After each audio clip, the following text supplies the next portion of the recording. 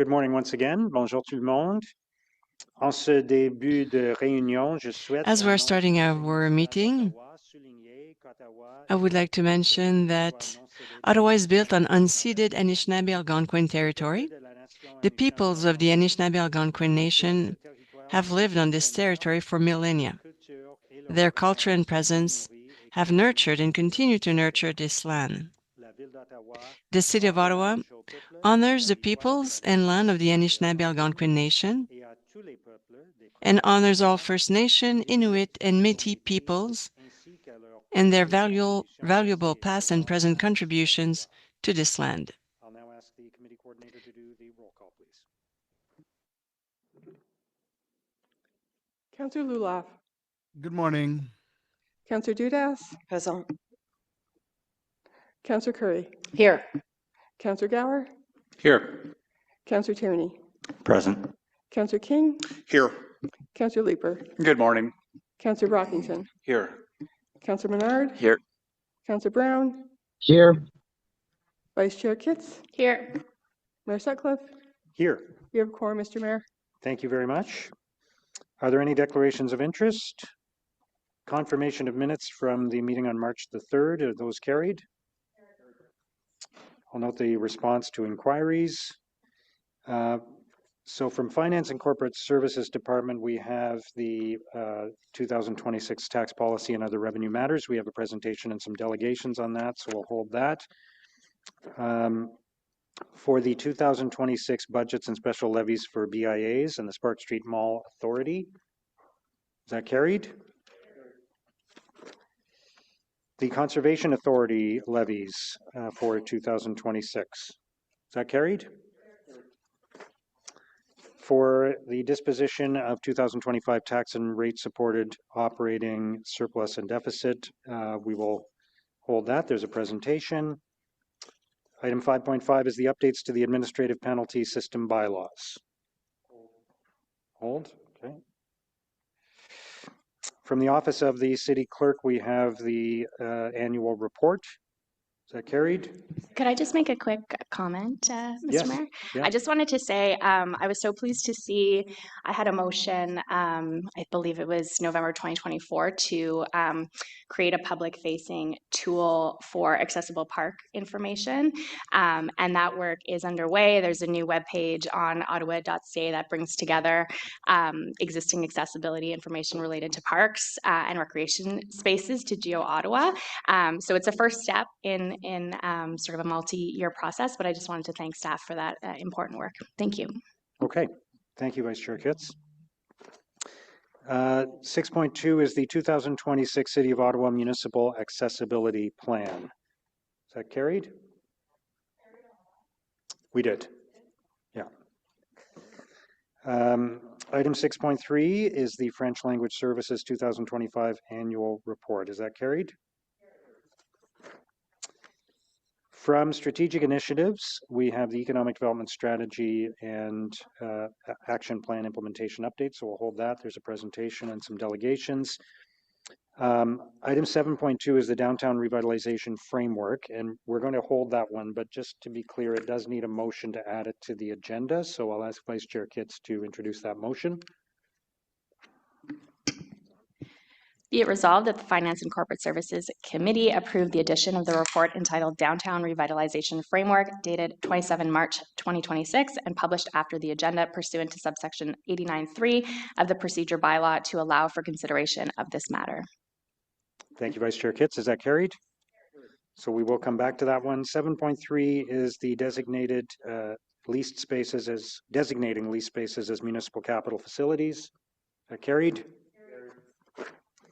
7.4 is a land exchange agreement for the Bank Street Renewal Project.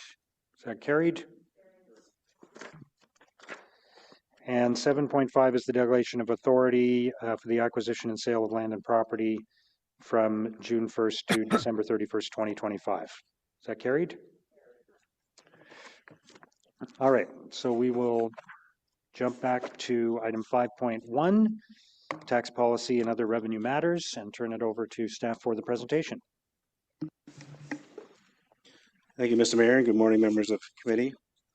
I'm just going to do a real quick introduction this morning, and then I'm going to pass it right over to the team to walk through the tax policy report and presentation. So Joseph and Krista will walk you through the presentation, and I think they're ready, so I'm going to pass it right over to Joseph.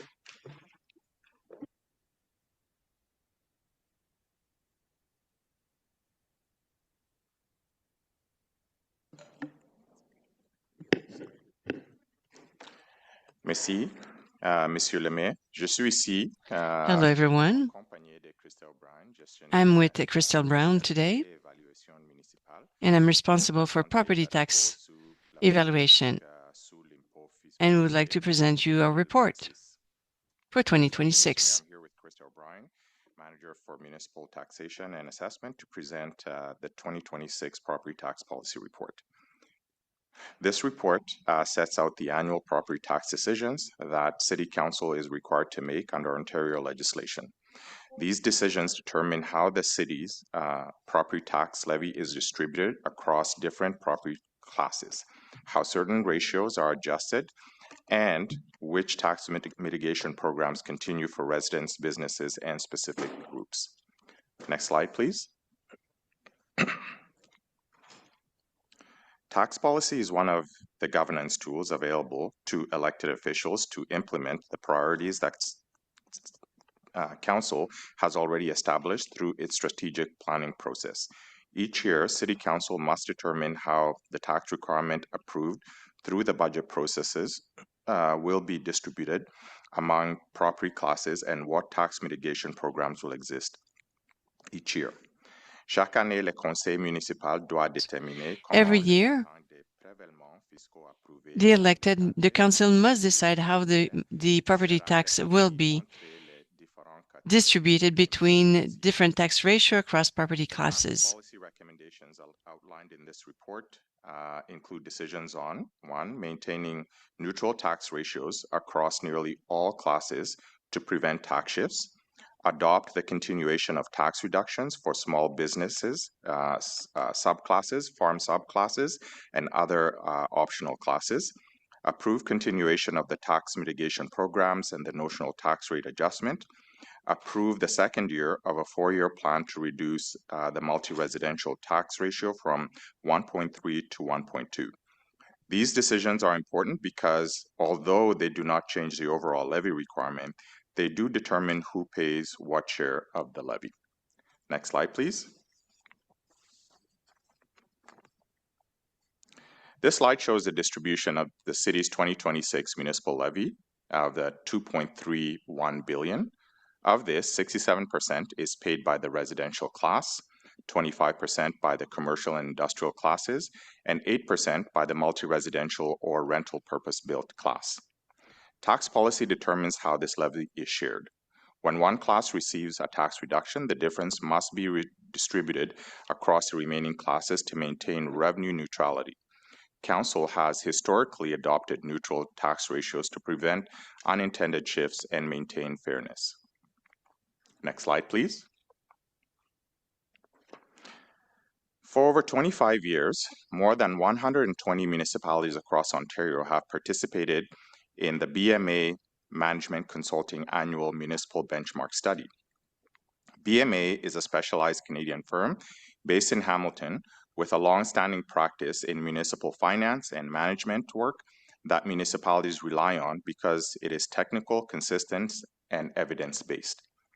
This study provides trend analysis and key financial and economic indicators, and it benchmarks the full range of municipal charges and revenue tools, including property taxes, development charges, water and sewer rates, user fees, and overall revenue structure so that council, municipal staff, and policy analysts can compare like for like across municipalities rather than cherry-picking a single metric.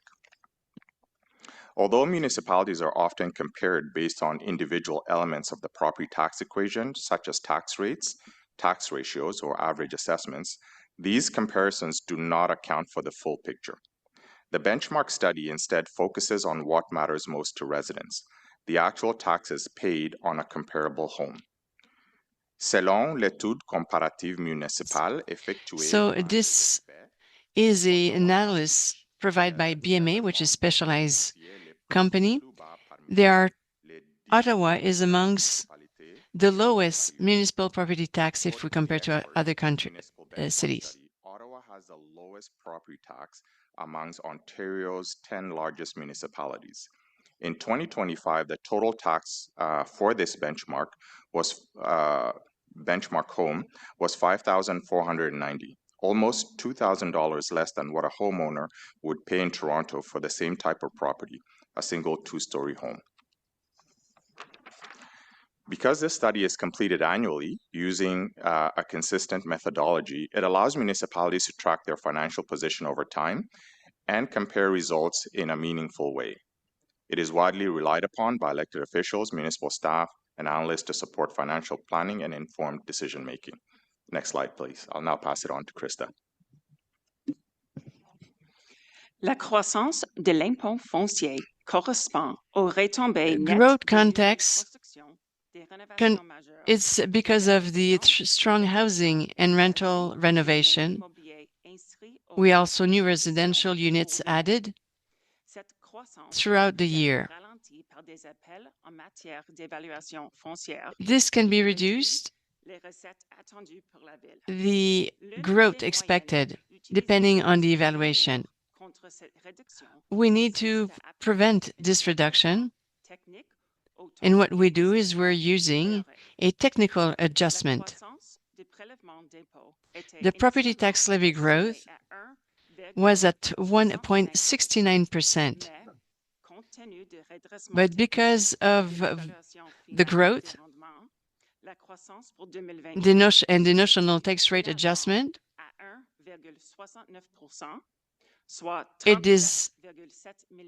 it will represent $37.7 million at 1.69%.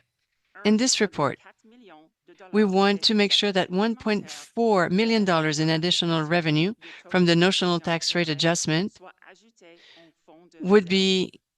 will contribute to the tax stabilization reserve.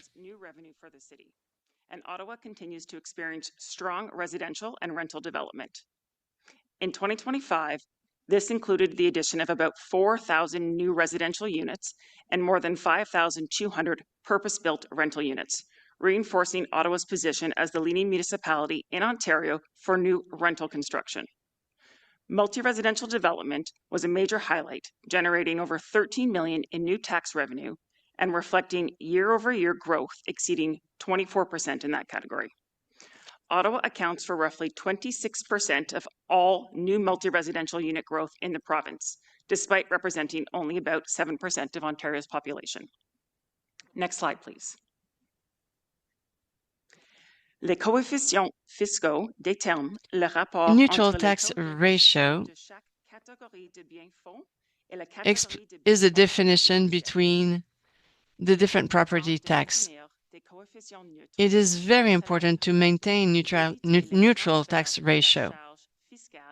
We want to avoid any type of transfer if we need to readjust after reevaluation at the end of the exercise, namely the notional tax rate adjustment.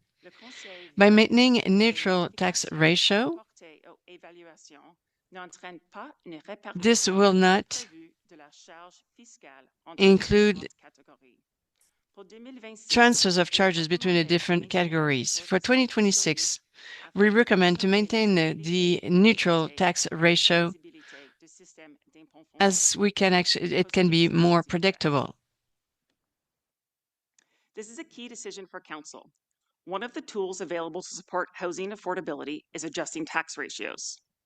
In Ottawa, multi-residential buildings constructed before 2001 pay a significantly higher tax rate than newer purpose-built rental buildings. Pre-2001 buildings have historically paid a tax rate about 1.4 times the residential rate and generally offer lower rents. New rental buildings built after 2001 pay the residential tax rate and typically have higher rents.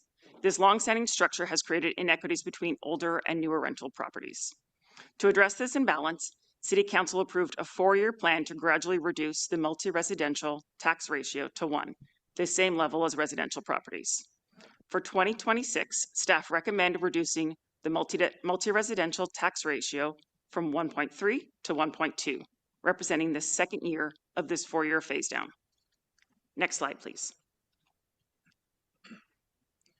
Lowering the multi-residential tax ratio results in a permanent reduction in municipal taxes for the multi-residential class, decreasing the annual tax burden for older apartment buildings by approximately $8.4 million. On average, this represents a 3.49% municipal tax reduction per property. To maintain tax level neutrality, the tax reduction is offset by a small increase, about 0.34%, across all of our property classes. For an average residential homeowner, this results in an increase of approximately $18 per year. Overall, this approach improves affordability for tenants and enhances fairness for older rental buildings while keeping the impacts on other taxpayers manageable and predictable. Next slide, please. Under Ontario's Residential Tenancies Act, when a landlord's property taxes decrease by more than 2.5%, tenants may be entitled to an automatic rent reduction. Because the 2026 tax reduction of 3.49% exceeds this threshold, the reduction will trigger mandatory rent reductions for eligible tenants. The city does not enforce these reductions. The city's role is strictly administrative in calculating reductions and issuing legislated notices to landlords and tenants. It does not set rents or resolve disputes. All enforcement and interpretation are handled by the Landlord and Tenant Board. In 2026, approximately 57,000 tenants are expected to receive rent reductions as a direct result of the multi-residential tax ratio decrease. About 1,000 landlords will receive notices in July related to the change, which translates a 3.49% tax reduction into an average rent decrease of approximately 0.7%. Tenants will receive their notices in October. For a tenant paying $2,000 per month, this reduction provides approximately $14 in monthly savings. I will now hand the presentation back over to Joseph. Thank you very much, Krista. Next slide, please. Okay. Council previously approved the affordable housing subclass in 2025, enabling future tax reductions for properties meeting the provincial affordability criteria. However, MPAC is still working on their process and has not yet identified the eligible properties and are still working through a process to do so. Staff cannot recommend any discounts until MPAC confirms qualifying properties and the financial impacts can be determined. Recent communication from MPAC indicates that a first set of properties is to be shared this fall. As a result, there are no decisions required from Council for 2026. Staff will return with recommendations in 2027 when MPAC's data becomes available. Aucune décision ne doit être prise. No decision is required for 2026. The staff will come back with recommendation in 2027. While reductions of the multi-residential tax ratio is a central focus of the report this morning, it also affirms the continuation of several existing tax relief programs. These programs also provide targeted support to vulnerable residents, charities, nonprofit organizations, farmers, and community-serving groups, and no changes are proposed for 2026. The small business tax subclass continues to offer eligible small businesses a 15% property tax reduction, providing around $12.6 million in annual tax relief and supporting local commercial activity and neighborhood vitality. La sous-catégorie de l'impôt foncier des petites entreprises. So the small business category will have a 15% reduction for the commercial and industrial properties. This will be a $12.6 million tax relief for small businesses, and this will help these SMEs. In support of rural communities, farm properties remain taxed at 20% of the residential rate, providing around $12.3 million in tax relief for farmers. And the city continues to administer the Farm Grant Program, which allows eligible farmers to defer property tax payments. These measures help sustain agricultural operations and rural economic stability. Next slide, please. For low-income seniors and persons with disabilities, the city maintains both its full or partial property tax deferral program and its water bill deferral program. The impact eligibility threshold is reviewed annually and has been increased in 2026 to reflect the local cost of living pressures. La ville continue également d'appuyer The city continues to support charities and not-for-profit organizations with the reimbursement of property tax of 40% for charities and non-profits as well. Charitable and nonprofit organizations, with registered charities receiving a 40% property tax rebate. Certain nonprofit childcares and social service agencies remain eligible for full rebates. This will also be the final year of the capping and clawback program, officially exiting a 28-year-old provincial mandated tax mitigation strategy introduced when Ontario transitioned to taxation using current value assessment in 1998. Together, these ongoing programs ensure that targeted tax relief remains available to residents and organizations that need it most, while complementing the broader tax policy measures outlined in this report. Next slide, please. To summarize, the total tax levy does not change due to tax policy. Neutral ratios maintain fairness across classes. The multi-residential adjustments shift $8.4 million to improve rental equity. The average residential taxpayer will see an estimated $18 increase due to this policy. Tenant reductions are driven by provincial legislation. This morning, committee is being asked to approve 2026 tax ratios and subclass policies, the multi-residential ratio reduction to 1.2, the approval of the notional tax rate adjustment and $1.4 million added to the tax stabilization reserve, continuation of mitigation deferral programs and related administrative measures. Il est demandé au comité d'approuver So we're asking the committee to adopt the 2022 property tax ratios and subclass policies, the multi-residential ratio reduction from 1.3 to 1.2. We're also asking you to approve the continuation of mitigation and deferral programs and the adoption of the notional tax rate adjustment. We're asking you to adopt these measures. That's it.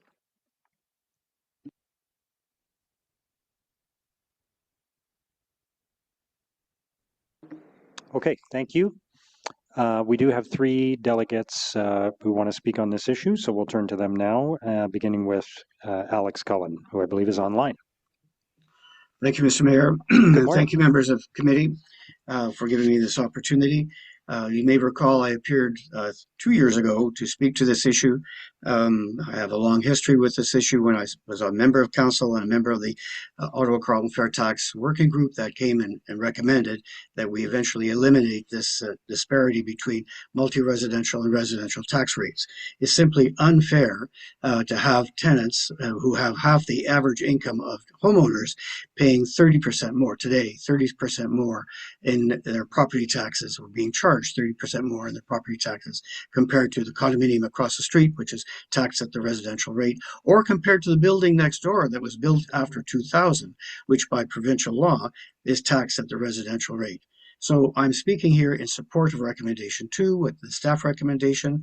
Last year, staff came back at the request of committee to present a plan to phase out this unfairness, this disparity between multi-res and residential, and committee and council adopted it. That policy then reduced it from to 1.3. Now we're seeing a reduction today. So I'm here to answer any questions you may have, but it's pretty clear. Number one, the disparity between new multi-res and older multi-res, there's no justification for that. And the disparity between homeowners and tenants, there's no justification for that. And this is a good step of providing not only housing affordability, but addressing an issue of fairness. And with that, Mr. Mayor, I'm happy to answer any questions. Thank you. Councillor Menard. Thanks very much, Mayor. Thanks, Alex, for being here and your advocacy on the issue. previously. I guess one of the questions that I have for you is whether or not, I guess cumulatively, you see this as a direct effect for tenants and positive for them, or if this is more about fairness with the ownership of those buildings and how you, I guess, decipher those two different, I suppose, competing interests or priorities with regard to the reduction. I see it as, benefit for both, obviously, but I wanted to get your take on it. Well, if you're trying to deal with an historical inequity, you have to go back and refund a lot of money because the tenants have been taxed at higher rates. In fact, when I was on council, it was more than 2 times the residential rate. So that historical inequity, I think, has had an impact on affordability. I'm glad to see that we're moving towards something that makes more sense with the community, with tenants. Affordability is still an issue, particularly in this tight housing market. So the fairness issue is there, but quite frankly, this is going to benefit tenants' affordability for housing. Certainly, when the province came in and said new housing new multi-res from year 2000, we tax at the residential rate, it was to encourage the development of such housing. So that continues. As a matter of fact, today, I think about 70% of your multi-res income comes from new buildings. So it's clearly had a positive effect. So I think that answers your question. It's both a fairness issue for the tenants and it helps with housing affordability. Thanks very much. Thank you, Mayor. Thank you. Councillor Troster. Hi, thank you so much. Thanks for being here, Alex. So I'm just a little concerned that these savings are not being passed on to tenants because my ward is one of the ones with the most, with a really high percentage of these older multi-residential buildings. And time again, we were hearing that landlords were telling tenants that they plan to appeal and not to deduct that rent. And it's leading to constant conflict, and often conflict with vulnerable tenants who might not feel comfortable just reducing the rent as per the city's letter. So I'm just wondering if you had any suggestions in that regard, or if you feel that the city's communications were sufficient, because this has certainly we're still hearing from people that they're in conflict with their landlords about this. Well, the fact of the matter is the rent reduction that council passed last time and will hopefully pass today is legally required to be transmitted to tenants. So that does happen. Unfortunately, there were other tax measures and that council undertook to raise the general tax rate. There was an imposition of a garbage charge. So the good move that council made was washed out by these other factors. It would have been worse had not this reduction occurred. So the reductions are going through. Yes, there's a communication issue. The city's doing its job by informing tenants. Unfortunately, landlords faced with these other cost increases net things out. So from the tenant perspective, they appear to be paying more, yes. It would have been worse had the reduction not gone through. My advice to you is help those community legal clinics who provide assistance to tenants dealing with landlord appeals when they go forward and to make their case, because it's there, the law is there, it's very straightforward.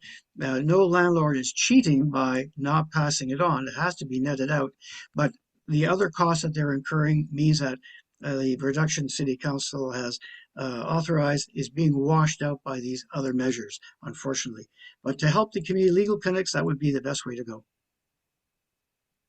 Thank you. Okay, thank you, Mr. Cullen. Yep. We'll move next to Jeffrey Younghusband from Osgood Properties, who I believe is also online. Good morning. Good morning. Thank you, Mr. Mayor, and thank you to the members of the committee. I'm Jeff Younghusband. I work for Osgood Properties. Osgood Properties is an Ottawa-based company that has owned and managed apartment buildings in Ottawa since 1982. Our portfolio of properties has grown steadily over the years, both inside and outside of Ottawa.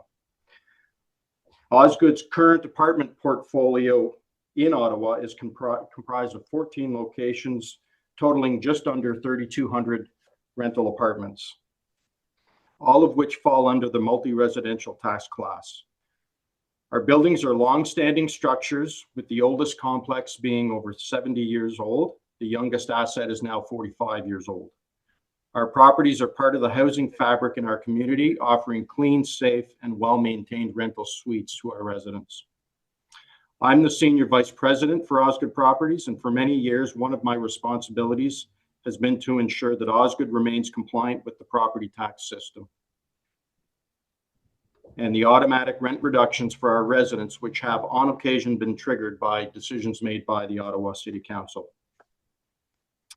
For decades, multi-residential properties have been taxed at significantly higher rates than residential properties. Economists have been clear that the differential property taxes are ultimately paid by the users for the properties through their rents. This was also the conclusion of the Ontario Fair Tax Commission, reported to the Ontario government in 1993, and the City of Ottawa's Task Force on Property Tax Fairness, which reported in 2021.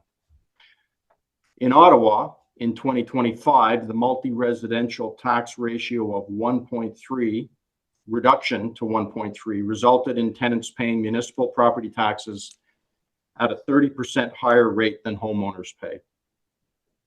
This disparity is unfair to the tenants of our city. Numerous studies have found the disparity to be unjustified. The province recognized that the fair rate for tenants was the same as the rate for homeowners when it set the education property rate at the same rate for both. The province also set the target for municipalities at a nearly equal tax rate when it set the band of fairness for the multi-residential tax ratio at between 1 and 1.1. Newly built multi-residential apartments are being brought onto the tax roll at a ratio of 1.0. Yet the older, more affordable rental complexes continue to be taxed at a ratio of 1.3. The disparity is made worse because on average, tenants have only half the income that homeowners have, even though the average household size is smaller. About 40% of Ottawa's tenants pay more than 30% of their income to afford adequate and suitable housing, and many pay more than 50%. Most of those tenants have an affordability problem because of low incomes. Unfair municipal taxation of multi-residential property clearly makes housing less affordable for tenants. The Residential Tenancies Act requires municipal notices be sent to tenants when property taxes have been decreased by more than a minimal amount, and requires landlords to give rent reductions to tenants. Osgoode Properties has given those rent reductions to thousands of tenants in a number of years since the year 2000, when tax decreases have been made at various points. I know that other major landlords have done so as well. Osgoode Properties supports the staff report, which calls for a decrease in the multi-residential tax ratio from 1.3 to 1.2 to trigger modest rent reductions and improve rental housing affordability in our city. Thank you. Thank you. Councillor Leeper. Thank you very much, Mayor, and thank you, Jeff, for the presentation. And I do applaud Osgoode for automatically giving residents those reductions. Can I just ask, did you also seek last year an above guideline increase? Well, it depends on a building by building basis, but that would have been done, would have been triggered by any significant capital investment we would have made in a building. Okay. So yes, there are buildings where we have examples of that. That's fantastic. I do appreciate that the rent reductions went out, and you'll apply above guideline increases as and if the board approves those. So a very orderly and empathetic way of doing business. Thank you, Jeff. Okay, thank you, Mr. Younghusband. Appreciate it. We'll turn next to John Dickey from the Eastern Ontario Landlord Organization. Thank you very much for joining us. Good morning. Yes, thank you very much for having me. Since 1990, the Eastern Ontario Landlord Organization, EOLO as we call ourselves for short, has represented rental housing providers in Ottawa. Another group had a name that had Ottawa in it, so we picked Eastern Ontario to distinguish ourselves. But we're Ottawa. By unit count, the bulk of our membership base is large landlords, but we also represent medium and small-sized landlords.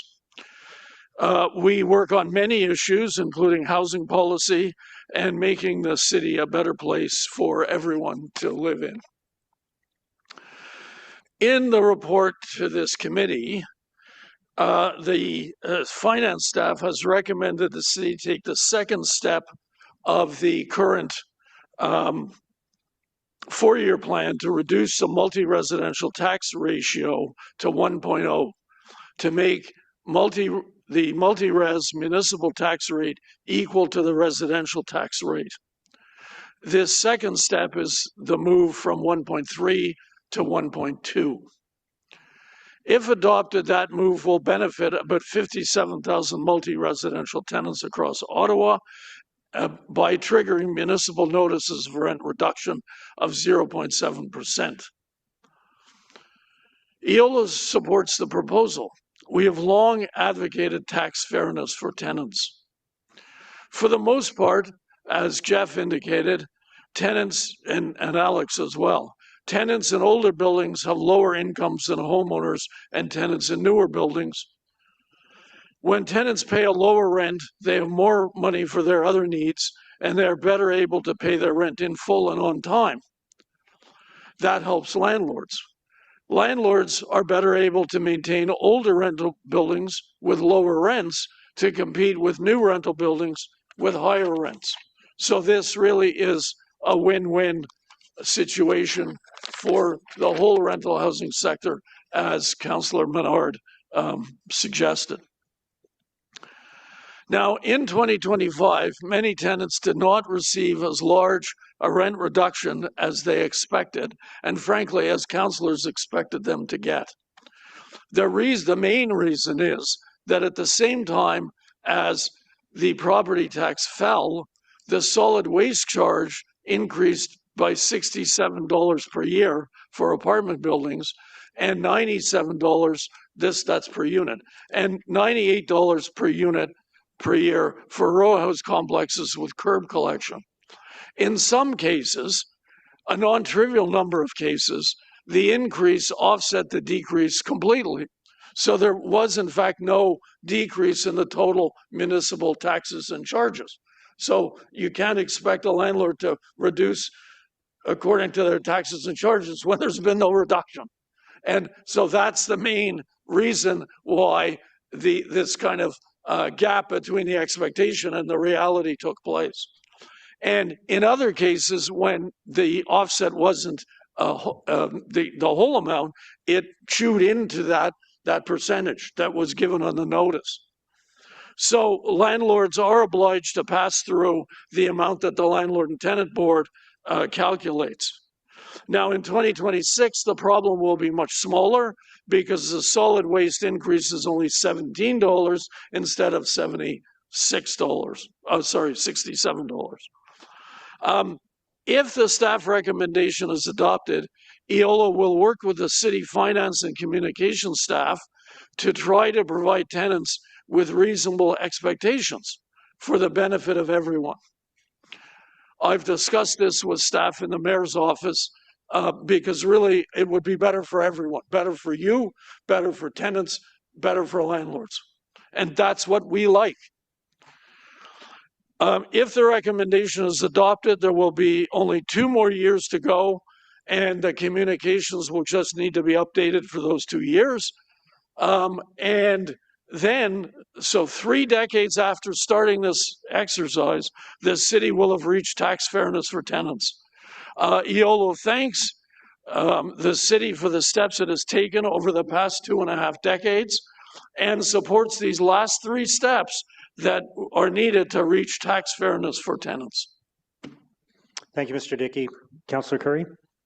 Thanks, John. I just wanted to say thanks. You know, the decades, the 3 decades, yeah, that's been you the whole time. I've been involved the whole time with a lot of other people. Yeah, well, thank you so much for that, and thank you for continuing on as we go through these next years of making sure it's done properly and enhancing that communication to tenants, and for your offer to continue to work with staff on that. So thank you very much for everything you've done. Yes, well, you're welcome. I'm retiring soon, but I just want to finish this job. So please do it in 3 years. I want to retire in 3 years, not 5 years or 7 years. Thank you. Councillor Menard. Thanks very much, Mayor. Thanks, John, for being here and for the exchanges we've had on this issue thus far. I'm glad that the direction staff are moving in is this one for the majority of tenants in the city. One issue that came up last year was that some landlords were not passing this along because of the solid waste charges that you've mentioned, but they were doing it inappropriately. There's a process to follow, and there's required applications to the LTB under those circumstances. So on this year, I want to make sure everyone's on the same page, is that this reduction would kick in. Automatic reductions would have to take place with those rents of that percentage. If the landlord has other costs that they were incurring above and beyond, they would have to apply to the LTB separate to this process to highlight those costs and apply for either above guideline increase or some other type of reduction or increase, I suppose. Whereas last year we had a lot of emails from people confused. People got a letter saying automatic rent reduction is coming as of this date. And then some landlords were hesitant to pass that along because of the solid waste fee. But my understanding is, and I'll get clarification from staff too, is that other solid waste fee, that's got to be an application to the board. Whereas the rent reduction, because of the property taxation element of it, is automatic. Well, if I could clarify, there are two different applications, because when there's a rent reduction because of a property tax decrease, the landlord can make a special application to the Landlord and Tenant Board. It's called an A4 application to vary the reduction. And that can be because of municipal charges. That can be because of increases in assessment. That can be because of municipal errors. That can be because of timing issues. There's a slew of technical reasons why the rent reduction can be different from what has been set out in the city's notice. And that's a relatively simple and straightforward application that's usually processed in writing. Where a landlord has other costs, and I think there was some mention with Jeff of other costs, capital expenditures, those sort of a whole slew of other costs, there's a separate application which is called an above guideline increase application. There's a different number. I think it's an L3, but it's a different application. It much more commonly takes longer, and it's not dealt with in writing. There's sort of hearings or at least mediation sessions where the board meets with tenants and the landlord in a group and resolves things. So understand there's two separate things. And yes, the landlord has to do the more simple of those things in order to vary the rent reduction. But the landlord doesn't have to do the second more complicated thing. And the two would be different. I mean, the landlord can't roll the first one into the second one. Yeah. If both things apply, they'd have to do both. Yeah, and I think where the confusion comes, and I take your point about the two different processes, where the confusion was coming is that some landlords were saying, no, there is no reduction because of this piece, but that only comes if there's an application and a process followed separately, and that's where... That is correct, yeah. And certainly EOLO made lots of efforts to communicate that to people, to make sure landlords were clear. Yep. If you don't apply to vary the rent reduction the deadline's passed now, it's March 31, you have to give the rent reduction specified in the city's notice. Yep. That is your legal obligation. And we will continue to tell people that when they speak to us. And frankly, it drives me crazy because, of course, it comes back and bites all the good landlords who are doing the right thing, including doing the applications they need to do to get this situation resolved. So you're mad at them. I don't blame you. I'm mad at them. And the consequence should be that they have to give the tenants a bigger rent reduction than if they'd just gone and done the right paper. Okay. That's life. Thanks. And I got no sympathy for them. In fact, I'm annoyed at them too. Okay. Thanks, John. I wanted to just clarify that, and it's helpful for all the emails that we were receiving as a result of it. So appreciate that. Thank you, Mayor. Thank you, John. Yes, and I may say I did send you emails both in November and more recently, just with an attempt to help you separate the sheep from the goats, because the sheep have applied, the goats haven't applied.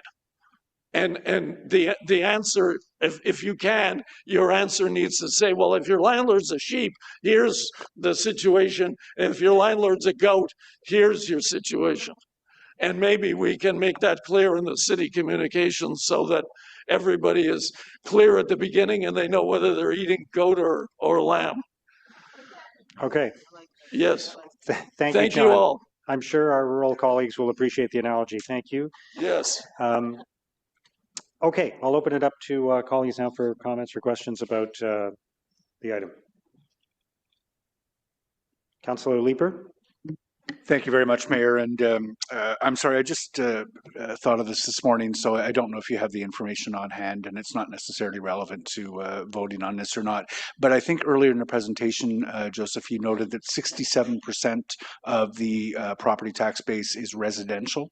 As you know, for years, councillors have received notes from residents who read Fraser Institute reports and such that talk about the difference in tax rate between Toronto and Ottawa.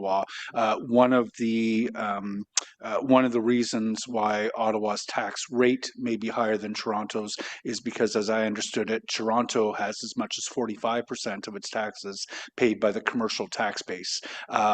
Whereas ours is only 1/3, and so obviously that puts a greater burden on the residential tax base.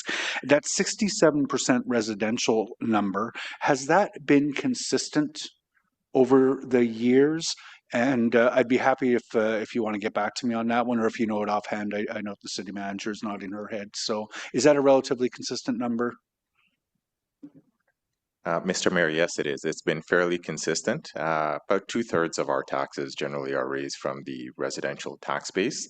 And it's been sort of continued to be enforced as you sort of look at our growth patterns, even in 2026. Majority of the growth that we captured in terms of new assessment is majority residential year over year. So very much consistent. And to your point in terms of tax rates, yes, our tax rate is slightly higher, but again, our assessments are significantly lower compared to Toronto. And most analysts will focus on one part of the equation and neglect the other, and not really focus on the outcome. So we're really relying on reputable benchmarking studies such as BMA that have been doing this for over 20 years, and they have us pegged where we need to be, which is lowest taxes in terms of the top 10 municipalities across Ontario. I don't know when I last had this conversation with staff in which it was asserted that Toronto's commercial tax base accounted for up to 45% of the revenues that they achieve. But do you know if that is still roughly the same number, or has theirs changed? And again, I invite you to follow up with me later on if you need to do some research. Mr. Mayor, we'll take that away and follow up with you.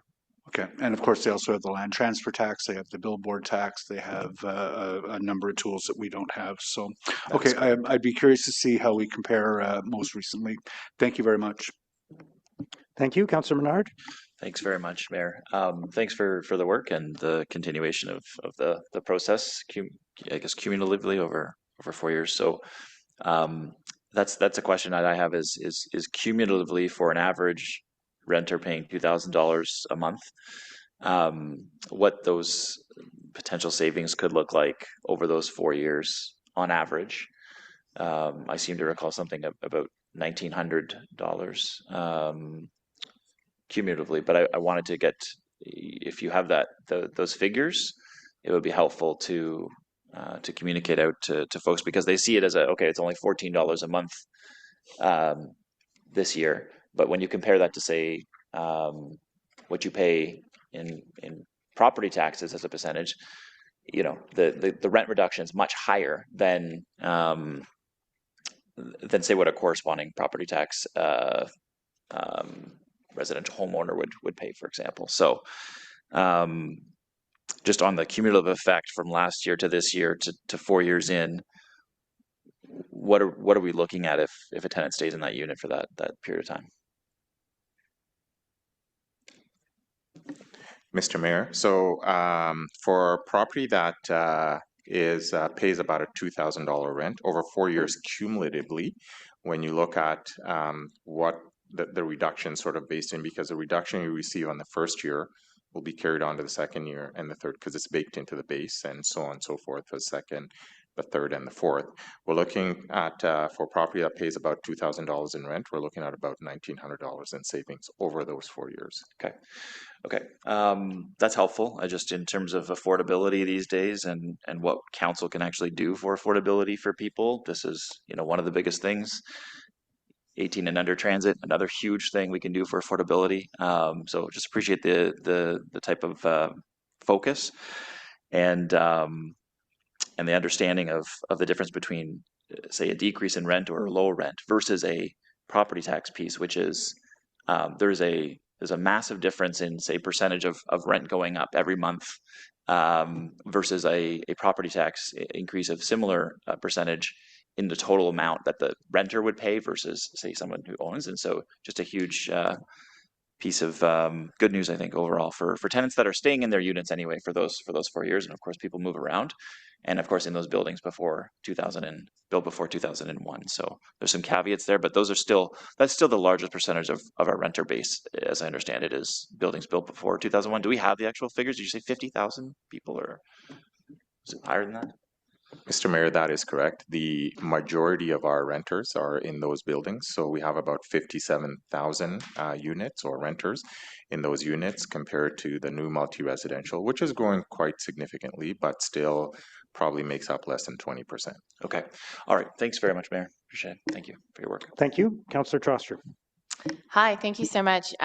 So just to be really clear, if a tenant is in a situation where their landlord has sent a note saying, don't apply the rent reduction because I'm planning to appeal for the following reasons, what should a tenant do if they received a letter from the city saying that they are eligible for this rent reduction? Should they pay the reduced rent in the letter from the city, or should they pay the full rent that the landlord is asking them to pay?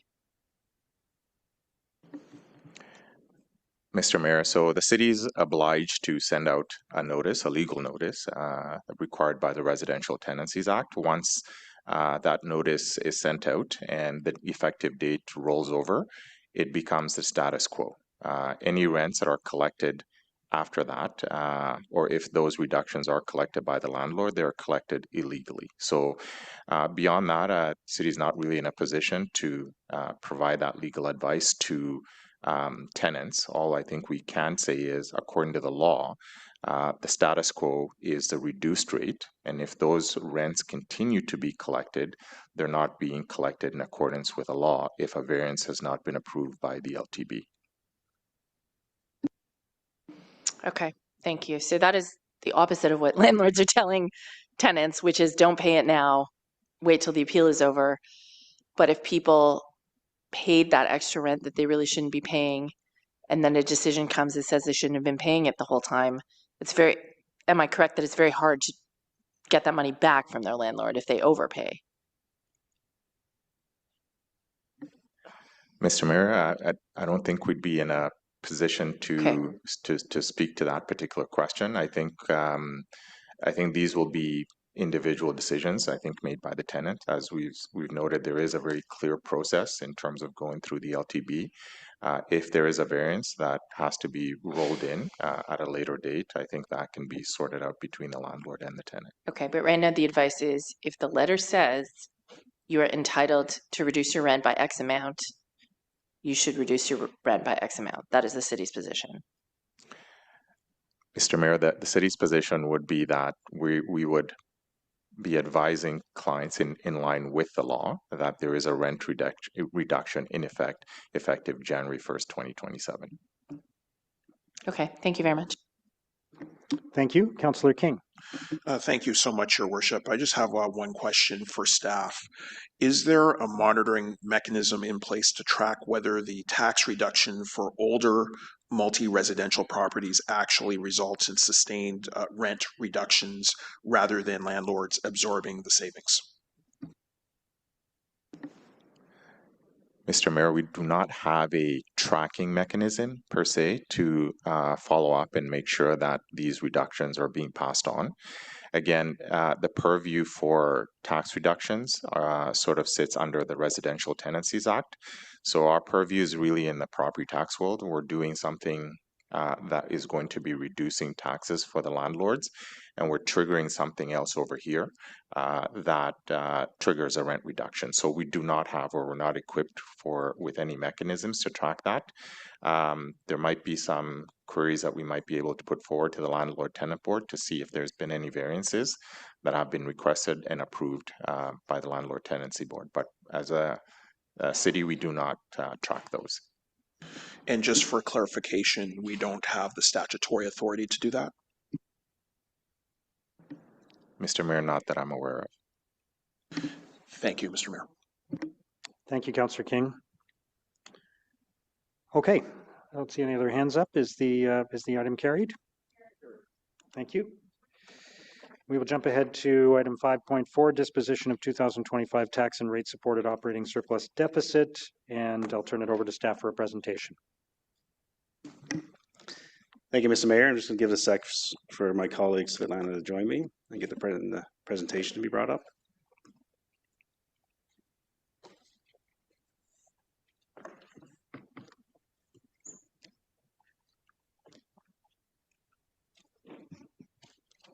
So, Mr. Mayor and members of committee, so today I'm before you, joined my colleague, Acting Deputy CFO of Financial Services, Svetlana, to present the disposition of the city's 2025 year-end financial results for all tax and rate supported operations.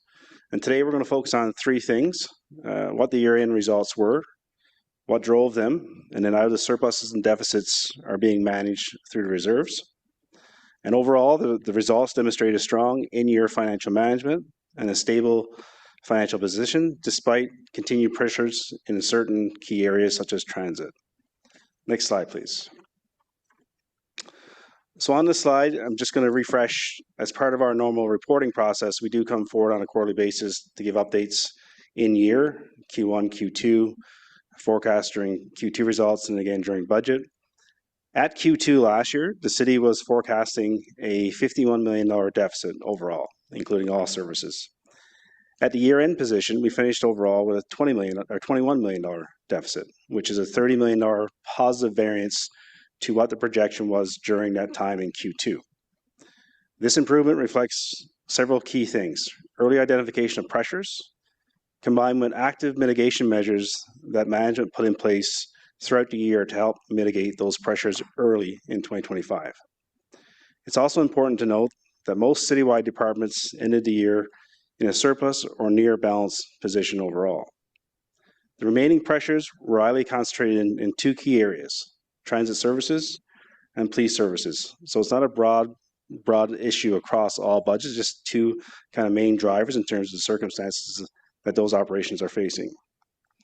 Citywide, corporate results and rate support programs played a key role in stabilizing the overall position and impact to the financials. I will now pass over to Svetlana. Next slide, please. Thank you. Les mises à jour financières présentées au premier et au deuxième The financial update provided in Q1 and Q2 reporting and the information that was presented during Budget 2026, we can see the good management. We have better controls of expenses, and we have a cautious approach for the rest. Some measures allowed us to manage the pressure that we have. Q2 2025, together with the update presented during budget 2026, demonstrate a consistent and disciplined approach to in-year financial management. At Q1, key financial risks were identified and clearly flagged early in the fiscal year, establishing a strong baseline and ensuring visibility of emerging pressures from the outset. Those pressures were then actively monitored and updated through the Q2 forecast, allowing management to refine assumptions based on actual spending trends and evolving operational requirements. Importantly, this monitoring was paired with early management actions. Discretionary spending controls and measured approach to hiring were implemented early in 2025 to help mitigate pressures while protecting core priorities. Next slide, please. Les résultats financiers de 2025. The 2025 main financial drivers. We had a couple of pressures. The winter operations were more expensive than projected. We also had pressures in terms of transits, and there was also compensation increases in overtime expenditure with the police services. Driven by a small number of significant pressures, all of which were identified and reported during the year. First, winter operations experienced a 44 million deficit driven by extended and more severe winter conditions. Higher than planned snow and ice control activities resulted in increased operational costs. It is important to know that this pressure was fully offset by a citywide surplus, ensuring no net impact on the overall financial position. Second, transit faced 51.9 million in pressures, largely attributable to a continuing ridership shortfall combined with a 36 million provincial funding gap. These factors continue to affect fare revenue and funding stability in 2025.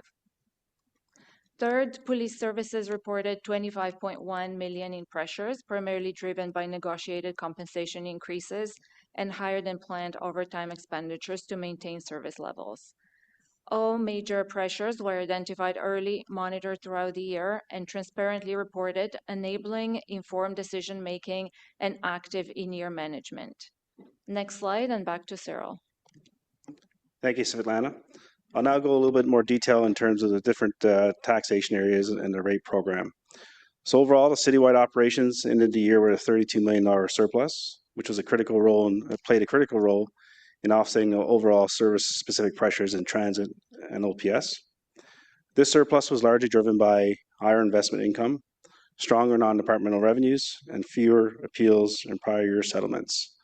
So our investment income continues to be a key player in terms of leveraging the markets and the conditions, the external macroeconomic conditions, to really leverage our opportunity to really benefit from those additional investments and investment income to help offset these pressures. From a management perspective, this reflects strong discipline, corporate controls, and active oversight. As Svetlana messaged, early in the year, we implemented a discretionary spending freeze and a hiring pause.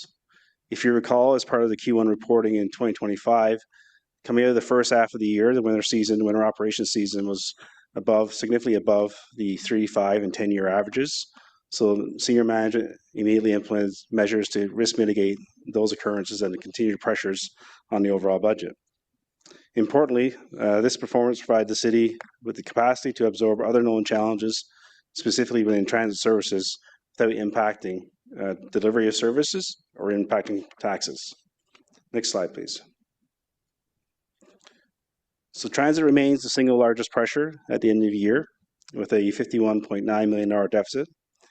This is mainly a revenue-driven issue, not an expenditure issue. If you actually look at the expenditures, they actually finished the year with a surplus on the expenditure side of the equation.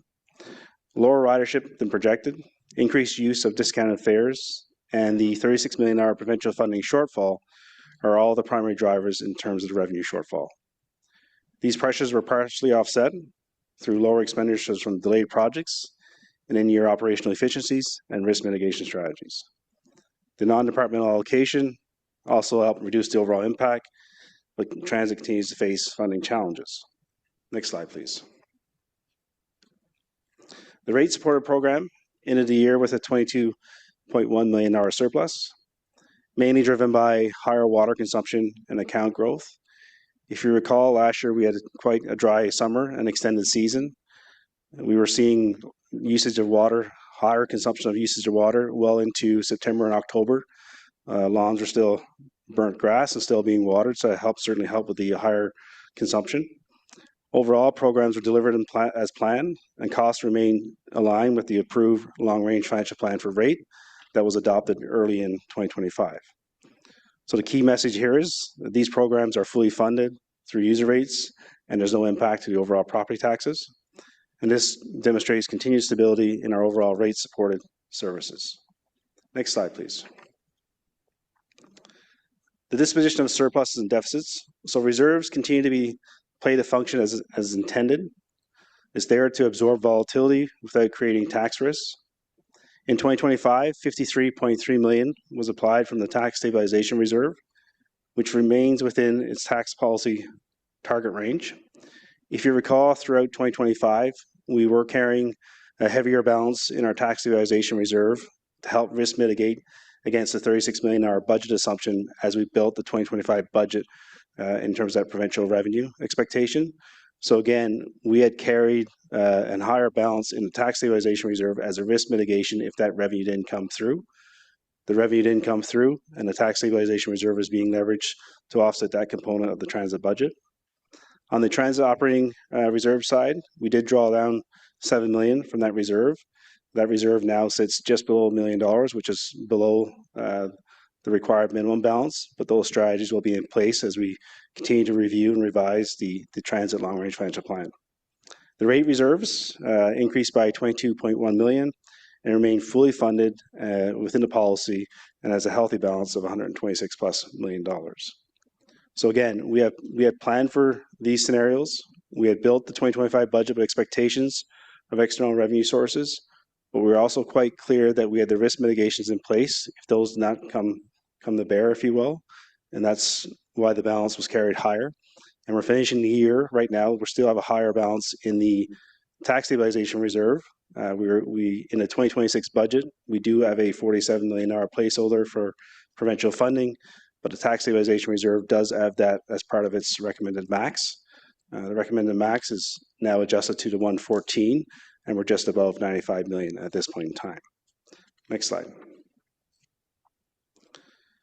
So key takeaways and highlights of the report. So financial results are consistent with in-year reporting. We continue to provide updates throughout the year, and we'll continue to do so as part of our normal course of business. Citywide performance improved significantly when compared to Q2 and in the year-end picture. Transit pressures remain a challenge, and we're constantly being monitored and reviewed. The rate-supported programs are stable and fully funded, and reserves continue to manage risks and volatility effectively. So overall, the city remains in a stable financial position, and staff will continue to provide updates on a quarterly basis to committee and council and bring forward any new risks, emerging risks, as we provide those updates during those quarter reports. Mr. Mayor, members of committee, that concludes my presentation. I'll be able to take some questions. Thank you. Thank you for the presentation. Councillor Curry.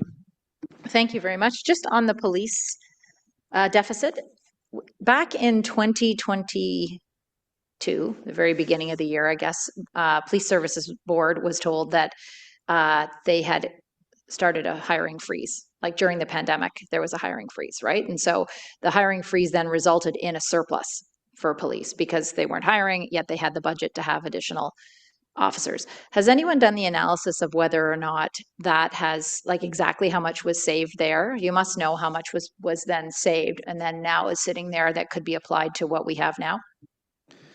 Mr. Mayor, obviously the financial results of OPS is at a preview of the board and their staff. What I can say in 2022 and 2023, I think the overall surplus for OPS was about 8.4 million in those 2 years. So they did have years of surpluses. And now this year, they have a deficit driven by hiring, protests, overtime, et cetera, demands on the service.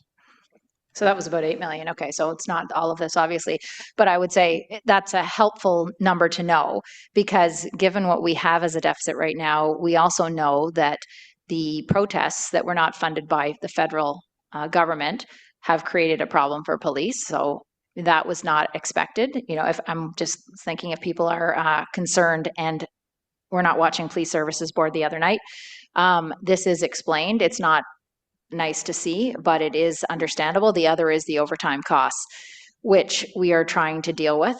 But my understanding, and maybe it's helpful for just council or committee members to know, is that regardless, if the police run a deficit, it has to be covered.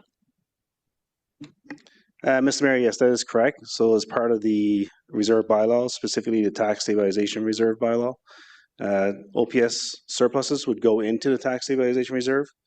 OPS deficits would come out of the tax stabilization reserve. So the tax stabilization reserve is there not only for citywide tax operations, but also for police services operations. I just highlight that because it's an important thing to understand, right? I mean, we either fund the police during our budget time properly, or we deal with it after the fact. So, but I did want to understand that 8 million number, but this report is very helpful for everything else, and it is what it is, but thank you for explaining it in detail. Thank you, Councillor Curry. Councillor Brockington. Thank you, Mayor. Good morning, everyone. So no surprise that I'm concerned with the transit deficit that is before us. And I've raised concerns with transit budgets, particularly since 2021, because not only have our budgets not been realized, certain estimates within those budgets have been unrealistic in what we've seen at Transit Commission, ultimately approved by City Council. And some of those mistakes have repeated themselves since 2021, to my chagrin. So for budgets to be effective, they must be realistic and reflect achievable targets rather than be speculative or overly optimistic. And specifically, I'm referring to the ridership estimate numbers, the ridership revenue numbers, and a revenue line that we're going to be bailed out by upper levels of government through government funding. I've called this out for years because COVID, of course, has posed significant challenges to our ridership. Our ridership has not come back to pre-COVID numbers, and yet our budgets have been ambitiously optimistic with ridership numbers and revenues, associated revenues in them. And we've not seen a balanced budget since then without being bailed out during those years. So I guess my question for staff is, like, what are we learning year after year when these budget estimates are not realized? They're still presented to us year after year. I pressure staff to provide us with evidence that our ridership numbers in particular are going to be achieved. Crickets many of the years. No one's talking to the federal government. No one was talking to the post-secondary institutions, and yet budget estimates were quite ambitious. So why do we continue to produce budgets with estimates that we know aren't going to be realized? And here we are when the year has passed, massive deficit, and they're going to be bailed out again.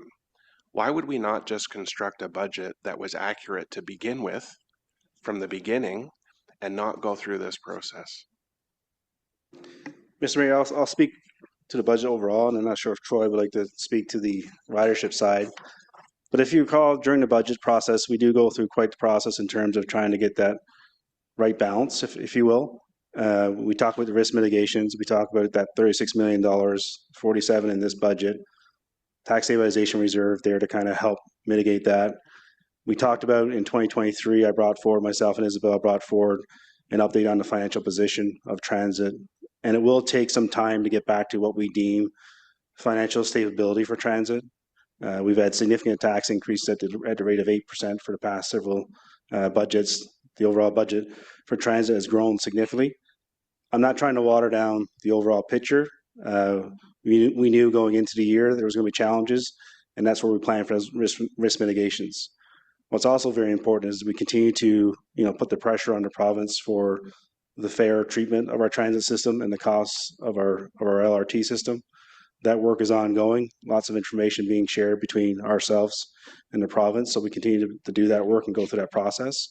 But those are the risk mitigations that I brought forward. Those are the strategies that I brought forward to, I don't think there's a one-year solution. Tax increases of 32%, fare increases of 75%. If you recall, during the 2025 budget process, we had those very broad ranges of what it would take to get back to a full budget, which is not really in the realm of affordability.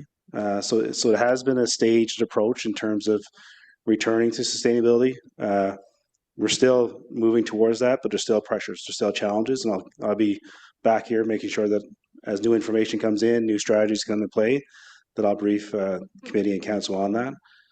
When it comes to the ridership perspective, I don't know, Troy, if you want to add a few comments there or not. Yeah, thank you for the question, Mr. Mayor.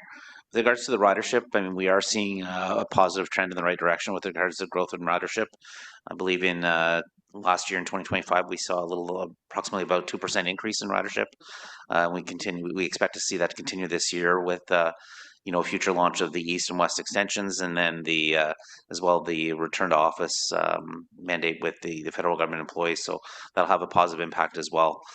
Going into this year's budget, the ridership, the forecasted ridership only went up a marginal amount. It went up approximately 2% as well. So I believe that's a change from previous years in terms of our forecast was a little bit was a more achievable forecast. And then, as I said, we're seeing an increase in ridership year over year, and we expect that to continue as well.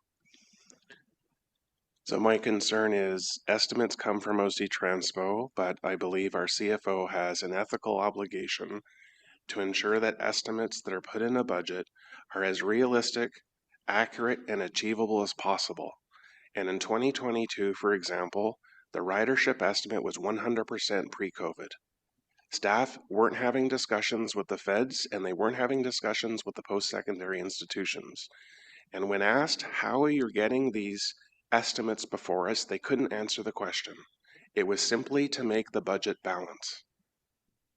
And I'm saying staff has an obligation that when you present budgets to us, the estimates are as accurate as we know. With the information before us, they are as accurate as possible. Because what we do is we play catch up at the end of the year like we're doing now. We bail them out, we have reserves, we'll make the budget whole. We have to do it at the municipal level. And that's the problem I have, is people say it's too hard to present a balanced budget at the beginning because we have to make some very difficult decisions for that to happen. It's just easier for all involved, including our passengers, to balance out at the end of the year by rating reserves. And I have a problem with that because I think there's an ethical standard here that's being compromised. I acknowledge that absolute accuracy is impossible due to the number of risks and changes that we're seeing in the industry. But an ethical requirement we all have is to provide the most credible and robust estimates based on information that we have. I'm not a certified accountant, but I've been calling this out for 6 years and I've been right. So when we use unrealistic estimates to balance budgets, we play catch up year after year, at least for the last 6 years. So I'm going to support the staff recommendation before us because there are no other alternatives to close out the budget year. But I request again that when we've identified the top 3 issues, winter ops, transit, and police, we say, all right, for the next budget year, we're going to make sure that the estimates before council are the most accurate, credible, and achievable as possible. Thank you, Mayor. Thank you. Councillor Leeper. Thank you very much, Mayor. So my questions are going to be on the winter operations side, but I do just want to make sure that we're really clear that creating a balanced budget for transit is either it's going to be some combination, there's no rocket science here, of tax increases that are even higher than the 8% on the transit levy, or higher fare hikes than the 2.5% that we've been doing, or 5% a couple of years ago, or simply gutting service. And none of those are palatable choices. I'm not sure that there is a magic wand that sees us present an acceptable balanced budget to the residents of Ottawa. We need that upload as quickly as possible because that hole in the budget is going to be a systemic one, and it will continue and persist through the midterm at least. But on the winter operations side, which is why I put my hands up. $44 million is a really big number to be out on the winter operations side. I'm just taking a look. Sorry, bear with me. I lost my screen. I do get that it was snowy. In the last 10 years, or sort of the previous 10 years, we've averaged 237 centimeters of snowfall each year. In the 24, 2025 and 2025, 2026 seasons, we didn't get that much more snow than the prior 10-year average. 272 in 24-25, 258 so far in 25-26, but much of that December was not very snowy at all. How are we out by $44 million on winter operations? Chair, I think when we look at the numbers, especially when it comes to snow, I think we need to dig into the numbers a bit more than just basically what the total number was at the end. A lot of the impacts right now are in our budgets, and we're seeing that again this year, is how the snow is actually falling. What we experienced in 2025 were basically a February where we had basically 3 back-to-back storms, 2 of which were on their own pretty significant storms of over 30 centimeters of snow. We had them on back-to-back storms.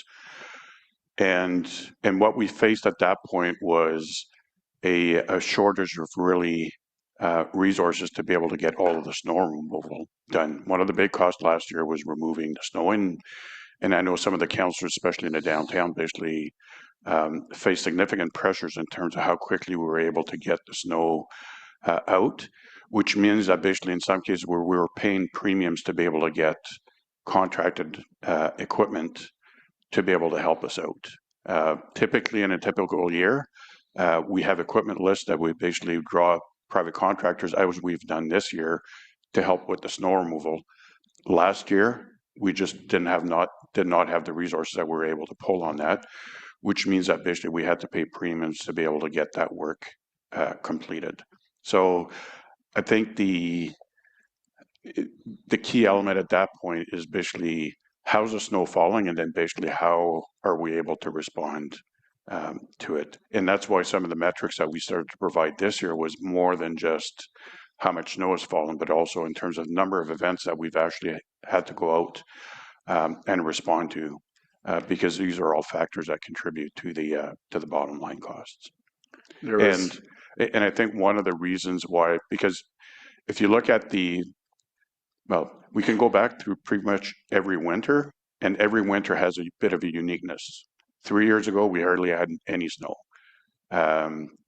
Basically, 2 years ago or last year, we had basically that massive storms that we had basically in the span of probably 3 weeks. And then this year, between the 2025 and 2026, it's been basically snowing every second day, which when you look at the end, the total amount of snow is comparable. We're still basically a little over, but what really drives the cost is how that snow is falling and how we're having to respond. And that's why we look at averages. We don't just look at basically the peaks or the valleys of from one year to the next. Okay, and I'm happy to recognize in February 25 we got 109 centimeters that month, and I know both Councillors Trosser and I, we were many of our roads were simply impassable, but $44 million in premiums in order to be able to truck it away. It strikes me as a very large number. So we had to bring in additional dump trucks. We would have paid a lot of overtime to people. Is it?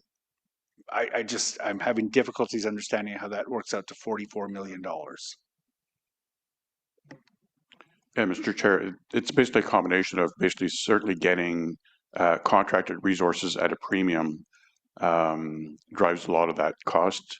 The overtime for staff certainly drives that cost. The material costs also that were involved. So Yeah, unfortunately, and this is not just over a span of a week or two. It basically, if you look at basically the cleanup coming out of that month of February, pretty much kept the resources going 24/7, probably for 6 to 8 weeks post-storm. So over that period of time, it's not just basically a couple of weeks where we're incurring higher costs. We're actually incurring higher costs over an extended period of time. And even through that, as you mentioned, we were getting a lot of pressure to be able to get some of the streets opened up because basically they were getting narrow, and we knew that, but there was only so many resources we could throw at it. Okay, and the reason I asked is just to make sure. I know back beginning in 2014, I was taking a look at the winter operations budget, which had grown by kind of an arbitrary amount for many years, but wasn't growing according to the addition of new roads into the city. And you did the adjustment.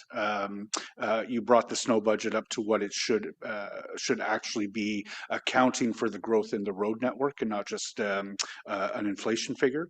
But I'm just wondering if it's getting close to the time when we need to adjust this winter clearing budget again to account for significantly higher expenses each year. Like obviously 2023, 2024, we got no snow that winter and that was awesome. But when I take a look at the past 1, 2, 3, 4 years, we're having very heavy snowfalls. If I recall, I think we're encountering deficits in the winter operations budget each year. To Councillor Brockington's point, it's important that we have a budget that reflects, our best estimates of what things are going to cost. And I'm not convinced that today our winter operations budget is being presented as one that will be adequate to cover the snow. Particularly, I mean, I'm getting more and more residents asking me each year. My street got one removal this year. You know, I know 20 years ago I could have counted on more than that. It's a budget discussion, obviously, but I'm not convinced that the winter operations budget is being set at a level that accounts for the amount of snow that we're actually getting. So, Mr. Mayor, maybe I'll start off. So we do, during the budget process, we do look at 3, 5, 10. We actually have many more than that. And I can recall back in 2014, because that's when I started with the city, I think the winter operations budget at the time was probably around 58 million. 2026 budget is 103 million. In 2024, we actually had a surplus of just over 7 million in winter operations. So we report on the calendar year. I know sometimes we like to talk about 23, 24 because November bleeds into the winter season, if you will, but from a calendar perspective. So on a 3-year average, the latest numbers now that we're closed 2025, 3-year average would insinuate $113 million budget, 5-year average 102, 1094. 2026 we're at 103. So we're not at the 3-year average, but the 3-year average got a couple of peaks and valleys. We do monitor closely, as we go into throughout this year and the back end of the season for November and December. Certainly 2027, we'll be looking at, what that looks like from a true 3-year average now that we got 25 and 26. 25 and 26 seems to be shaping up pretty consistency like each other. If you go back over the years, we don't usually have back-to-back seasons where they're, the same. Either one year we have a nice surplus, another year might be a little bit of a deficit, and we have these anomaly years, which I would peg 2025. Unfortunately, 2026 looks like it's going to be a repeat, certainly as we look out the window, still snowing and it's April. So that's how we build it. We do look at, again, we look at the average spend, we look at the snowfall, we look at the pressures. Those are all things we bring to play in terms of the metrics that we apply to it. And of course, we do have also in the tax stabilization reserve, one of the risk mitigations is looking at that as well. But we always try and get the budget right. So at 103, we're just above the 5-year mark, but we're, call it 10 below the 3-year mark. Is the 3-year mark a good indicator? I always say, 1 year's is a one-off. 2 years, I start to get trend analysis. 3 tends to be, okay, let's see what 3 is shaping up. So somewhere in that 3 to 5 year trend is probably a better benchmark. So that's certainly something we'll look at throughout this year and of course for the next cycle. Okay. Thank you very much. Thanks, Mayor. Thank you. Councillor Menard. Thank you very much, Mayor. I wanted to come back to the transit deficit and our plans going forward. I'm trying to think of other areas where we have grants or hopes for transfers from other orders of government that we might leave a hole in the budget for. It seems pretty rare to me that we do that. We get a lot of grants. Obviously, sometimes there's hopes for more because there's a need there, but usually we'll fund it, we'll budget for it, and if that transfer comes in, great, we're good. But in this case, for transit, it seems like it's a pretty particular area that we've highlighted. Would that be fairly accurate in terms of leaving that hole? Mr. Mayor, yes, it's the upload, right? It's the reality that the upload is something that we need. Yeah, and then the property tax equivalent of what the deficit was or what the hole we left was would be what, about 2% on an average for 50 million, about 2%, or a little less than that, or a little more than that, I suppose. Mr. Mayor, yeah, so 1% is roughly 22 million. So on a whole, call it, 2.25 approximately. Okay, yeah. So just, the difference on, say, a yearly property tax bill, if we had, I guess, come in where we had wanted to come in without that deficit, would have been about a 2% difference.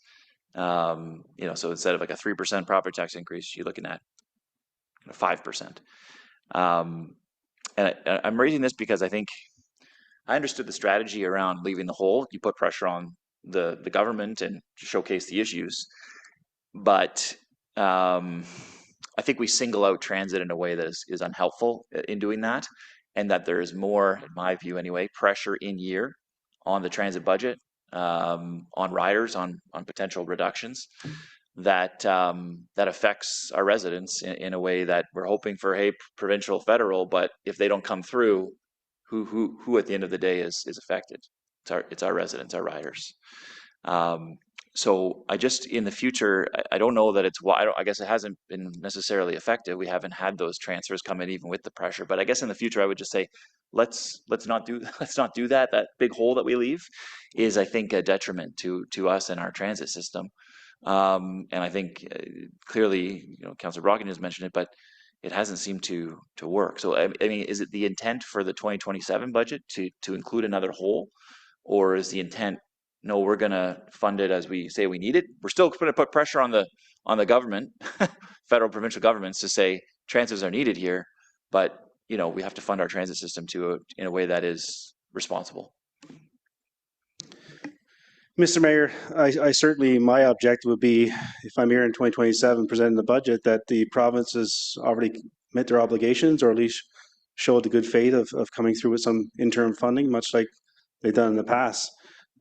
We continue to work with the province in terms of sharing information and sharing, what's needed. And if that money comes in today, once that deal is signed, it will be retroactive. It's not, the objective is not to be on a go forward basis. So that $36 million that was that shortfall for 2025, I certainly hope that's part of the agreement at the end of the day. And that $36 million then comes back, and that kind of either goes back into the tax stabilization reserve or release pressures that we've been able to fund. So certainly, we have our pulse quite closely on the discussions, and I can't speak to where we'll be come January, because that's the budget process is delayed with the election year. But certainly, I hopefully that we're going to be there with a position where there is some actual funding been brought over and the due diligence continues.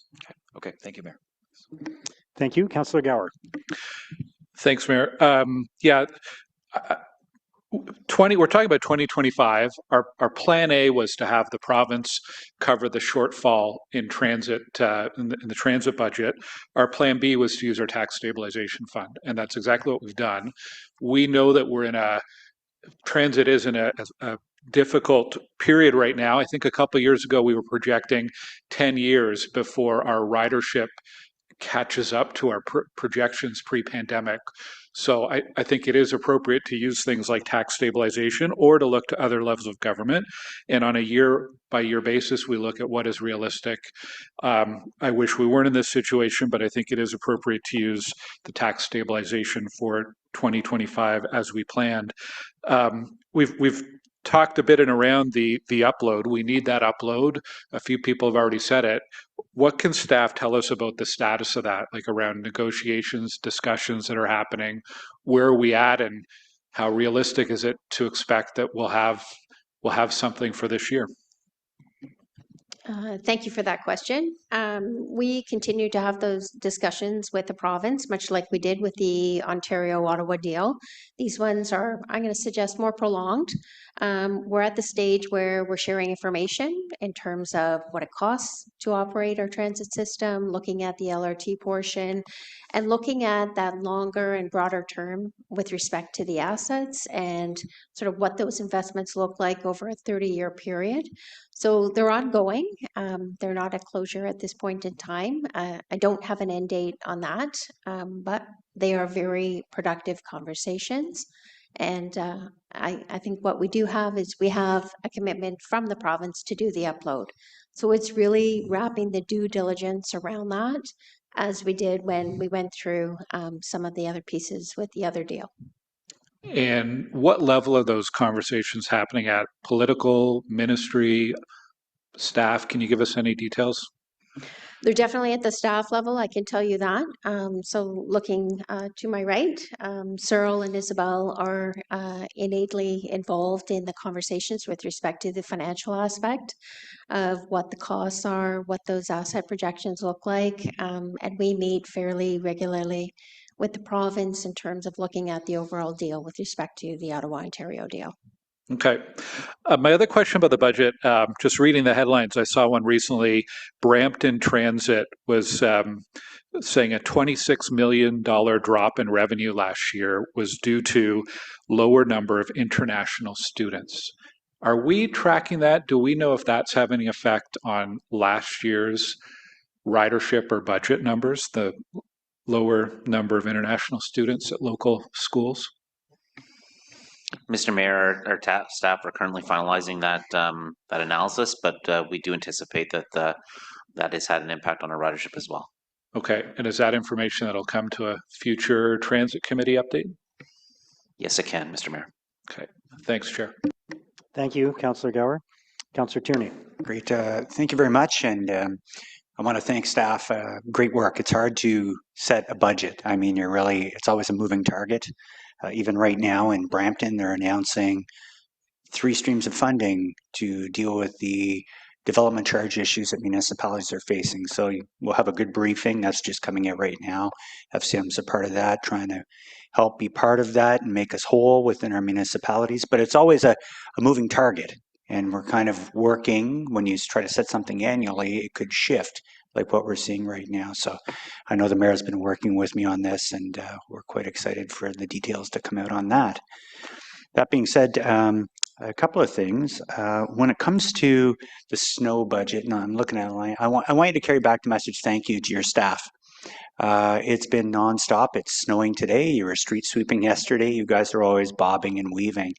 And I think it's one of the gold stars in this city, is especially over the last 4 or 5 years between Bryden and Quinton and the whole team, the communications, everything that's happened, we're really getting our bang for our buck.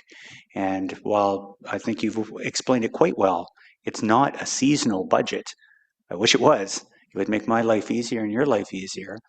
But certainly, we're always on top of it. And I think that's one of the items that no taxpayer would begrudge us if that budget ebbs and flows. But we've changed the budget. I think Cyril has mentioned this. It was always in the red. Then we keep upping it. And again, we can't predict weather patterns, but certainly in the future, if it requires an adjustment based on what's happening overseas with fuel costs, things like that, that's something we'll review this upcoming budget term. Would that not be correct? Mr. Mayor, yes, that is correct. Yeah. Yeah, and so I think we're doing a terrific job. I know it's silly season, it's election year, and I do love seeing some of the people that were kind of crapping on staff before in the winter, all taking photos with snow plows and everything this year, because it is the department that does the greatest work. I'm very proud of our Public Works Department. When it comes to the deficit that comes forward related to policing, this is a challenge, because we were really hopeful that the federal government would pick up the tab, as they should. Do we issue permits for any kind of protest parades, things like that? I assume we do. We give permission to say use the streets to be able to hold those kind of things.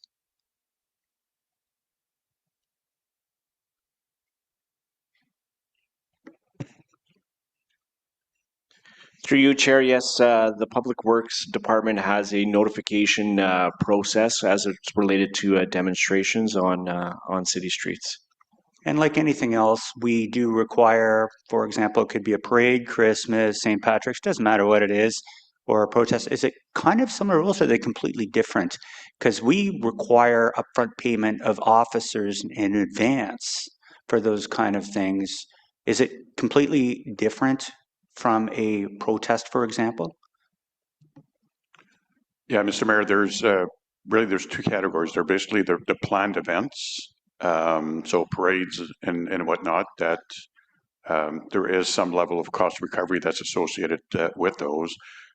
Demonstrations, as Ryan indicated, there's no, it's a notification process. There's no chargeback technically on those, so we end up absorbing a lot of the cost unless there's kind of one-time funding from the feds or province to be able to offset some of the costs for the more major events. But otherwise, it's a cost we end up absorbing, and we've certainly seen over the last number of years that in the city there are a lot of demonstrations, and that's another area that we're seeing constant pressure.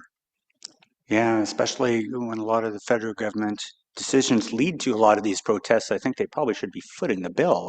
I know it's our city and all, but we'll continue to have that dialogue. I think that's kind of important. And last, I guess, I just want to say thank you. You do terrific work on this. It's always ebbs and flows. I think we have a great fiscal constraint, and at the same time, we always want more, but nobody wants to pay more. So I think I appreciate what you presented to us today. Thank you. Thank you, Councillor Tierney. Councillor Brown. Thank you very much, Mr. Mayor. Question for Cyril. We've got about 2 years in the tax stabilization reserve at our current cash spend if we keep bailing out transit. What other options could be available other than a massive tax increase? And we already know property taxpayers are covering approximately 70% of the cost already. And if our riders don't want to see a commensurate fare increase, so it's a little bit more equal, what other options are on the table? Mr. Mayor, so I think, as Councillor Lieber mentioned earlier, we increase our revenue. That's either through taxation or fares. We reduce our costs. And that really usually comes in this scenario, probably service cuts. So that's kind of the equation from a transit perspective. Overall, there's other options we can, if we add to, we can certainly leverage other reserves if that was a short-term measure in terms of leveraging a rate reserve as an example, but there would have to be a payment plan back for that. So it all depends on the scenario, the financial commitment, and what that could look like. That could be another scenario. But the reality is our tools are quite limited. It's a taxation revenue tool, a fare revenue tool, or costs. So you're really down to 3 components in terms of what we're left to manage on a go-forward basis once those reserves are fully depleted. Thank you. And not testing your math skills on the spot, but with this, $50 million extra that's being funded by the property taxpayers, where does that ratio go now from that 70-30 split? Mr. Mayor, the wrong way when it comes to our policy. I would do a little bit of math on that one, but what I could say is that a 1% fare increase is roughly about $1.5 million, so call it 1.5. So if we were to fund the 51 through a fare increase, that will be basically 30 million would a 30% fare increase would generate about 45 million. So call it 35-ish% fare increase to cover the $51 million deficit. So if you were to put that burden all on fares, that's certainly what it would look like from a fare increase perspective. And from a property tax perspective, if we were to cover that, I think Councillor Menard had said it, it's about a 2%, 2.25 you'd confirmed? Yeah, so if we were to do like a one-time global overall, it would be in that 2.25 range. If we were just look at the transit side of the equation, so a 5% transit increase equates to a 1% overall. So from a transit perspective, yeah, it would be just over 10, call it 12% from a transit levy increase. No, thank you. And I don't think that would be palatable to property taxpayers, but ultimately it's the suburban and urban property taxpayers that burden or share that burden more than the rural residents. Anyway, I always appreciate the opportunity to raise this because we are in contravention of the council-approved policy. And I think at some point we need to get back to that, or we need to have an open conversation on the table with residents about what changing that policy will look like. Thank you very much, Mr. Mayor. Thank you, Councillor Brown. Councillor King? Thank you, Your Worship. In better news out of this report, the investment income exceeded the budget by nearly 32 million in my reading. And 24 million of that came from the transition to the prudent investor standard. How sustainable is this level of investment return? And should the 2026 budget reflect a higher baseline for investment income? Mr. Mayor, that's a great question. We did increase our 2026 investment income by, I think we increased our base by 4 million. So I think our base is now adjusted up to 36. If you recall, in the 2024 disposition, the actual investment income was even higher than that. What's a baseline, Mark? I can tell you if you look at the global geopolitical economic conditions, in all my external bankers that I speak with, my investors I speak with, economists that I speak with, there is no logic anymore. And I say that quite frankly. When you look at indicators, whether it's issues in the Middle East, Venezuela, fuel, what traditionally would send markets a certain way doesn't occur anymore. So on a regular basis, I do a quarterly check-in with several of our bankers and economists, and there's so much fluidity in the markets these days that even the experts tend to scratch their heads a little bit. But what I can tell you is, yes, we have increased that base year over year on a go-forward basis. We're just 1 year into the prudent, or not quite even 1 year. So I think that's certainly something that we're looking at in terms of what is a acceptable baseline. So we have increased it piece by piece in the last 2 or 3 years. And that's one area where I'm looking at this year as a risk mitigation in terms of potential surpluses to offset some other deficits in year. And certainly when I come back with the 2027 budget, that will be an area where there could be an opportunity to increase that base. Thank you for that. I suppose, if we're looking at good fiscal prudence in terms of our way forward, one-time gains from a portfolio transition should not be relied upon annually, obviously. However, the ongoing benefit of a better managed portfolio may be more sustainable. So you talked about, global economic risks. I'm just wondering, what is the risk profile of the city's current investment portfolio, and how does that compare to the previous approach? I would say our risk profile, we tend to take low risks when it comes to those things, but we've certainly been able to benefit from the markets because the market's been in our favor. We've been carrying larger balances in terms of cash and investment portfolio, so it's actually benefited us well. So to your point, I think it is even though we're into a prudent regime, it's still a relatively low to, I'll call it, low moderate level of risk, and we seem to be holding our own and benefiting quite well from the markets and the conditions. In terms of the gas tax revenue, that's been removed from the operating budget and will now be recorded as deferred revenue. I was wondering if staff can explain how this change affects how the public and council understand the city's overall financial position going forward. Mr. Mayor, it really doesn't impact the operating budget. So we still get, I think on the federal gas tax, I think we get about 56 million per year. On the provincial side, I think it's in the 34-ish range. So right now, when it's treated as a deferred revenue, it's more on the financial statement side of the equation. We still bring that money into our operating and also our capital, mainly our capital portfolio. So there's no real impact to the operating or capital budget. It's more of a presentation perspective from a financial statement perspective.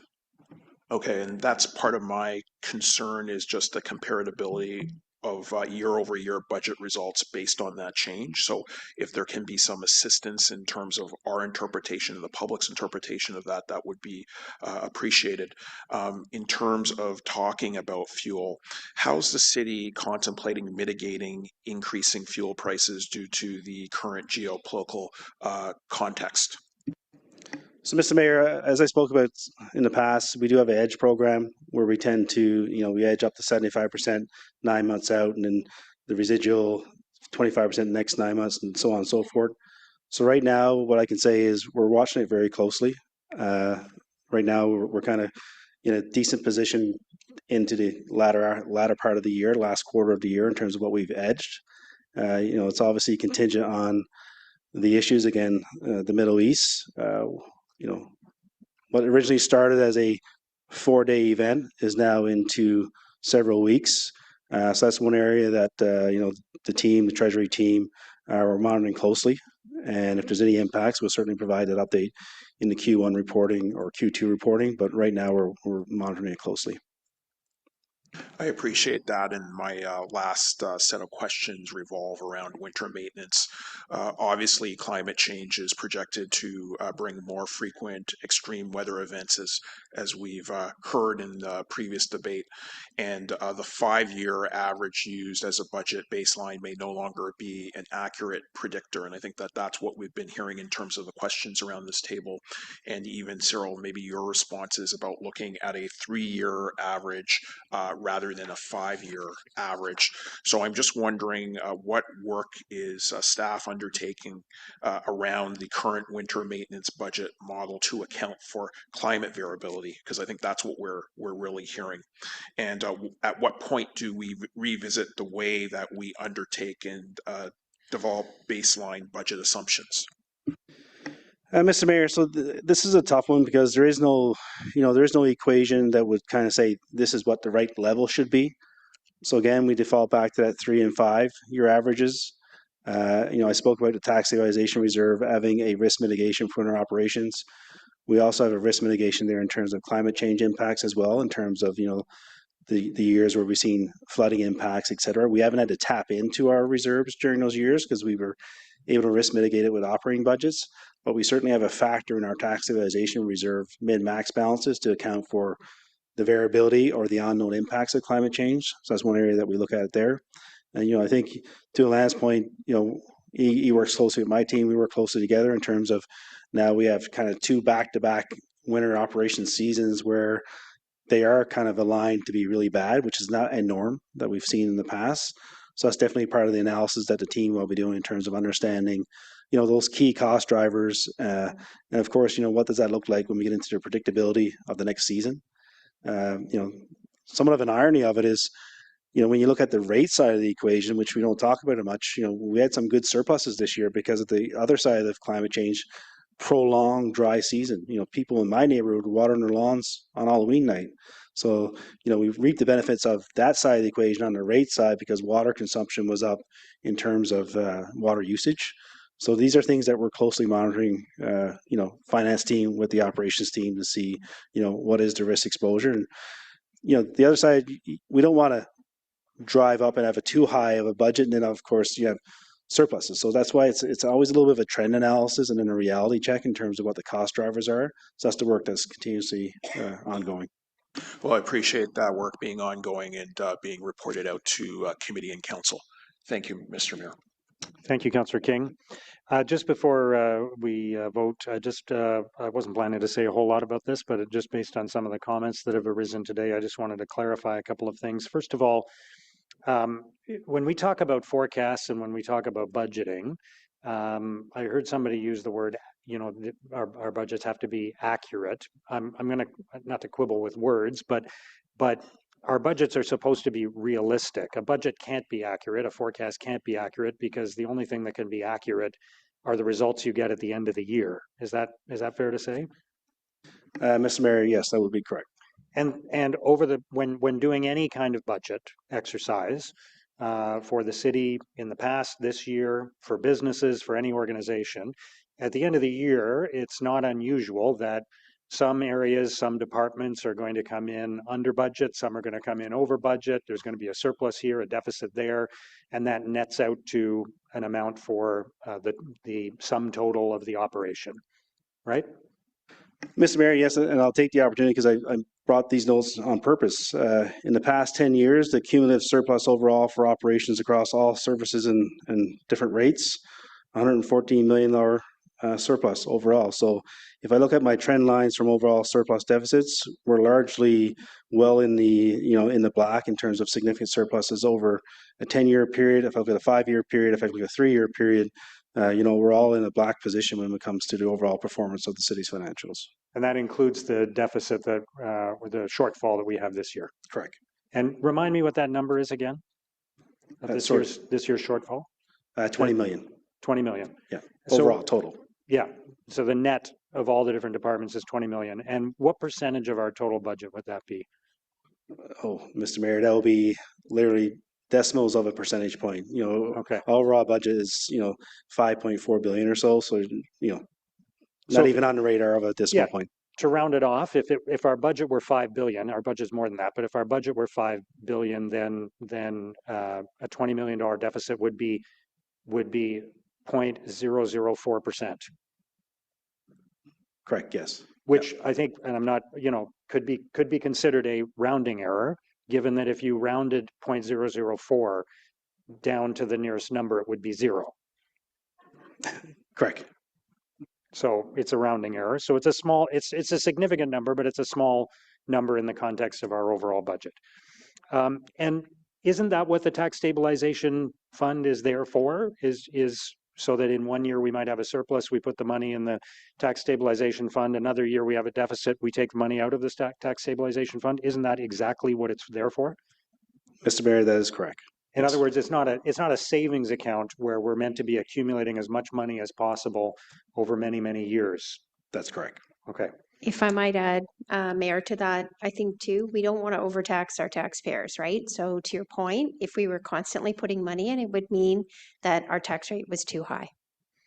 And it would be fair to say as well, just to follow up on what Councillor Gower brought up, that our tax stabilization reserve is there also to deal with unique circumstances, unusual pressures, solutions that cannot be, or issues that cannot be solved immediately and need to be spread out over time. We can draw on the reserves in those circumstances and replenish them later. So a situation like a post-COVID shortfall in the transit budget, where we're working on long-term solutions through the LRFP, but in the interim are facing some shortfalls, it would be an appropriate use of the tax stabilization reserve to put money towards that. Mr. Mayor, that is correct. And in addition as well is, from a citywide perspective, we always ensure that we put mitigation in place. So even when there's years of a deficit in winter operations, a flood, a tornado, et cetera, there's been many years where we haven't had to tap into the intent of this tax stabilization reserve. We've been able to manage our expenses on day-to-day operations, so we wouldn't even have to touch that. So we also have another layer of risk mitigation from a senior leadership perspective, where when we have results coming out of the first quarter that are, maybe a risk to the overall performance of the budget, that's why we implement these discretionary spending freeze, hiring pauses, look at things under the hood, if you will, so that we can garnish surpluses in other operations to help support the deficits in other operations that always, because operations are never aligned one for one. If I look at Dan's shop, Dan had issues during COVID with recreational facility staffing, et cetera. We're able to offset that with other areas. So it's always, sharing the burden across the different portfolios, if you will.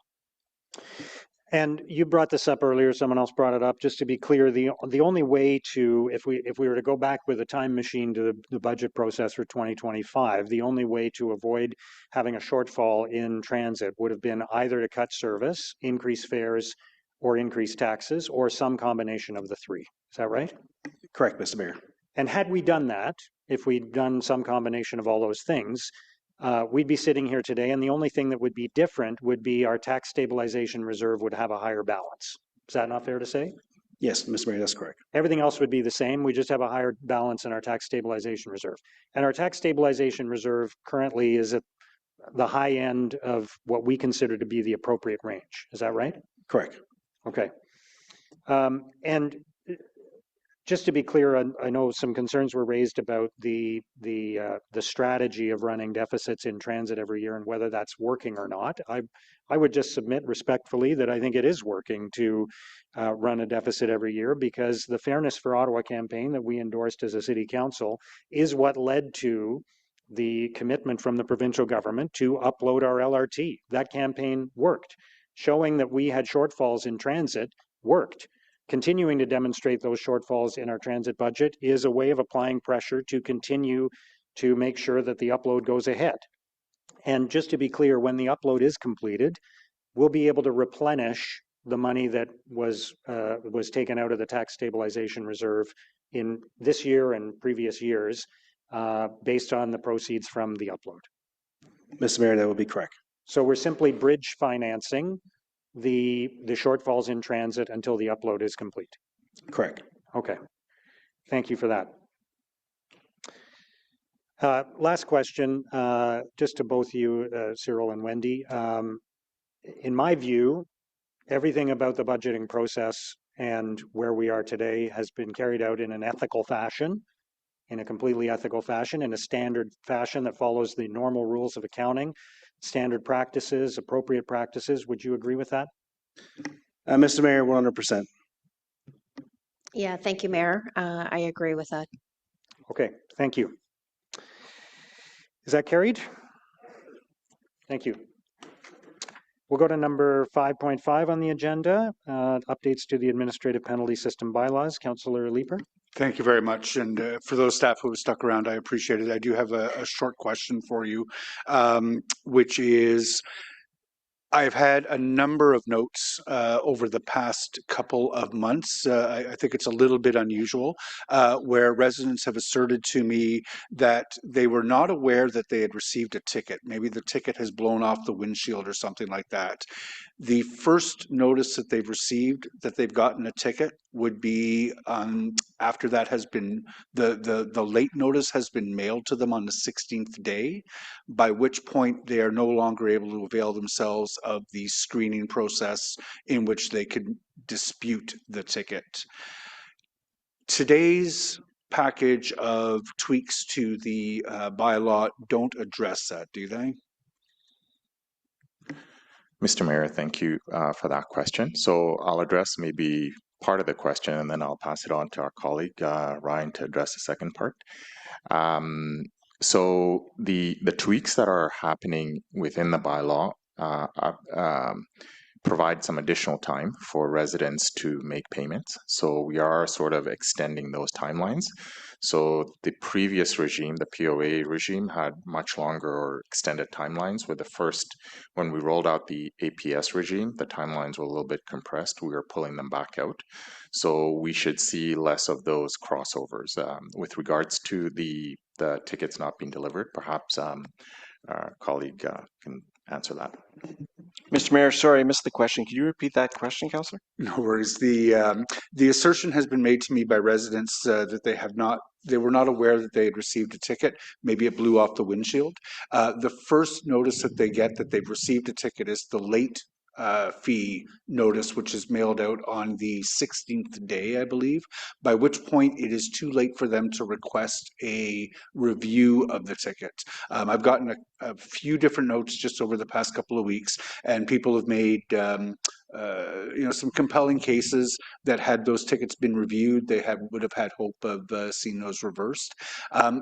Today's package of tweaks to the bylaw, I don't think would address this situation, correct? Sorry, Councillor, which particular situation? So the fact that if they're not aware they received a ticket, there's no opportunity for review. By the time they get notice that their fee is late, it's past the review window. So, Mr. Mayor, maybe I'll jump in. So today's package is basically administrative updates to the bylaw. We're going to extend the time period to dispute and pay. is aligned to a couple of the bills that's changed since the APS went live 2 years ago, removes the ASE program, et cetera. What you're referring to, we do get those from time to time. So we have a process where we go through where, we do that review in terms of we make sure that the bylaw officer, when he puts the ticket on the window, that he takes a picture. So we have that record. So it goes through the dispute process, and then we can validate whether or not, yes, there was a ticket there in that scenario.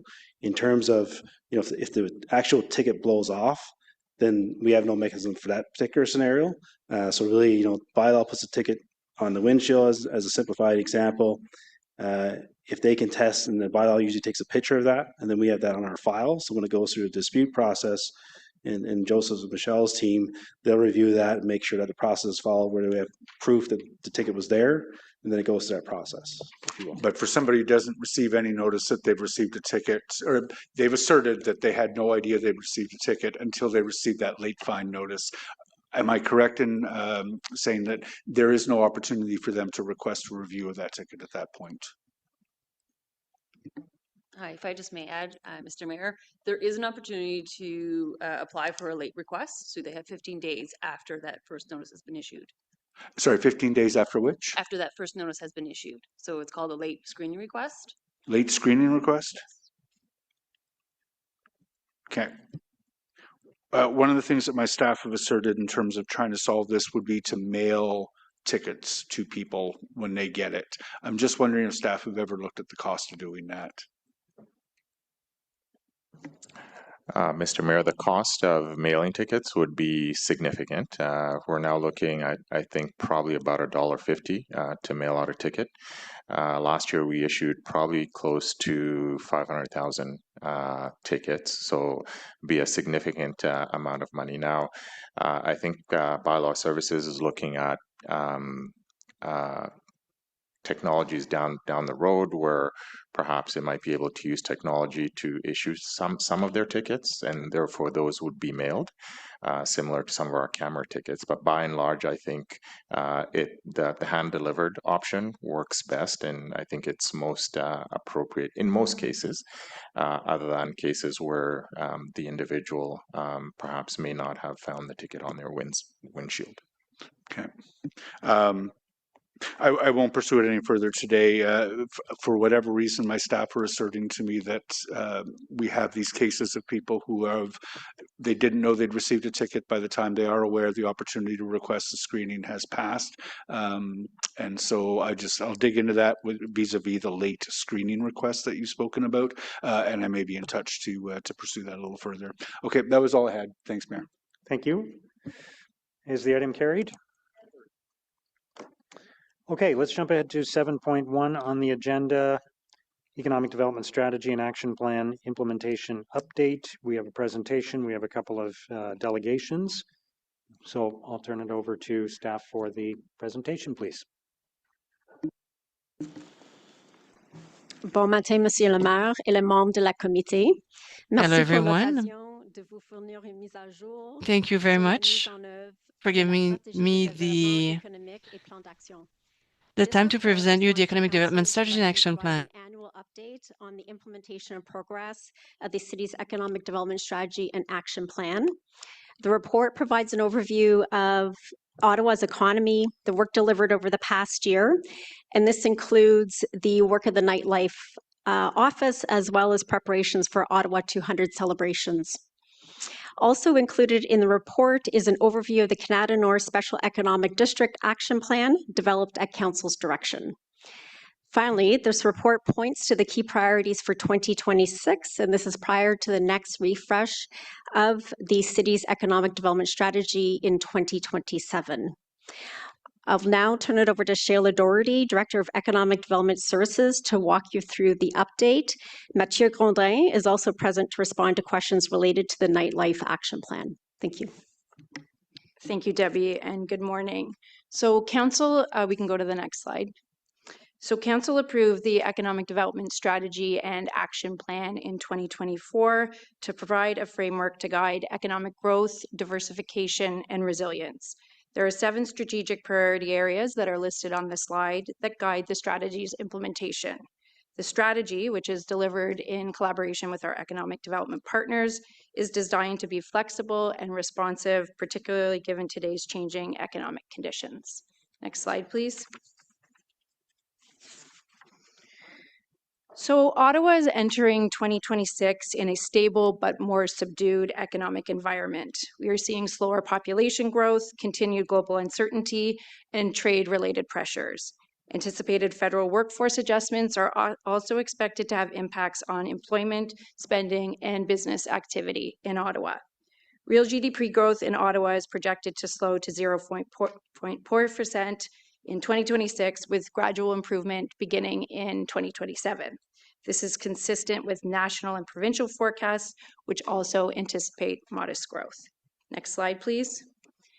So despite these headwinds, Ottawa's economic fundamentals remain strong. We continue to benefit from a highly skilled workforce, strong quality of life, and a diversifying sector base. Professional, scientific, and technical services employment is forecasted to grow by an average of 2.6% annually through 2030, supported in part by defense and innovation research. Ottawa is home to more than 330 defense, aerospace, and security firms employing 10,000 workers. Increased federal defense spending and Ottawa's Gatineau's positioning as Canada's defense innovation hub is expected to benefit this cluster. Tourism in Ottawa is also strong, with Ottawa Tourism reporting that July 2025 set a benchmark as the busiest July ever recorded in Ottawa. This year, Ottawa will celebrate the 200th anniversary of Bytown, as well as host major events like the Canadian Track and Field Championships and International Wheelchair Basketball. Tourism growth is also being supported by expanded air connectivity. In the construction sector, output is steady, supported by major city building projects, and the manufacturing sector is also forecast to grow from now through till 2030. So while growth is moderating, the underlying conditions remain positive. Next slide. So Economic Development Services leads the implementation of the strategy through 4 key areas. We have our partnerships and programs group, who delivers core business sector support, investment attraction, and activities around job creation.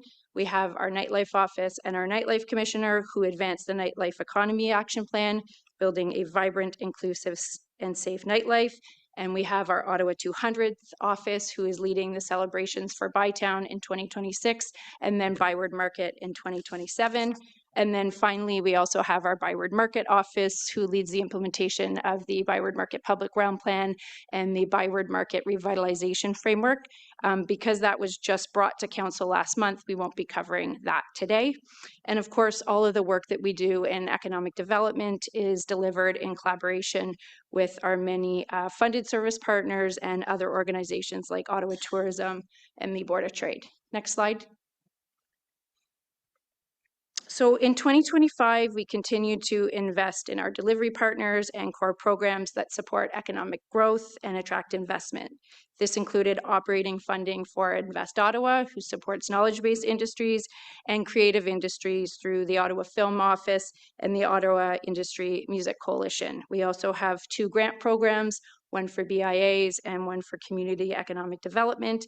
And we continue to deliver core programming, including our community improvement plan programs, our high economic impact programs, and our support for our 18 BIAs. And go to the next slide. So in 2025, on this strategy, we made strong progress to advance key initiatives outlined with the council priorities. On economic diversification, we provided leadership support for the Ottawa-Gatineau Defence Innovation Hub strategy, which is being led by Invest Ottawa, and we advanced the Canada North Special Economic District Plan, which I'll speak to in a moment. On downtown revitalization, we continued implementing funding from the Ontario-Ottawa Agreement, supporting public realm initiatives, advancing the Byward Market Revitalization Framework, delivering a marketing campaign, and progressing on key actions under the Ottawa Board of Trade's Downtown Action Agenda.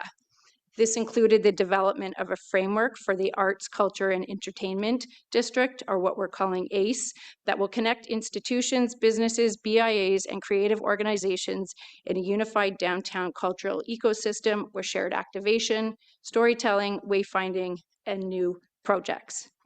On small business growth, we completed a small business assessment with support from Bloomberg Associates. This assessment highlighted that many small businesses are not fully aware of the supports available to them, and that some of our technical service providers face capacity constraints and a lack of coordination within the broader ecosystem.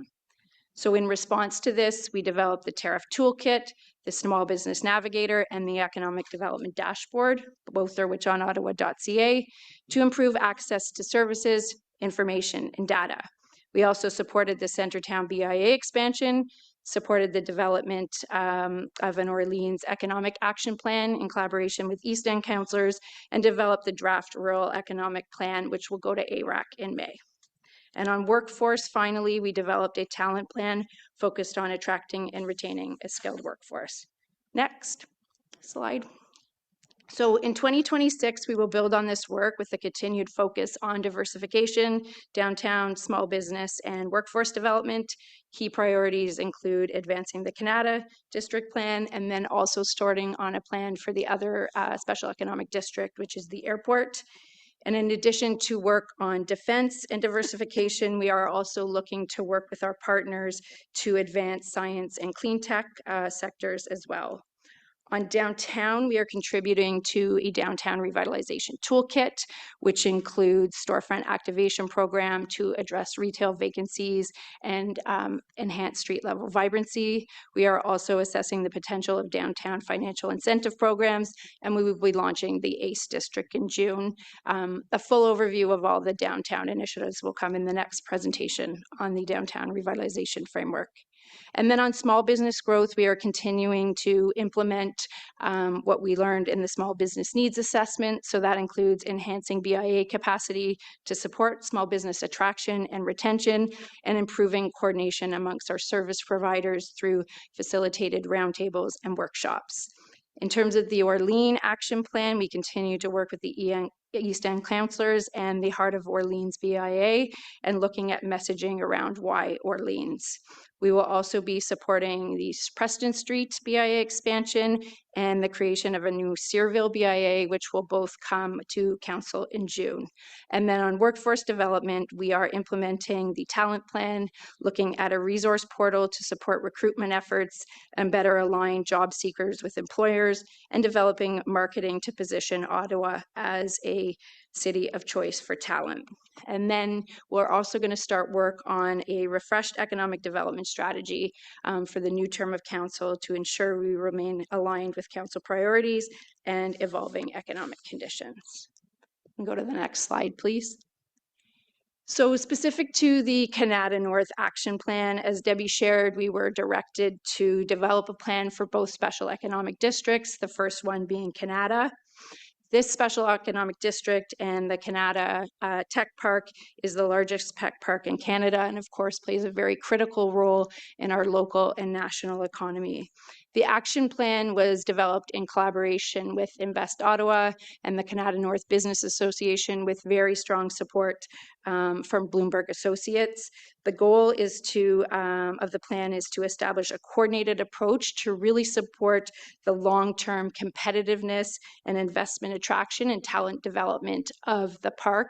We know that talent attraction, investment attraction is very competitive, so this allows us to really move forward in a coordinated way to modernize the park. And so this plan was it's quite an extensive plan, and it was informed through a combination of global best practice research and a lot of engagement with interest holders in the park.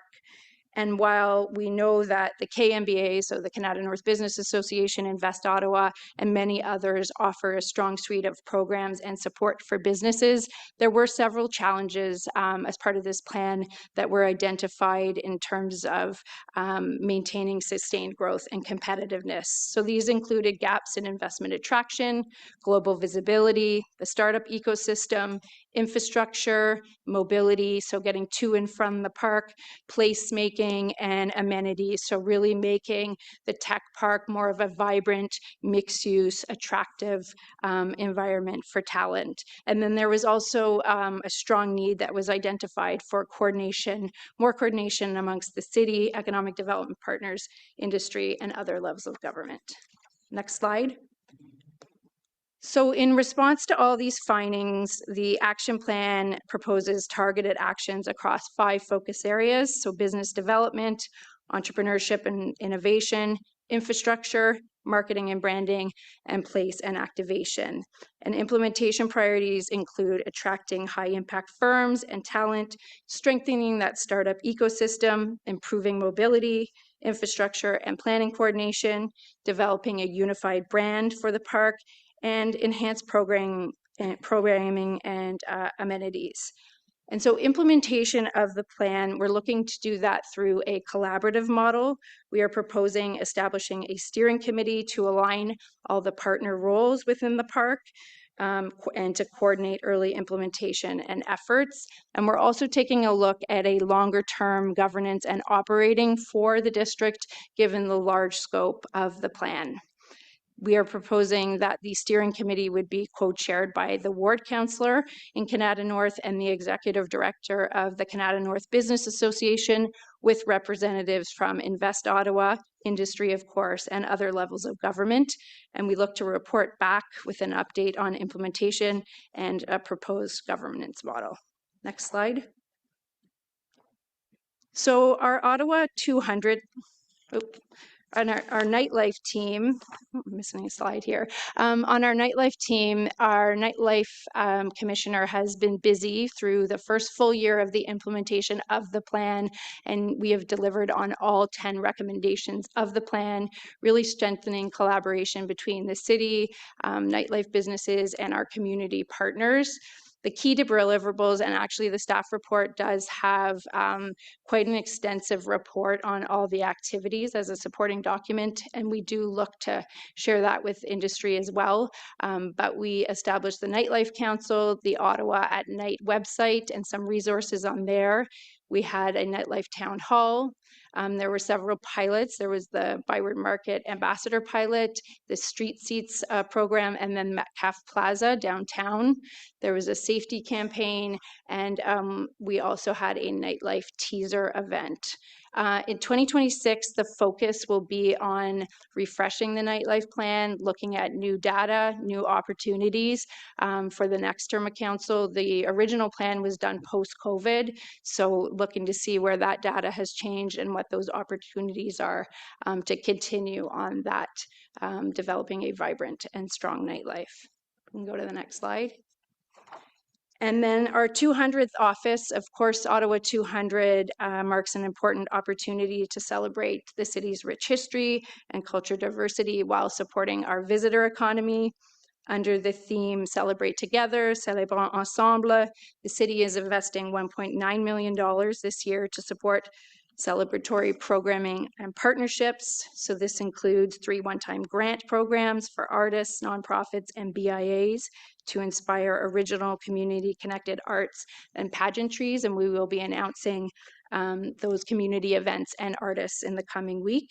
And as was shared at the launch event in January, Ottawa Tourism has an animation fund, which will be delivering 14 unique and diverse tourism-related experiences throughout the year. And we will also be having the special Blues Fest Day, Ottawa 200, in July.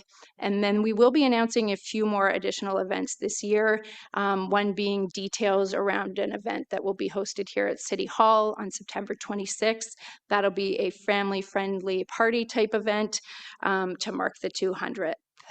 And then looking forward to next year, we have started planning with the Byward Market District Authority on plans to mark that celebration in 2027. We can move to the next slide.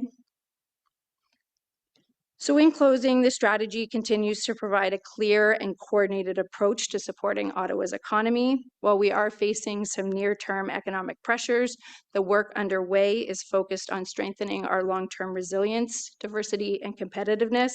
We are building on the progress that we've made in 2025 with targeted actions in 2026, really focusing again on diversification, downtown revitalization, workforce development, and small business support. And of course, this work continues to be done with our economic partners, and we will continue to monitor economic conditions and adjust our approach as needed.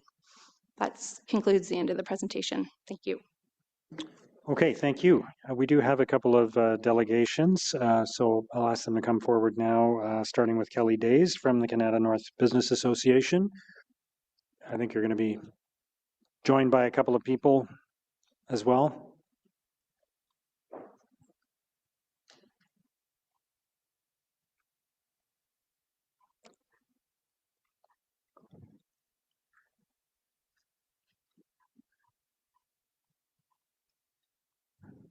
Good morning. Welcome. Good morning.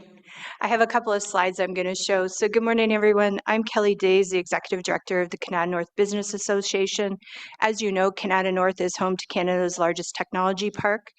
And in 2021, if we can go to the next slide, please. We did the new economic impact study for the park. So you'll hear some different figures in the Bloomberg report that I think you all have had privy to, but these are the most up-to-date numbers. So in 2025, again, reminding everyone, there's about 2,000 technology companies in the city of Ottawa employing about 100,000 people. So when we look specifically at Canada North, we represent about 18 billion of that economic output, about 63,000 jobs, and over 800 of the tech companies, many of them some of the largest companies in the region, both from the defense and the telecom sector in particular. Next slide. This cluster also generates about, this slide is wrong. It generates 3 billion of tax revenue, and about 300 million of that is revenue that goes directly to the city of Ottawa. Next slide. I just wanted to also talk a little bit about the fact that Bloomberg, the Bloomberg team that was given us, thank you all so much for having the opportunity to work with them. We're absolutely stellar. Economic development experts from San Francisco, London, UK, really great team to work with. And one of the key things I identified is we have such a critical asset that we are not leveraging to its full advantage. We're very supportive of the recommendations in the Bloomberg report. And I'll tell you just a little bit about why some of the uniqueness that was pointed out. So the three largest clusters, I have 3 slides here. Not surprising, telecom, which includes semiconductor and photonics, is our largest cluster. We are Silicon Valley North still, and about 90% of the R&D in telecom happens in this city. We have so much to be proud of. We're one of only 3 clusters in the world with the photonics expertise. And what does AI need? It needs new hardware. So we are seeing a very large opportunity in the park right now where these sorts of companies are absolutely growing their teams. The second cluster, the second largest cluster, next slide, is the defense cluster. So we're very supportive of the work. We work closely with Invest Ottawa in this. Many of the large prime contractors are also located in Canada North, some moving into the park directly as we speak, but they have a tremendous impact on what we're seeing around the world. The last one I'll talk about just quickly, I just want to draw your attention to the stickiness of the park. What I mean by that is we've seen some of our amazing companies like Shopify working from home as an option. In the park, we have massive labs, massive infrastructure that supports the hardware and the software work that happens in the park. That is very, very unique in the world, having those 2 sectors working side by side. And again, deep research, deep technology, and huge support. The last thing I just wanted to highlight before I turn it over to my colleagues, I don't know how much time I have left, 1 minute, 2 minutes. I've been doing economic development in partnership with the city, Invest Ottawa, other not-for-profit organizations for almost 30 years. The difference in this role, and I'm coming up to about 1.5 years now, when you're deeply ingrained with the companies day to day, it's so incredible the opportunities that they identify and they're willing to support. So having massive companies that compete on the day-to-day but come together to be able to support initiatives that grow our amazing city and will advance all of their companies is, I think, key to what Bloomberg was trying to pull out of this study. So for example, when we think of energy, right? So I never thought I'd be talking about power.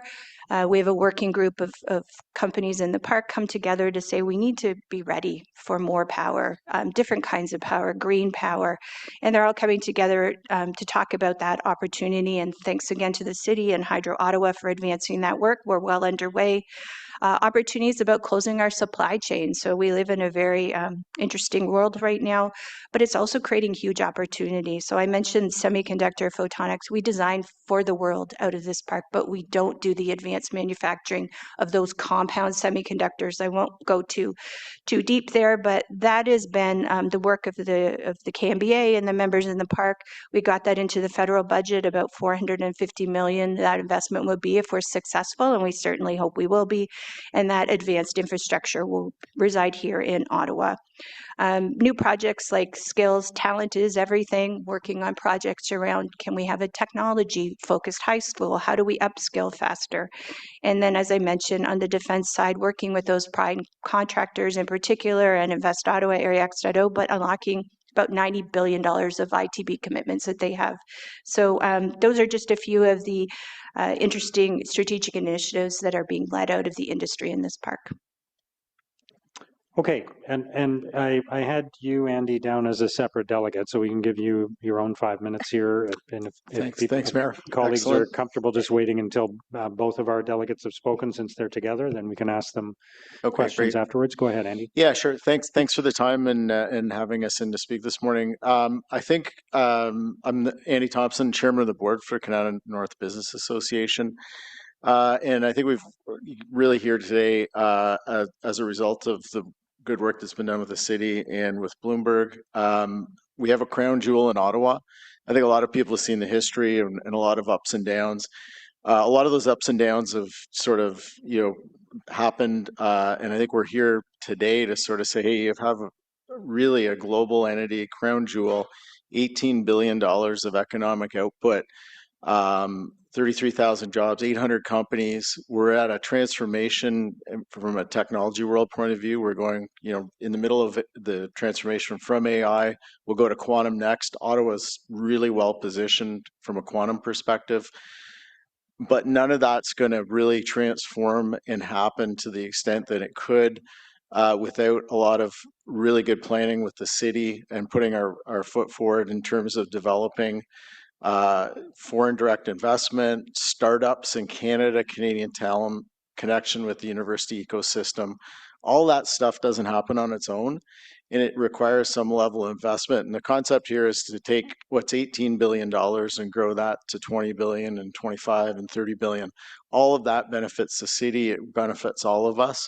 But it doesn't happen without effort, commitment, and organization. So really the push from us today is to put our foot forward on this, put an investment in place to support the development and growth of tech in Ottawa and Canada North, and to really get, maximize the outcome. Things are extremely competitive globally, and I can tell you from all sorts of meetings we go to, there are economic development groups in other cities that put very strong pushes on bringing companies R&D and work their way. I think what we want to do is make sure that we've got the best platform in Ottawa possible to grow our business and attract the best talent locally, globally, and economically. I think the last point I'll make here is speed's important. And I would really push that we get this done sooner than later, because the sooner we get going, the more we can attract and the more we all benefit. Thanks for having us here today, and appreciate your support. Thank you. Thank you. I think you didn't leave me anything, but I'll reiterate some things. My name is Veronica Farmer. Good morning, everyone, Mr. Mayor, members of council. I have a couple of hats. I'm a Chief Marketing Officer for Wesley Clover International, and I'm also on the Canada North Business Associations Board. I wanted to express emphatically the support for the Canada North Special Economic District Plan. Wesley Clover, headed by a local tech innovator, Terry Matthews, is purposefully headquartered in Canada. There's a reason for why he has invested here in Ottawa and in Canada North. We represent was Ecover International and our ecosystem a very innovation-driven growth. This is what we are here for, and the reason why we're in the park is because there are many global brands and local startups that also represent that kind of economic growth. There's over 800 companies in that park, not by coincidence, by design, and the desire to be in that close proximity where successful global brands thrive. And I think that Canada North, known as, everyone knows it, as Canada's largest tech park, it's really proven itself over many, many years as a national innovation and economic engine. And I think we need to support that. We need to invest in that. I think we're at an inflection point. Many thanks to Sheila and the team for all the work they've done and what Bloomberg has done. But I think what was very clear out of that is that we are at an inflection point. And given global competition is accelerating, there are gaps. There's a great foundation in Canada North, but we need to go further in terms of that. And time is of the essence. We would urge the city to accelerate the timeline where possible. We move quite quickly in business and happy to move as fast and to report back if possible in September as opposed to early 2027. So Ottawa's tech sector has never, I believe, been more important to Ottawa and Canada's economic resilience. So in closing, we strongly support this and we are alongside the city in doing whatever it would take to support this crown jewel. Thank you. Thank you. Thank you all. Councillor Brockington. Thank you, Mayor. Thank you to the three of you for coming today. It's very much appreciated. Every now and then, Councillor Curry reminds us that there's a tech park in her ward. She's a true ambassador of the industry and the great work that's happening there. And we know that she's very proud of what's happening there. As a layperson, not as immersed as Councillor Curry in this industry and in the park, describe for me 2 or 3 main benefits you are achieving through the partnership with the city. What are you actually obtaining via this partnership with the city specifically that you want to highlight to help reinforce for us why this partnership is important?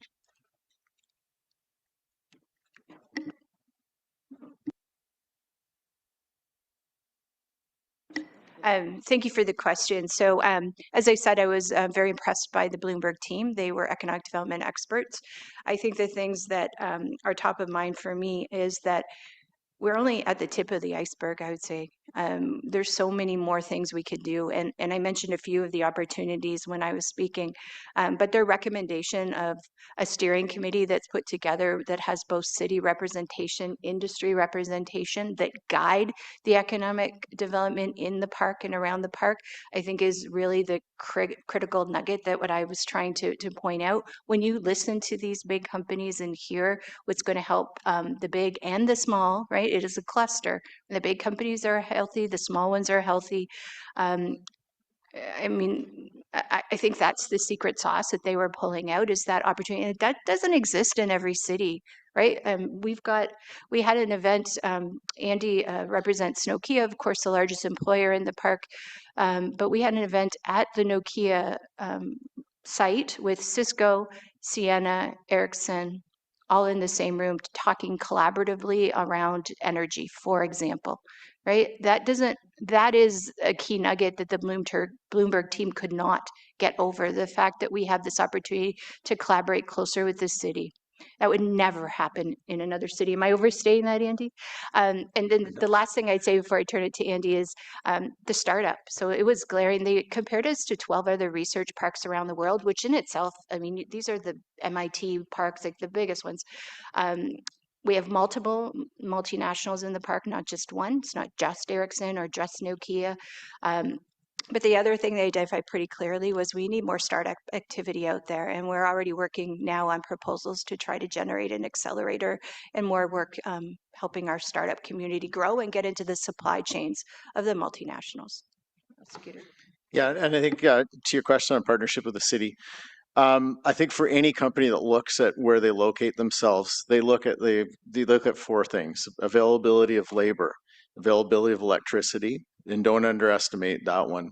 For anybody that's in tech, availability of electricity that's competitive and reliable is a table stake to get in.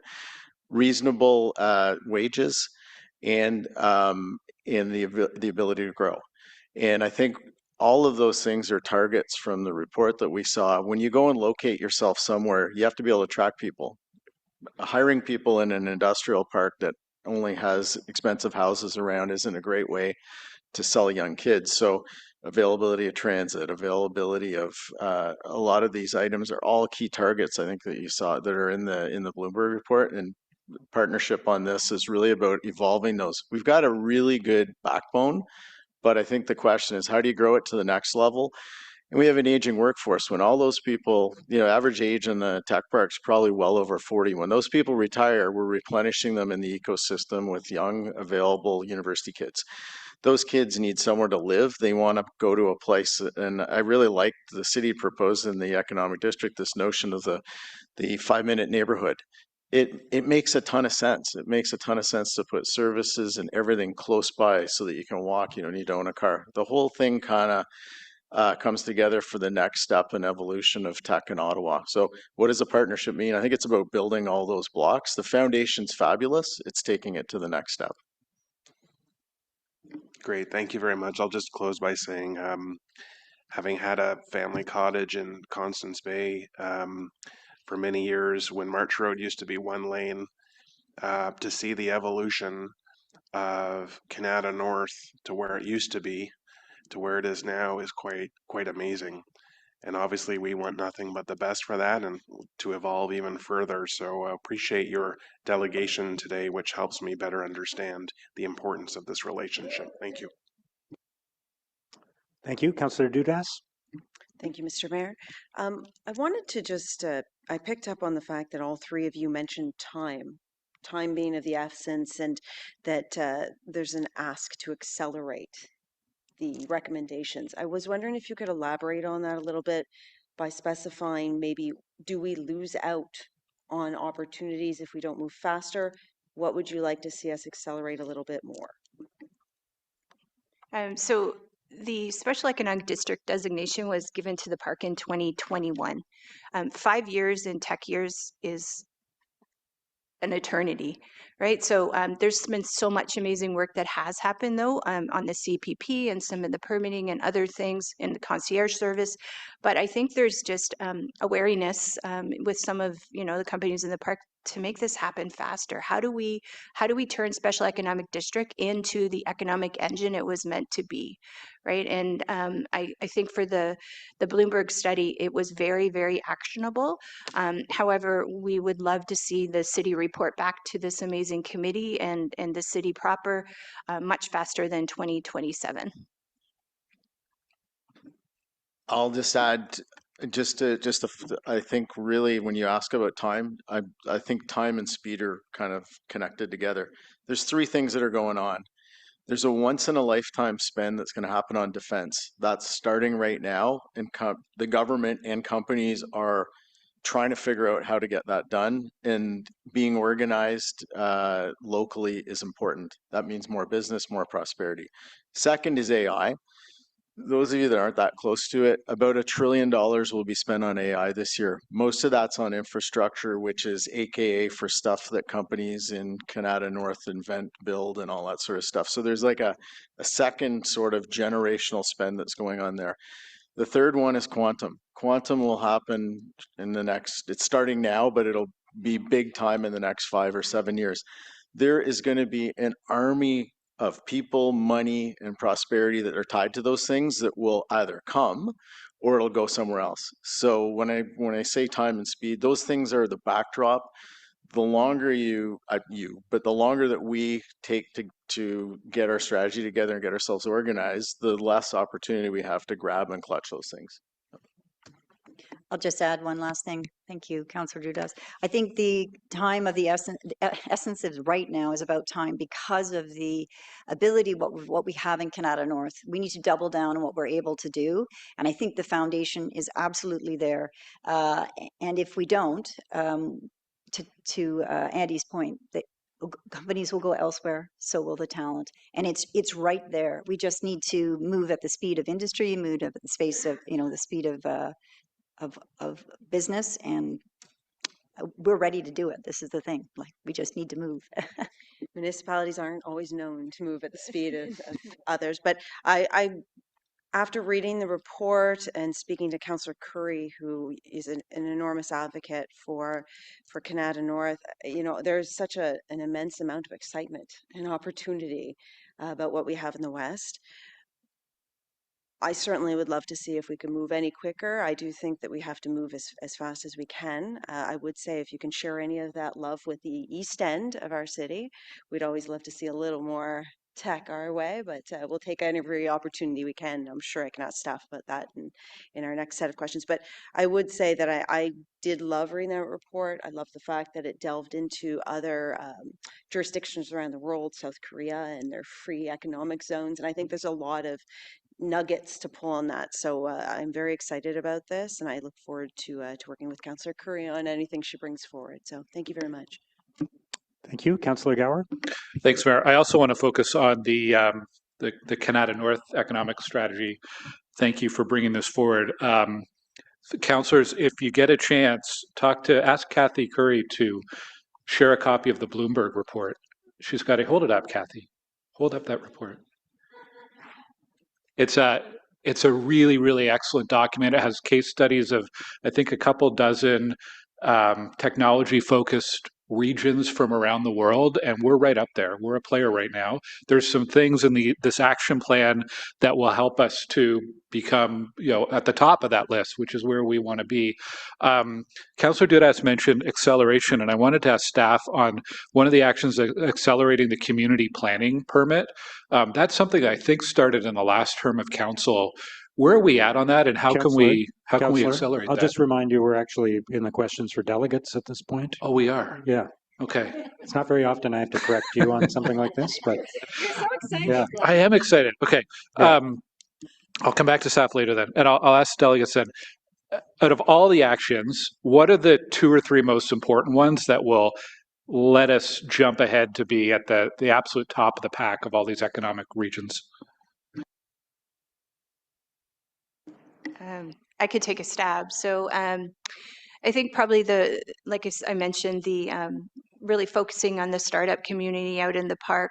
The work around permitting that will drive economic development is one area they really call out, and I think that's very important for this room. So I mentioned we've been doing a lot of work on energy and power with Hydro Ottawa and others. We're now 2 years into that, and RFPs and other things, and I know all that good work needs to happen, but at the same time, Andy mentioned it quickly, but it is economic development now in terms of attracting companies. And I mentioned the difference of our park. Power is massive. We have the largest substation. There's plans for another one.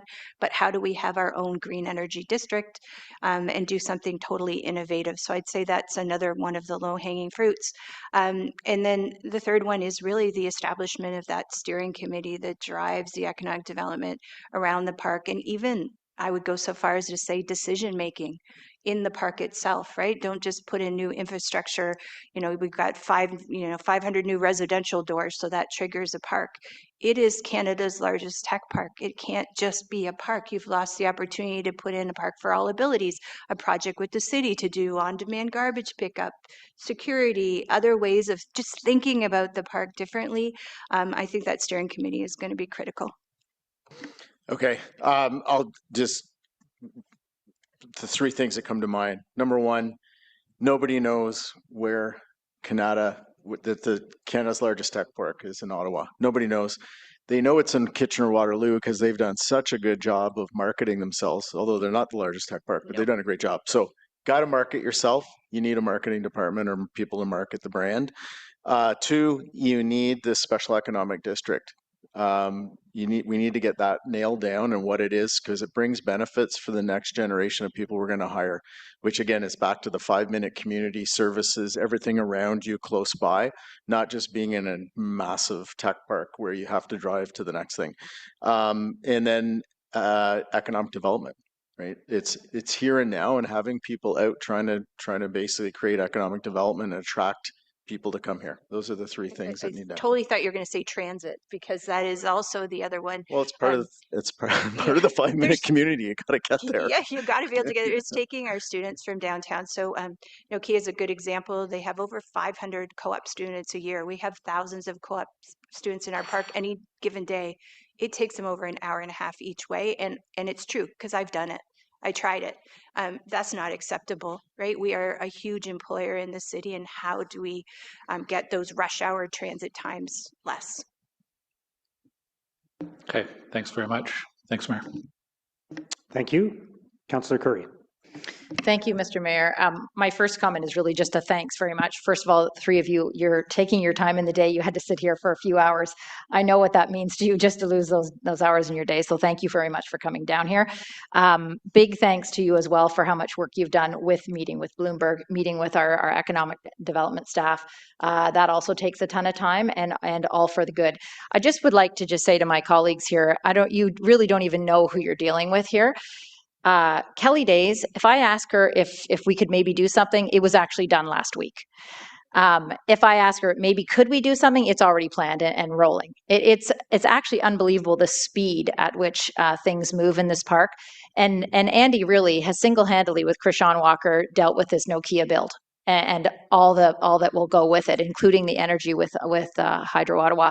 And Veronica representing really almost 80% of the properties in the park, and you never would know who these people are just by a delegation, but it's a treat for us to be able to hear from Veronica, Andy, and Kelly here today.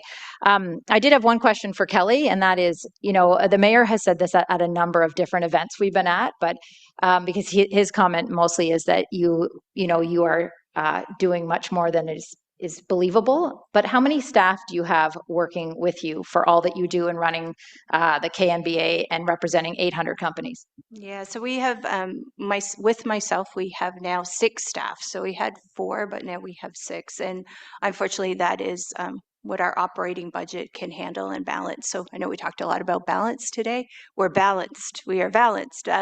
We bring in some grants from some large projects, which I know cause a lot of angst for the BIA accounting team here at City. We are slightly different, but when your clients are tech companies, thank you for the kind words, but Kelly wouldn't have a job if I wasn't going faster because they lose interest. I mean, Andy, when you plan, 6 months, a year, they're calling me about when is the new fab, because they're planning 2 years out for the next generation project. So yes, we're a very small team, but we work for industry, and that means we go fast or we don't go at all.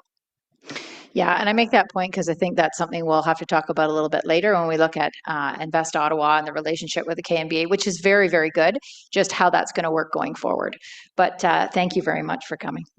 Yeah, I would also add, I'm sure this is on some of your minds, but when we do these big strategic projects that are often led by people in the park, we look at the entire cluster across the city, right? We're not going to do semiconductor and photonics with just the companies in the park. The majority are in the park, which is why we lead, but it is an Ottawa story, right? We don't lead with, we have 800 companies, we have 2,000 and 100,000 workers. It's a huge cluster for Ottawa, and this is just part of that economic engine. Okay, thank you. Councillor Leeper. Thank you very much. I do want to just quickly ask what you actually hear on the ground about transit and housing in terms of supporting the goals that the park has. Is it a barrier to attracting talent, and have you quantified that at all? Yeah. Well, I can answer part. So so transit and housing. So in terms of a study quantified, no, but I can tell you from HR interviews from people we're trying to hire, the availability of especially for new hires, the availability of low cost housing is an issue proximal to where we're located. And I think the general strategy is if you're coming out of school, you don't have a car, and living close to work is either you want to live not downtown and take transit to get there, or you want to live close by, and we don't really offer the availability of either rapid transit or a whole lot of proximal housing for kids out of school. So those are targets in the plan. Okay. It's of all the things that the city could be doing, getting transit and housing right is probably one of the greatest contributions we can make to the success. Our role because of rules around, direct investment in business, or is going to be limited in terms of the dollars that we make available for that. I am thrilled that our staff, and I know them to be extremely talented, are so embedded within the strategic direction of the park. But when it comes time for this council to make decisions, the most impactful ones are probably going to be the ones that we make around transit and housing. And I hope we get those right because, as you say, the potential for significant opportunity is huge. And the need, it's clearer than ever in Ottawa, the need to diversify our economy. And the best hope we have of diversifying our economy away from just the federal civil service is the Canada Tech Park. So we're here to support you with what you need. Thank you. Councillor Leeper, I would just also add on the transit. One of the big milestones of a research park, if you kind of look at the evolution and the check boxes, is when the post-secondary actually start to train and use the park as part of their onboarding of new talent. We've got Carleton University with a new nursing program in our park. They started in January, 100 nurses coming into the park 3 days a week. They've had to charter their own bus. We've got 500 more nurses starting in top of the other thousands of co-op students in the park, 500 more nurses starting in September in the park. And they pay for bus passes, they pay for a lot of things. We have to, you're absolutely right, it's the low-hanging fruit. We've made a couple of proposals. The mayor's been so incredibly helpful, but we need to solve that during rush hour at least. Yeah, I remember when I was working in Canada South on Michael Copeland, I would have 2 transfers to make. One of those buses included what I used to call the intern bus, because it was a bunch of clearly university students, and as soon as they sat down, they opened up their laptops and got to work. And it took me, I don't know, 35, 40 minutes from Hintonburg, and my transfers worked. We're a long way from that, and we need to get back to it. Okay, thank you. Okay, thank you very much for your presence here this morning and for everything you're doing. We're very grateful. I'll open it up now to my colleagues to talk about the whole item. Councillor Gower? Okay, so yes, read the report from Kathy, number one. Number two, I wanted to ask about the permitting pilot, the community planning permit, what the status of that, and yeah, how do we accelerate that, or how can we move quicker on making that a full project, a full program? Thank you for the question. So a couple of things here. I think that since 2021, when this started, we've been overtaken by multiple successive waves of provincial changes, including more recently the last 6 or 8 months that I've been in this chair, where council has made a number of very significant changes under the Housing Acceleration Program plan. We have a draft bylaw now just reached, but I don't think it's good enough because it looks a lot like what everyone should be getting under the massively changed and streamlined system we have today. So I think that we were moving in parallel, but if we truly want to get the kind of fast turnaround outcomes that you heard in the report and with the delegations here today, it needs to be better than what would be allowed for all development across the city. So we are looking at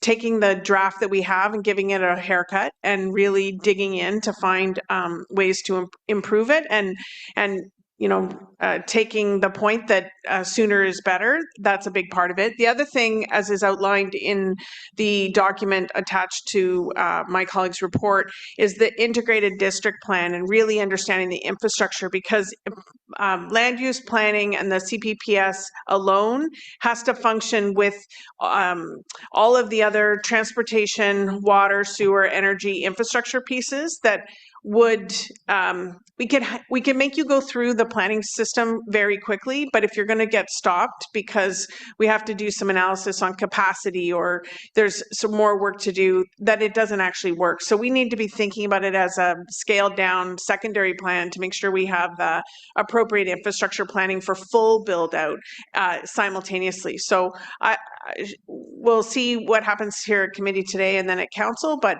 I look forward to the integrated steering committee conversation as well. And it would take reprioritizing some things, but I think that we have the pieces now to move forward.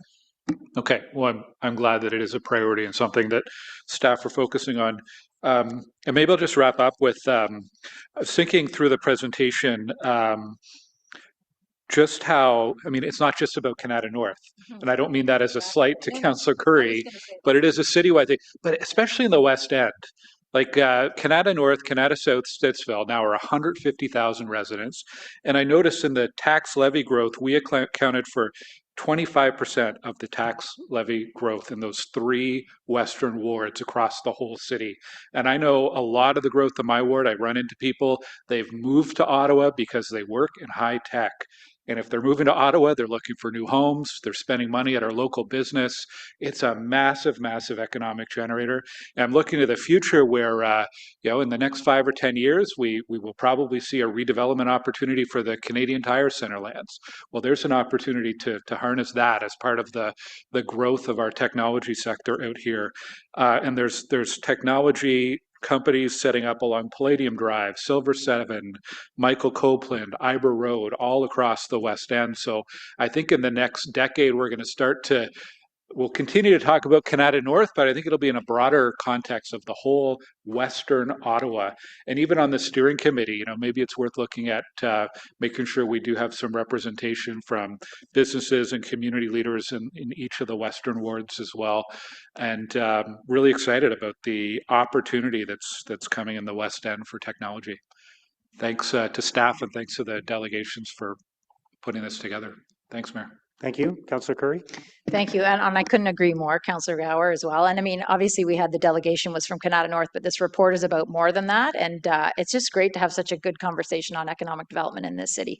We don't have enough of these conversations for my liking, but absolutely, Councillor Gower is seeing the tech companies moving into Stittsville, Canada South. I mean, there's just so much going on in the West. Like we contemplate like West Tech, but we do have the special economic district that we're dealing with right now. But there's a lot more to think about. The CPFC with the NRC is at 1200 Montreal Road, right? And so that's the compound semiconductor money that's going there, that's 1200 Montreal Road. So just so people understand that, in no way do we only think it's all about Canada, but there is a lot going on in Canada, and this report helps. So one of my questions for staff is this report that Bloomberg gave us, or this slide, this is actually a slide deck, 42 pages, there's a lot of detail in there. So I guess I was wondering, it was not attached to this report. So can it be, or what do you think about that so that everybody would get to see it in detail? Mr. Mayor, so there's actually 2 things, Councillor. There's the deck and then there's the large report as well.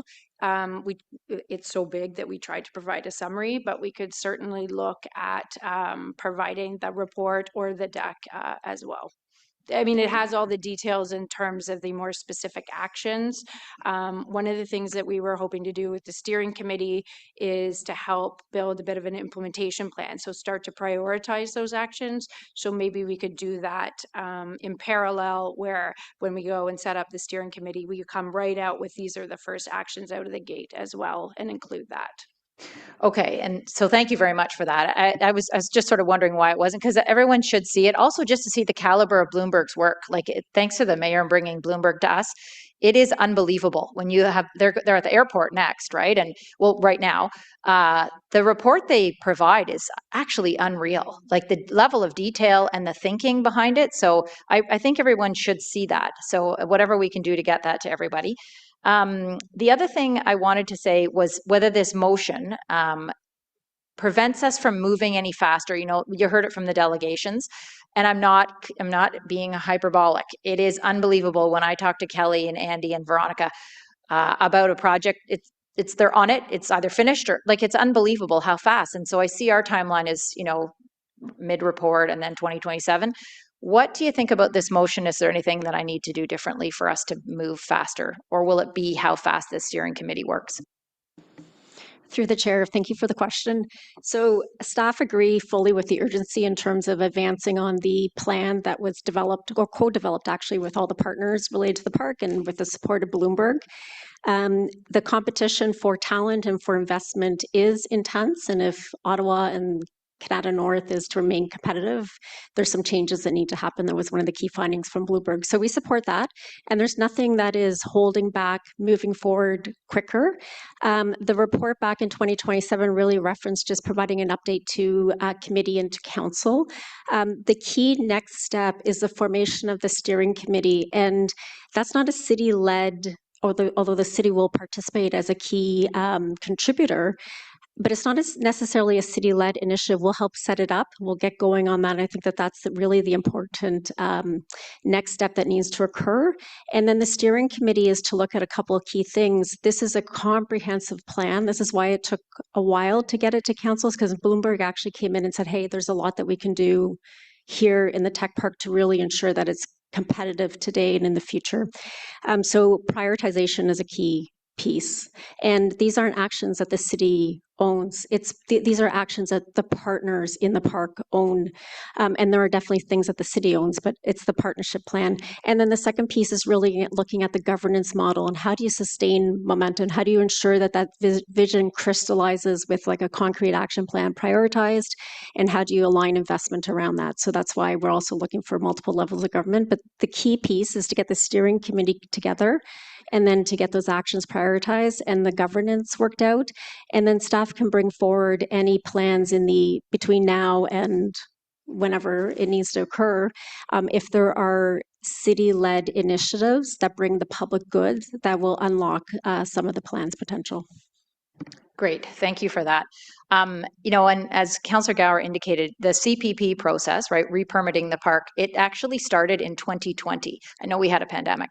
This special economic district, as I think Councillor Dudas said, it was designated in 2021, right? So this seems very slow, but I guess I'm just really appreciative that there's a ton of eyes on this now, and our economic development staff have been working really, really hard. So it's great to see. I'm glad to hear that there's nothing that would actually delay us. I will say also, you realize we're also working with a decision to stop the LRT at Moody Drive. You know, we're dealing with a bunch of problems, a BRT, a bus rapid transit up March Road that is, you know, waiting on 80 million from the federal government. We have 80 million from the province. Like there's this like hurry up and wait kind of reality that we're dealing with. So I also just want to thank Councillor Leeper for two things. Number one, the reason why we are actually doing this right now is because Councillor Leeper convinced me to do a motion instead of a direction at Planning Committee a few years ago on this. I don't know if you remember that, but it was hugely helpful. I was a new councillor. I wasn't sure what I was doing. And you said, you need to make this a motion instead of a direction. And that's why we are here. So really appreciate that. I also appreciate your comments on housing and transportation, because a big part of, and you heard what Andy said, a big part of this is the housing, right? You see how Wesley Clover KRP Properties has, remember at Planning Committee, they made their office to residential conversion, right? That's the first housing in the park, really. But Nokia's plan is to have many more apartment buildings, and across the street at Main and Main, Terry Fox in March, there'll be a whole bunch of other apartment buildings. That all needs to get going, right? To the point where there's not affordable housing for interns and students who want to take these programs right in the park, but that's the plan. So I appreciate you making those comments. And I did have one question on the nightlife commissioner. And there's a lot going that's potential in the park for that, but also in general in the suburbs. I'm just wondering if you have any kind of comment you'd like to make, because I see there's tons of potential for nightlife downtown. It's so much more challenging in the suburbs. There is a lot of potential in the park, but I'm wondering if you have a comment on that. I think Ottawa is a very large city, and we can't take for granted that everyone will want to come downtown to experience nightlife all the time. So we need to develop different pockets throughout the city. And Canada North, I think, represents a fantastic opportunity for that. For this, you know, you mentioned residential construction. We know there's offices, so there's place to live, there's place to work, but we also need places to play, and this is what will make the element of vibrancy is very important to attract and retain that workforce, especially in the tech sector. There's a great study that was produced in Germany, in Berlin, around that, and how nightlife can help attract and retain highly qualified and mobile workforce in the tech sector. So yes, I hope to see more opportunities like that develop throughout across town. Great, thank you for that. We will look forward to your input there at the steering committee, because it is true, as Andy was saying, when you try to attract young workers, right? They're looking for affordable housing and they're looking for some kind of fun, really and truly. I mean, they will want to live downtown, but then if they do want to live downtown, they want to have a bus or LRT out to the tech park, so for their work. So it's all interconnected, and just that we know that. But I really appreciate all the work on this, and thank you, Mr. Mayor, for your leadership on this entire project. Thank you. Councillor Brockington. Thank you, Mayor. I just wanted to start off with some macro level questions for staff about the pending year, and that's specifically our main employer, the federal government, as we all know, is going through attrition in its ranks. Do we have an estimate on the number of job losses we're expecting to see in the city of Ottawa this year? Mr. Mayor, the estimates that we have right now are around 30,000, but those are countrywide, so we don't have specific numbers on Ottawa. So there's no idea what the ratio is of NCR jobs that will be lost as a proportion of the total sum? Mr. Mayor, we do know that there are early retirement and those other types of reductions. It's a quarter of our workforce, so we do know there will be effects, but no, we don't have the exact number of what that will look like. So who is having ongoing discussions with Public Service Commission, Treasury Board on mitigating impacts? First of all, clarifying the main numbers. My follow-up questions will be, how do we mitigate the impact on Ottawa? But I don't know if the city manager is having these discussions, and what can you share with us, please? Chair, thank you for the question. So in terms of the reductions, each department has been given a target to achieve. So it's a 15% reduction. And each department is responsible for determining how those reductions will be achieved. Some of that is achieved through workforce adjustments. Some of that's achieved through other savings. And so there have been conversations with PSPC and PSO generally, and in particular as it relates to return to office mandates and that type of thing. But our government contacts, at least with myself, have not been able to share the specific impacts, the people or personnel impacts for Ottawa at this time. Okay, I appreciate that. All this to say, it will probably be in the thousands of jobs that we see in Ottawa lost, well-paid jobs. Some people will be leaving voluntarily to retire. Some will leave to take the package but want to seek other work. Some people eventually might be let go against their will. They'll still get a package, but they'll still need to find work. And so what role does the city of Ottawa have, again, working with the federal government and or even the collective bargaining agents to mitigate these impacts, to facilitate opportunities, connect people to employment opportunities that exist, to demand that there be retraining opportunities, to make sure that people who want to work, who need to work and want to work and are looking for employment paying relatively the same level that they've been accustomed to, what role do we see we have in this significant, evolution within the federal government that's happening? Mr. Mayor, so a few things. We have existing programs in place right now. So we have a talent program through Invest Ottawa for knowledge-based employment. So they work to match employees with employers, so directing affected people to that program. If people are interested, for example, in starting a new business or a startup, there's also those services at Invest Ottawa and other providers as well. And then as part of our presentation, we spoke about a talent plan again, so convening roundtables where we would bring together employers around new opportunities and our post-secondaries as well. So looking to mitigate that through some of the programs that we have today. In speaking with my colleagues around the AMO table, particularly those in smaller towns where a main employer goes through a round of layoffs, there's a very strong connection between the municipality and the employer to talk about what's happening, how many people are going to be impacted, talk about how the town is going to be impacted, and how the employer can help bridge that transition period, whether it be financial supports, retraining, whatever. And I don't want to get lost that even though we're a big city, the main employer in town remains the federal government. They're going to be here forever, knock on wood. And I'm concerned in many regards what the impacts are going to be throughout the whole system. Public transit, we've seen when federal public servants stop coming because of COVID, but also the hybrid model and how we've been decimated in that regard. The other concern I just want to raise is to see Canada's population go down for the first time in Canadian history. People don't understand the long-term ramifications that there will be if this continues, if this is sustained.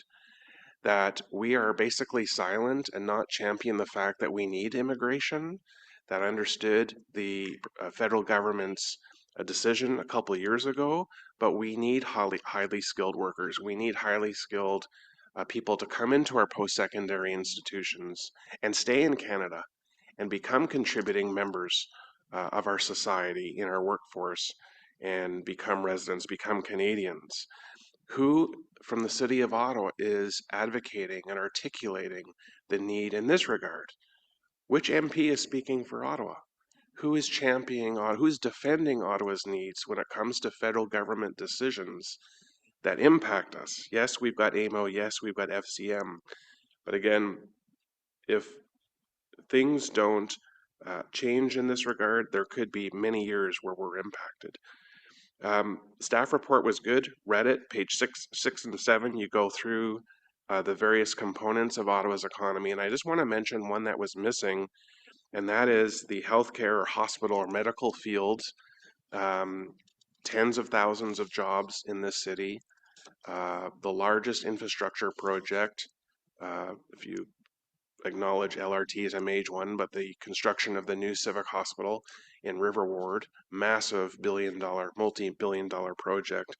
We've got to see that this is a long-term investment.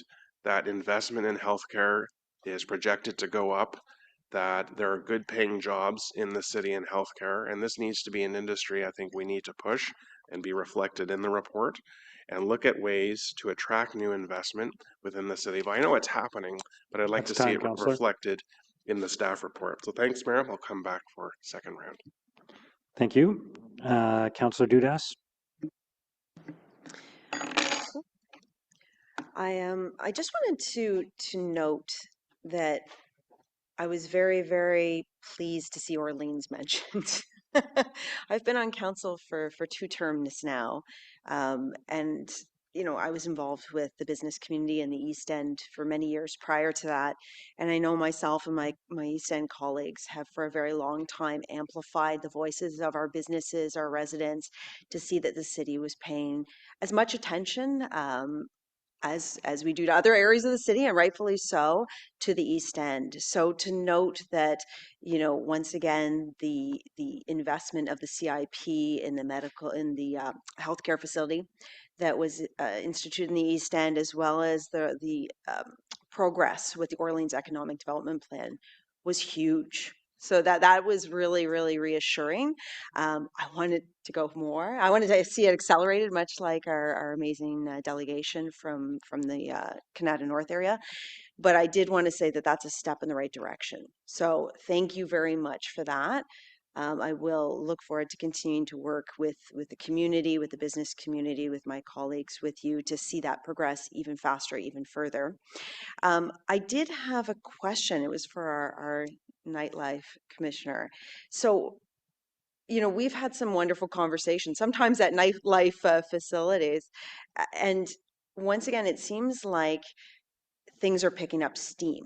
And I could be just reading into that. And Councillor Curry was wonderful in that she mentioned that young people want to see wonderful places. I also want to see wonderful places to go to, regardless of age. Do you get the sense that more entrepreneurs are picking up the torch and running with it in our city? Do you think that there is a connection to what we are doing at the city to unleash their, optimism for the future, or is there more that we can be doing? Mr. Mayor, I think in the last almost 2 years now that the Nightlife Office was created, we've been able to foster this collective conversation about the importance and value of nightlife and nightlife economy. And I think it is having an impact on the business community and the nightlife business community. We've seen, new small venues open up in the Byward Market. We have history from Live Nation that's going to be opening up in August. It's a major investment, projected $1.2 billion in economic impact over the next 25 years. It's over 200 shows a year. We've had the Hard Rock Hotel also, that's outside of downtown. So it shows that it's possible to have these major infrastructures outside of the downtown core. So I believe that, we must sustain these efforts. And through the budget we have this year the Nightlife Office has to help develop new nightlife and placemaking initiatives. In 2026, we are having an impact. We've seen the success of Metcalfe Plaza, for instance, and the Outer Street Seats program last summer. And I'm confident that it will be the same this year and for the years to come. That's wonderful. I look forward to it. I was going to say too that while I agree that I'd love to see more nightlife and opportunities in suburban areas and rural areas as well, I almost feel like we're starting to see that in smaller ways. I know that in the East End we have a number of breweries that are hosting activities and events. There seems to be a lot more emphasis on experiences, not just your typical, go out for a pint. It's more about immersion in life and neighbors and being around each other. So I'm very excited about that, and I do think that through the work through this council as well as staff's efforts and the community, it's been a bit of an uptick in opportunities to get out and celebrate each other in our city. So I'm very buoyed by the results of this report. I think that even though it's a subdued economy and we're going to be dealing with the ripple effect of everything that's happening globally, we're positioning ourselves quite well as a city to thrive. I do want to see us move faster. You always hear that from me, but I do think we're in a good position. I also want to thank the mayor for that. I think he's really set the tone in so many of his announcements and activities and work in terms of setting the tone for all areas of the city. So thank you very much, Mr. Mayor. Thank you, Councillor. Councillor Leeper. Thank you very much, Mayor. I just have two small questions. The first of which was there was a slide that was presented in the deck that spoke to the investment in, among others, the Ottawa Music Industry Coalition. It looked like that slide demonstrated our investment and how much partner investment that organization attracted. Was I wrong about that? Mr. Mayor, yeah, this slide only included city investments in those partners. So the Film Office, OMIC, and Invest Ottawa. Okay, thank you. I was hoping to see how much additional investment they were raising, but if that's not part of the slide, it's not part of the slide. The second question I had was the Byward Market Revitalization Program has been raised a couple of times. We know that you are engaged in a discussion around pivoting some of the money that was associated with the William Street pedestrianization. There was a very short clock on that. Could I ask for an update this morning or afternoon, I guess? Mr. Mayor, so we are working through reallocating those funds from William Street, so the $10 million. We've put together a draft proposal for the province, so that includes some of the projects that you would have seen that came forward as part of the Byward Market revitalization and some of the projects that you'll see today as part of the downtown revitalization. We are awaiting some feedback from them. Of course, we'll be returning to council with that list. We want to make sure that when we come back, we've got very close to the approval that we need from the province to present to council. So looking to do that in May. In May? Yeah. First half or second half of May? we're trying for the first half. First half Yeah. of May. Perfect. Okay. And I just want to say on the nightlife economy, Mathieu, I think you are doing very good work. I think the public does not understand the nightlife commissioner's role, but I do sense, as Councillor Dudas does, a new vibrancy in our nightlife economy. It's good to see the venues opening. I think the new venues are going to help attract new bands to Ottawa. And I will just make note that Winter Sleep will be at the Bronson Center on, I think it's June 20th. Their latest single, Abyss, is an absolute banger. A banger. There, I'll leave it there. Thank you. Thank you. Councillor Desroches. Thank you, Mr. Mayor. Thank you for the presentations and for the feedback from the delegates. Economic development is, of course, critical at any time, particularly during these challenging times. We have a role to play as a municipality, but at the end of the day, our number one job, is providing the infrastructure that will help businesses and housing succeed. So I'm pleased to see Dr. Wallace here speaking to the role that we play and the work that we're doing to accelerate that. We improved a very ambitious transportation master plan. There's projects like Earl Armstrong in my constituency, where if we moved on that, I'm pretty sure we would have much more economic development in that area, whether it be retail or employment. We're working very hard as a city and in Riverside South and Finley Creek to build a complete community. We're doing our part to respond to the housing crisis, but we do need strong employment in the area. I was pleased to see over the last 3 years expansion in the Leitrim area of some of the businesses there. We have the largest employer coming to Riverside South, an aerospace company in the coming years. It's under construction. We've got a long-term care facility that's operated by a private provider coming to Riverside South. And of course, we have new retail. And when I listen to our plans, I know we're drilling in and focusing on some particular areas, but who is helping at the city or one of our partners, who is helping grow our business parks in suburban areas, so that if we do have a lead, if we do have interested parties, that we're directing them to some potential sites in the business areas that we'd set aside for under our community design plans and secondary plans. Mr. Mayor, so Councillor, we have a program called the High Economic Impact Projects Program, where we have an economic development officer and a planner who help projects like that in terms of site selection, in terms of getting through the planning process, and of course, making and building those bridges with our economic development partners, depending on what sector they're in. So if it was a company in one of the areas that was covered through Invest Ottawa, we can help make those connections.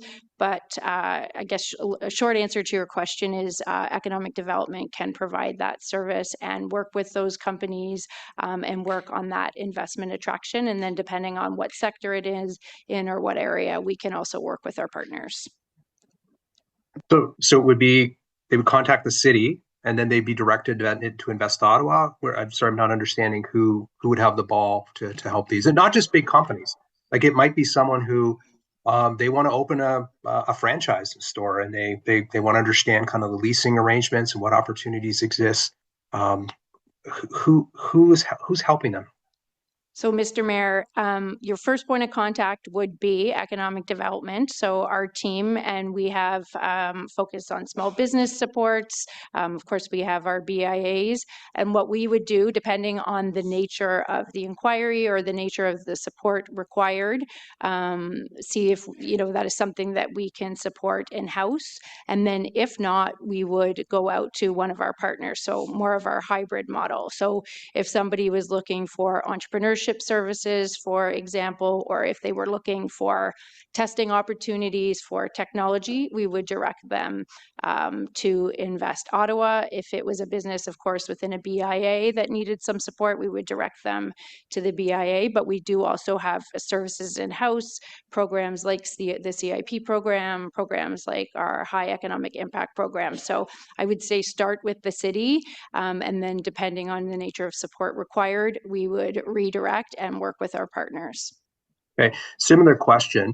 I've met with our local member of provincial parliament, and he's said to me on several occasions, we've got quite a few programs that are aimed to support businesses, and he's happy to see them throughout the city. But how do businesses, for example, in Finley Creek and Riverside South, how would they get some help to access these federal provincial programs? Again, I mostly heard from the province. I haven't heard from the feds, but those programs are out there. How do people get assistance so that they can potentially benefit from those programs?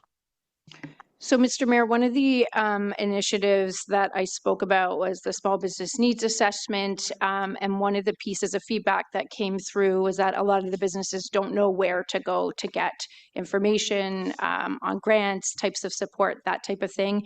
So we did establish what we call a small business navigator. It's on ottawa.ca. So there is information there specific to other types of businesses. For example, we have the Rural Business Toolkit, where there is information on grant programs for rural businesses. So there's various tools that we have online on ottawa.ca that direct businesses to those services.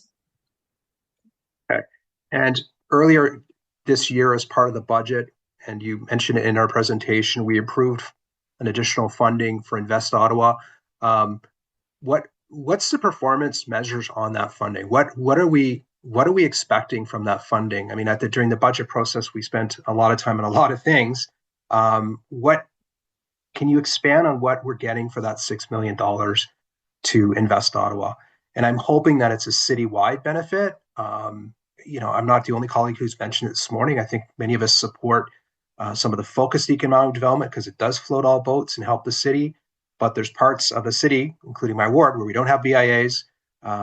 We have great potential for economic development, but as we've just talked about, they're from time to time they need assistance. So what's the performance expectations on that $6 million for Invest Ottawa? So, Mr. Mayor, we have a multi-year funding agreement with Invest Ottawa to deliver on that. It's $4.6 million. They offer a variety of services. So the main focus is, of course, knowledge-based industries, and they focus on investment attraction, business attraction and retention of those type of companies. They also have a talent program. So again, matching employers with employees in those sectors. And then they also have services around entrepreneurship, so supporting startups, companies in knowledge-based sectors, but they also do Main Street type businesses, so restaurant, retail, that type of thing. And then they also have testing facilities out at Area X.O, and then they operate Bayview Yards, of course, which is a city-owned facility. We do require quarterly reporting from them, so everywhere from their financial statements to metrics on the investment attraction, the amount of clients that they've served. They do post all that information online as well, so it is available to see that performance. And they also have a strategic plan that has outlined objectives, and we do monitor their performance on that strategic plan, and they are actually working on a strategic plan refresh right now as well. Okay, good. I hope it includes, again, some of the business development opportunities and helping the business parks in the suburban communities so that we build balanced communities. I'm interested in seeing how that funding goes to work. Last question, could you just tell me how many employees do you have working on economic development, and how many would Invest Ottawa have in terms of employees that are working on investment and economic development? No, Mr. Mayor, our economic development services has about 20 employees spread over those 4 areas, and Invest Ottawa has around 90 employees right now spread across those areas as well. And I will mention they also receive funding from other levels of government. So some of those positions are to fulfill some of those funding opportunities and grants and programs that they offer on behalf of the other levels of government. Okay, thank you. Those are all my questions. And over the course of the coming year, the end of this term, I do hope I see Invest Ottawa people in my ward and continue to count on people like Chris Cope in your shop, who's been very helpful. Thank you. That's all, Mr. Mayor. Thank you. Vice Chair Kitts. Thank you, Mr. Mayor. I wasn't going to say anything, but I was just kind of listening. And I do really feel that momentum as a city, certainly in some of the pockets that we've talked about this afternoon. And Matsuo, I do think you're doing a great job in really bringing energy. I have tickets to a show at History coming up in the fall. So I as a lifelong resident of Ottawa, I do feel like there's a lot of momentum when it comes to economic development. But I will say and Councillor Dudas sort of already touched on this, but I don't feel that same momentum in the East. And we have a huge opportunity coming with LRT opening, hopefully this year. So I think we are going to have our moment to really have a focus on the East End and sort of have a opportunity that we've never had before for the East.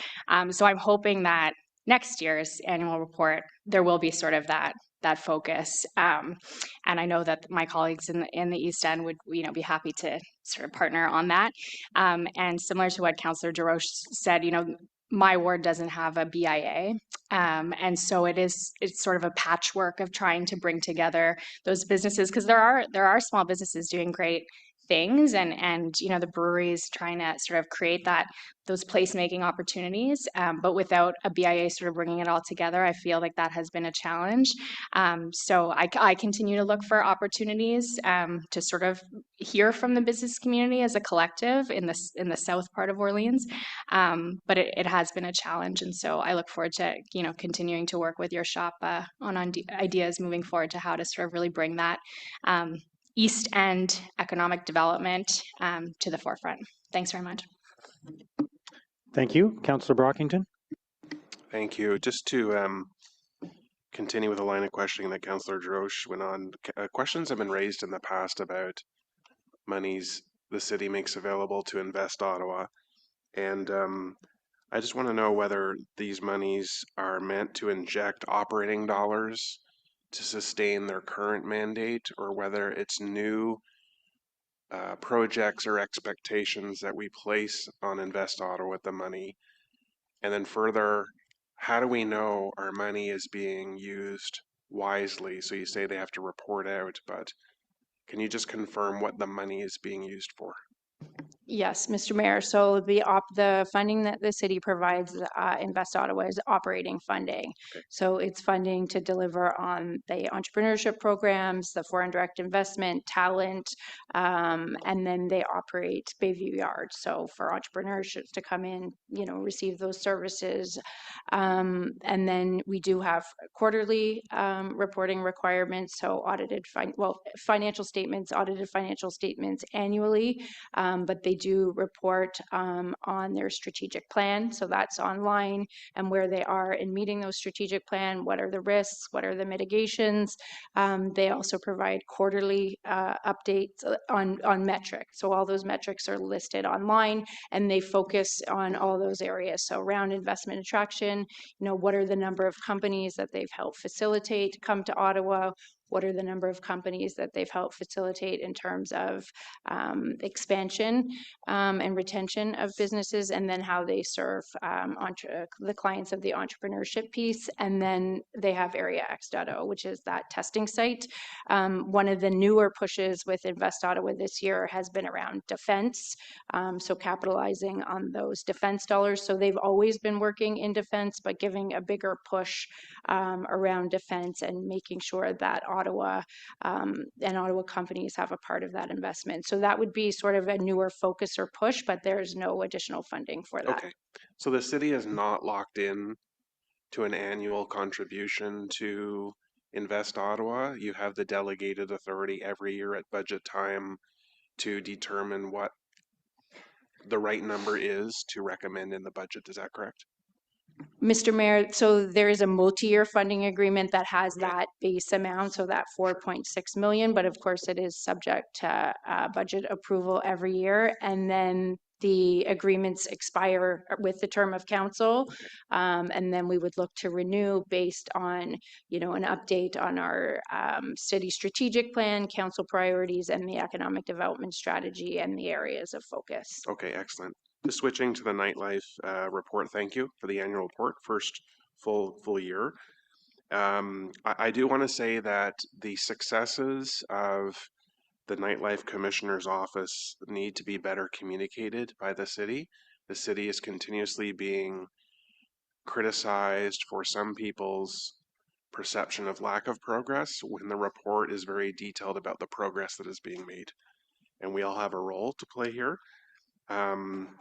One issue I raised in the past is about a default website or some resource, online resource that people can go to see, I'm in Ottawa next week, what's happening next Thursday? And the Hard Rock and Ottawa Tourism have great emails on Thursdays that basically outline the next 4 days. Those are very thorough, excellent for scope. But when I travel, if I'm in Toronto and I want to know what's happening tonight, it's pretty straightforward to find out a listing all across the city of what's happening, from not just the most established venues, but to church basements, university auditoriums, etc. Is that still on the priority list, and who's the main mover of that matter? Mr. Mayor, last year we launched the Ottawa at Night website, and on that website there's a tab called Events, and when you click on it, there's a listing of multiple different listings across town that do this type of work. Some of them cater to different niche, be it theaters, sports, live music, or dance music clubs. So you can find that information there, and also to comment on better communicating the successes of the nightlife office, that the report that is presented today at committee, we hope to be able to publish it on the website too, so that it's more publicly available. So for the website you've referenced, what are your sources of information? Who's acquiring all the different events? Are people sending their events to the source, or is someone actually trying to scan websites to get events? How is that being populated? What the nightlife, what the Ottawa at Night website has is a directory of nightlife businesses. So wherever you are in the city, there's different trackers, filters that you can put in, and you can click on those businesses, and they have their own calendar. But there's also another section that is composed of exactly what you mentioned, which is a private initiatives of listing of events that use trackers online to aggregate that information. So if you go on the ottawaatnight.ca website, you will find that there's about, like, I think 8 or 9 different types of listings like this that are included. Just finally, for Ottawa 200, City Hall is very well wrapped and decorated. Looks great inside and out. Where else are we advertising Ottawa 200, and what is the plan? We're already in April now. How are we going to raise additional awareness across the city about what's happening? Mr. Mayor, thank you for the question. So for Ottawa 200, there's a number of more awareness pieces coming. One of the grant programs was out to BIAs, to have the BIAs put up some pageantry. So I noticed in Wellington West, for example, they have banners up with Ottawa 200. So we should see that rolling out throughout the city. We are also looking at some media campaigns. So getting ads out on buses and other facilities, city facilities, and making more awareness. And then, of course, we have the website, but also working with PIMR as well, as we announce the community events, as we announce the recipients from the artist program, and then the September 26th event. So much more promotion on that front coming. Finally, will the city be making available or selling any Ottawa 200 swag, or is the private sector picking that up if people want Ottawa 200 t-shirts, mugs, things that they want to wear or use this year, but also to keep as a souvenir or memento for future years? Mr. Mayor, so there is a website where people can purchase some of that swag. We also will be sending out a note to councillors. We do have 2 kits that councillors can use at community events that have banners, pins, flags, and that type of stuff as well. Okay, thank you. Councillor Curry. Yeah, very quickly. I read so many reports over the weekend. Was this in one of the reports here that we talked about redevelopment of Bayview Yards? And if so, when are we going to see something on that that's more concrete? Through the mayor, councillor, that is referenced in the next report that we're going to discuss, the downtown revitalization report. Perfect. Sorry. Thanks. Okay, thank you. So is the item carried? Thank you. Moving on to item 7.2, the downtown revitalization framework. We have a presentation and 1 delegation. So turn it over to staff for the presentation now.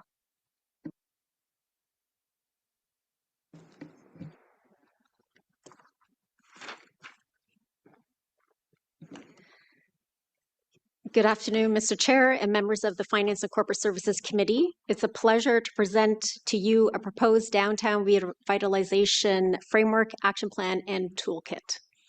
I'm joined by my colleagues, Shayla Doherty, as well as Will McDonald, the Director of the Strategic Projects Office. Downtown revitalization is a whole of city priority with many departments and external partners contributing. I'd like to acknowledge the strong contributions of departments to this plan, especially planning, development and building services, thank you, community social services department, and the Ottawa Police Services. Next slide, please. So there are 2 key drivers to this report. The first is the responding to council direction through the Housing Acceleration Plan to develop a comprehensive downtown revitalization toolkit. That toolkit is proposed in this report. Creating the toolkit also created an opportunity to bring plans from different departments together into an integrated, holistic framework and action plan that would have greater impact. A cross-department steering committee reviewed the actions that exist within departmental plans and proposed sequencing of these actions to have as much impact as possible, but also to propose new actions to fill gaps or to respond to emerging opportunities. These are outlined in the report for your consideration. As you'll see, there is a heavy focus on short-term actions to continue the momentum that we have seen happening downtown and to continue to build resident, visitor, business, and investor confidence in downtown. This framework is iterative and evidence-based, so it's going to evolve as the market conditions change. We've seen a lot of change over the past number of years and anticipate that change may occur going forward as well. So staff will return to council in 2027 to update on progress, but also to propose new actions if needed. In our presentation this morning, we will also speak to the Ottawa Board of Trade Downtown Action Agenda, which established a common vision and plan for downtown. The framework, action plan, and toolkit proposed in this report does not replace the Downtown Action Agenda.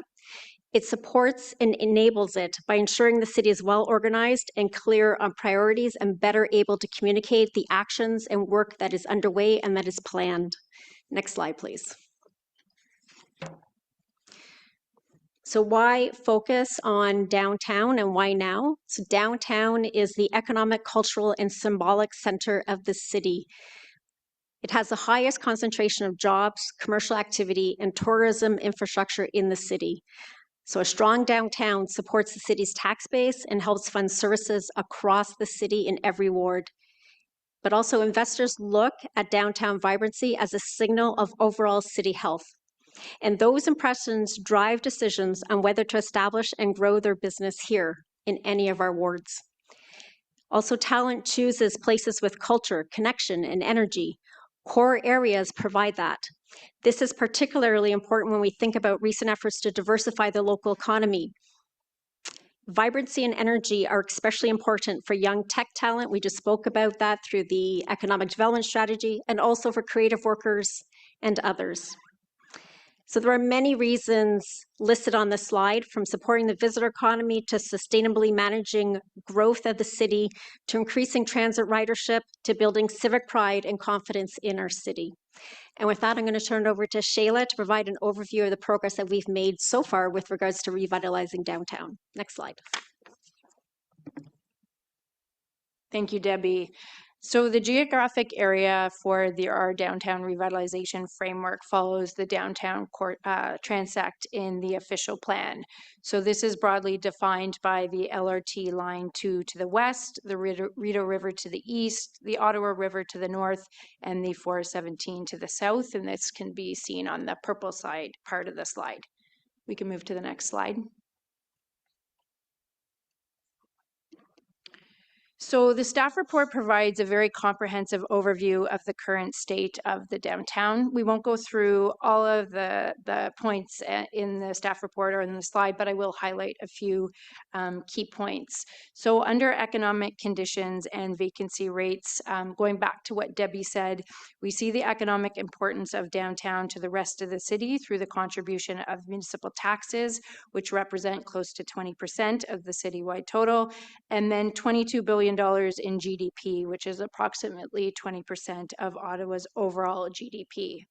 When we look at vacancy rates, office vacancy rates remain elevated. The numbers here were from Q4 2025. We do have newer numbers for Q1 2026, so we do see the rate slightly elevated at just over 14%. Retail vacancies are stronger, with a vacancy of 6.2% in December, which is down from the previous year. And then on a positive note, in terms of office to residential conversions, we have seen the creation of 470 units. Under population and housing, there are 93,000 people living downtown, and this has seen a 2.8% increase year over year. In terms of housing, there are just shy of 5,000 units, either under or starting construction, and then 12,000 in the pipeline. And then one of the things, interestingly, when we were talking about nightlife and downtown vibrancy, we have seen a 5.1% increase in evening visits downtown, so signaling that more vibrant downtown core outside of the work hours. And for business and employment, we see a solid percentage, again, of city businesses downtown, as well as close to 27% of the total jobs, with most of them being in the central business district. On safety and social conditions, the number of people experiencing homelessness is up, as is police-reported crime, and the demand for shelter and housing pressures also remain high. And then on federal employment and the office footprint, again, high concentration of federal office space downtown and federal workers. So we do expect to see impacts with the federal workforce reduction, but there is some optimism with the federal return to office in the next few months. We can move to the next slide, please. And so Debbie spoke briefly about the Downtown Ottawa Action Agenda. So that is the plan that was delivered by the Board of Trade in 2024, and it serves as the foundational civic blueprint for Ottawa's downtown revitalization. The Board of Trade brought together a diversity of partners to build this plan, including all levels of government, our economic development partners, institutions, and businesses. And it really focuses around 4 outcomes, which include making downtown desirable, resilient, robust, and inclusive.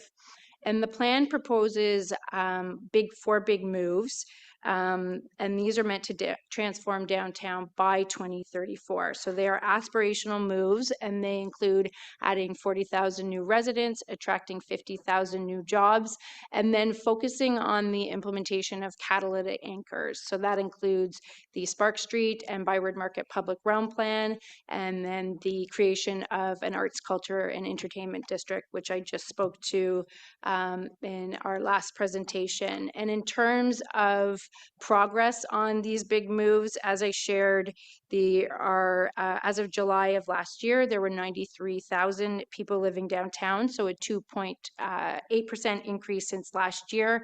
And for us to be able to achieve the 40,000 new residents, we'd need to see an annual increase of about 4% per year. And this can be done through a combination of new housing developments and conversions. And we do track this data semi-annually on our economic development dashboard.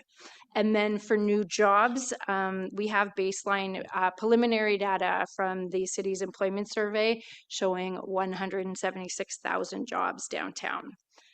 And so the city, when the plan was released by the Board of Trade, we endorsed the objectives of the plan, and we work very closely with the Board of Trade on the implementation, really with a focus on implementing projects under the municipality's control and those that have the highest impact. We support the Downtown Vibrancy Office. So that is the office that brings together all the partners, advocates for downtown, and tracks progress on the implementation.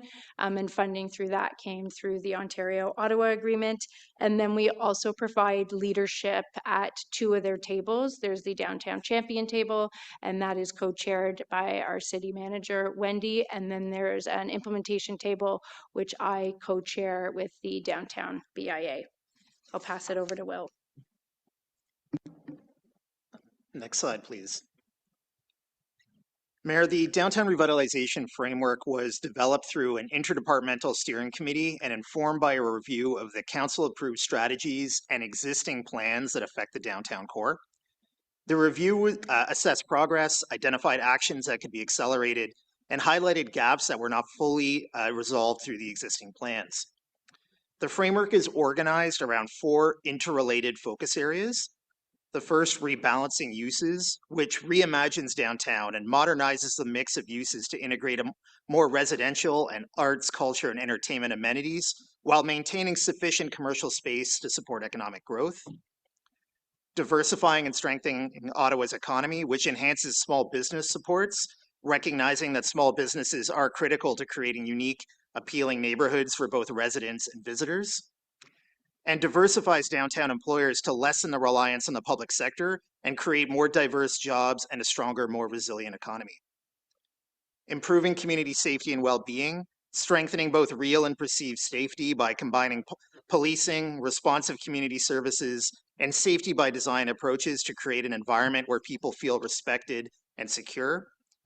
And transforming in places and spaces, invests in distinctive, well-designed public spaces so the downtown core can attract more people and stimulate economic activity, contributing to a safer, more vibrant environment. Next slide, please. Each of these areas of focus are supported by a detailed set of actions across the short, 12 months, medium, 2 to 3 years, and longer term, 4 or more years. Heavy priority has been placed on the short-term actions to build confidence and demonstrate that the results demonstrate results in the next 12 months. The actions highlighted in red on this slide represent new actions that have been added as a result of the steering committee's review of the existing strategies and external plans. And I'll be reviewing these short-term actions in more detail in the subsequent slides. Next slide, please. Downtown Ottawa is undergoing significant economic and demographic shifts, especially changes in how and where people work, which are fundamentally reshaping the role of the downtown core. Revitalization requires rebalancing how downtown Ottawa is used, moving from a primarily office-driven core to a more mixed, lived-in, and adaptable downtown with a stronger mix of housing, including larger family-size units, employment, amenities, and services that will bring more people downtown, not just to work, but to live, shop, socialize, and spend time throughout the day and into the evening. This focus area includes actions to advance the redevelopment of underutilized properties, such as 1010 Somerset and Bayview Yards, implementing an office to alternative conversion incentive program, and evaluating development charge incentives to encourage transit-oriented development. These actions aim to encourage growth where it makes the most sense, higher density along major corridors and near transit hubs, while allowing for thoughtful, gentle intensification elsewhere. Next slide, please.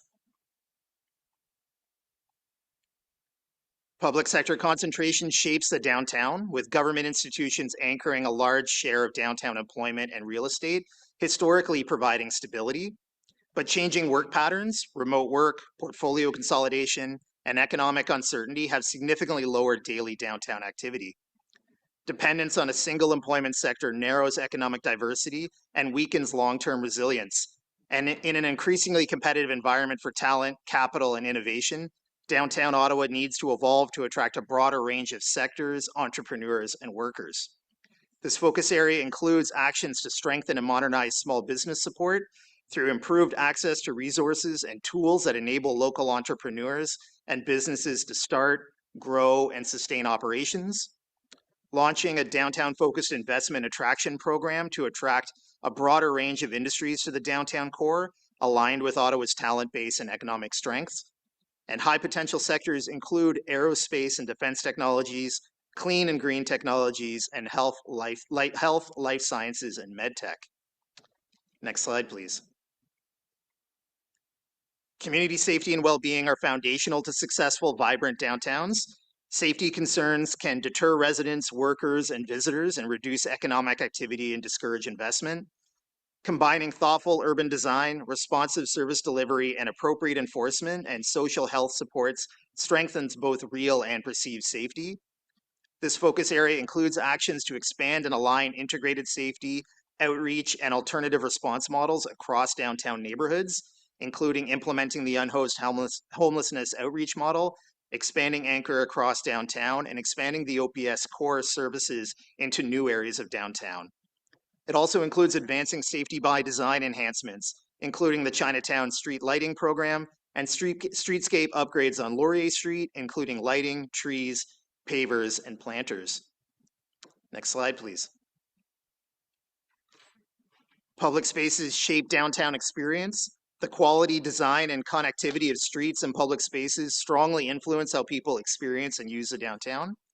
Investing in distinctive, well-designed public spaces attracts more people downtown, stimulates economic activity, and contributes to safer, more vibrant environments.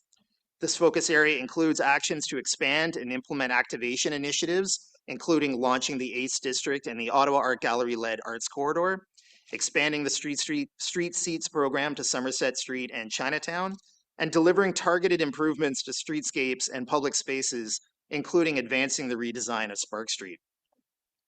Next slide, please. As Debbie mentioned, the report also includes a downtown toolkit established as a result of a council motion in response to the Housing Acceleration Plan. The toolkit was informed by a study by Collier's project leaders that assessed downtown Ottawa's redevelopment potential, demand drivers, and barriers to private investment. The analysis confirmed that redevelopment is viable but constrained by feasibility challenges, particularly high upfront costs, complex approvals, and market uncertainty, and identified that targeted incentives and streamlined processes are critical to unlocking redevelopment and increasing investor confidence. In addition, small businesses are a cornerstone of downtown Ottawa's vibrancy, contributing to the unique character, street-level activity, and economic resilience of the core. The toolkit translates these findings into practical, coordinated actions aligned with the framework and focused in on incentives to stimulate development, small business supports, and community safety and well-being initiatives. Next slide, please. The report includes 3 recommendations: that Council approve the Downtown Revitalization Framework and Action Plan, approve the Downtown Revitalization Toolkit, and direct staff to return to relevant standing committees with additional recommendations to inform the medium and long-term actions in Q4 2027. Next slide, please. Subject to committee and council approval of this report, staff will implement the Revitalization Framework Toolkit and Action Plan, and will return to council with updates on key trends and performance indicators, as well as the results of some supporting foundational analyses that will inform the detailed recommendations, sequencing, and prioritization of the medium and long-term actions. Mayor, that concludes the presentation. We'd be pleased to answer any questions. Thank you very much for the presentation. We do have one delegation from Su-Ling Ching of the Ottawa Board of Trade, who was originally here in person, but is now remote, just I'm assuming because of the elapsed time. Su-Ling, thank you for your patience. Go ahead anytime. Thank you, Mayor. Can you hear me? Yes, go ahead. Good. Good afternoon, Mayor and members of council. I just wanted to come today to thank you for your leadership and your continued focus on the future of our downtown. I'm very pleased to be able to present on behalf of the Board of Trade as the voice of business and as your partner in building a thriving, competitive, and future-ready capital. As our world continues to evolve, it bears repeating something that we all know: strong cities power Canada's future, and a strong downtown powers Ottawa. Just as a reminder, in 2023, we collectively declared downtown a top priority. In 24, we launched the Downtown Ottawa Action Agenda, which is a shared blueprint that brought alignment across levels of government, partners, and sectors. And in 25, the Board of Trade was proud to launch the Downtown Vibrancy Office in partnership with the city. It is serving to be a simple and powerful, purposeful way to convene key stakeholders, to calibrate priorities, and to drive accountability through communications. The Vibrancy Office has become a central hub for coordination, supporting the many stakeholders to move this work forward in a way that no single organization can do alone. So this collaboration we really consider to be our competitive edge in Ottawa. Good progress has been made on the action agenda, with the majority of the action items having been addressed and or moving forward by the various stakeholders. And today we commend the clear alignment between the city's downtown revitalization framework and the action agenda. We know that there is a growing recognition across the community that a diverse, resilient, and vibrant downtown is not optional, that it is our economic engine, our cultural and destination hub, and a national capital region priority. That shift in mindset very much matters, and the planning and policy developments that have happened to date provide a very strong foundation for us to move forward. We really appreciate that this council has helped to lead that, and we thank you. The next phase, though, will be about acceleration and action. First, the downtown must continue to evolve. We are excited about the return to office news and many developments happening, but we cannot remain an only government office core. We must become a complete mixed-use community. Moving faster on building conversions, creating competitive incentives, and ensuring approvals are clear, predictable, and fast. Because the reality is that capital follows certainty and speed does matter, as we've heard today already. Second, safety and security is non-negotiable. We are seeing progress, and we're grateful for that in outreach, in pilots, and in coordination. We must prioritize clear accountability across all partners. And now we need to see visible, measurable improvements so that we can change the downtown story.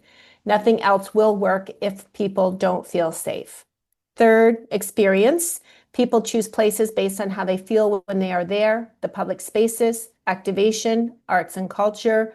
We congratulate you for recognizing these as not nice to have enhancements, but rather for the economic drivers that they are. Ones that ensure downtown can compete as the best place to live, visit, and invest. And fourth, the development. We have underutilized assets, we have demand, and we have a private sector that is ready. The opportunity in front of us is to unlock that through clear incentives, expedited approvals, and dedicated focus on redevelopment. And finally, as we've said all along, we must be aligned across governments. The city cannot do this alone, and we need federal leadership on workforce strategy, assets, and key investments. We need provincial partnership on housing, transit, and health supports. Ottawa is the capital city of Canada and a key economic driver in our province, so we need to leverage that role to continue to ensure the attention and investment this moment requires is there. In closing, I would like to say that I feel Ottawa has a plan, that we have very strong partnerships, and we have real momentum going on. This is a moment for execution. We encourage council to stay focused on downtown revitalization and vibrancy, to maintain a visible and coordinated safety presence, and to communicate progress clearly and consistently on our progress. The narrative matters from our city council and representatives from all levels of government, from business and community leaders, residents and visitors. The narrative has the power to build confidence, and that confidence drives investment. This is a generational opportunity to shape a downtown that reflects the strength, the ambition, and the potential of our city and our country. So thank you to the mayor, city council, our city manager, and the entire team for your leadership and partnership on advancing downtown as a key economic driver. As the downtown goes, so goes the city. Merci. Okay, thank you. Councillor Troster. Thank you so much, Mayor. Thank you, Celine, for being here and for all the attention you're bringing to downtown, which is a community I represent and that I also live in. I'm wondering if you could speak a little bit more about this downtown vibrancy office. Who works there and what do they do? Like, who's involved? Sure. So the Vibrancy Office was one of the 60 recommendations, and it was recommended to just coordinate the various stakeholders so that this remained a community-owned initiative. And so we contract with you, the city, to do that work. The work is largely around convening stakeholders, calibrating the work that is being done, and communications. Okay, great. And I know as a Board of Trade, you represent businesses, but given, as you mentioned, that downtown is a community, are there residents or resident associations that are part of those stakeholder groups? The stakeholder groups that were outlined in the report as part of the governance model included two main tables. So the first is the Downtown Champions. So representation there includes Wendy Stephenson from the city is a co-chair with Hugh Gorman from the private sector. And then other stakeholders include Scott Phelan from the Premier's office. We have someone there from PSPC. We have representation from Hydro Ottawa, CLC, those kinds of organizations that all have some ability to influence the advancement of the downtown agenda. The implementation table are the people that are more working in the work plan and having the budgets. So Shayla is at that table, as we mentioned earlier, co-chairing it with Kevin McHale from the Downtown BIA. And we have representation there from the NCC, BOMA, and others that and private sector representation. Okay, I'm referring to resident groups though, because all very interesting and influential people that you mentioned. To my knowledge, none of them live in the downtown core.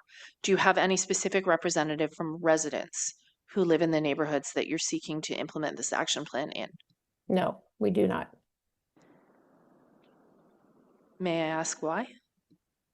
Well, the plan had very specific accountabilities in it. And so the people that we have brought to the table are the plan is already set that we're working with. And so we had done a lot of consultation with community groups and various groups in the development of that plan. But the people around those tables now are the people who have accountabilities within the plan.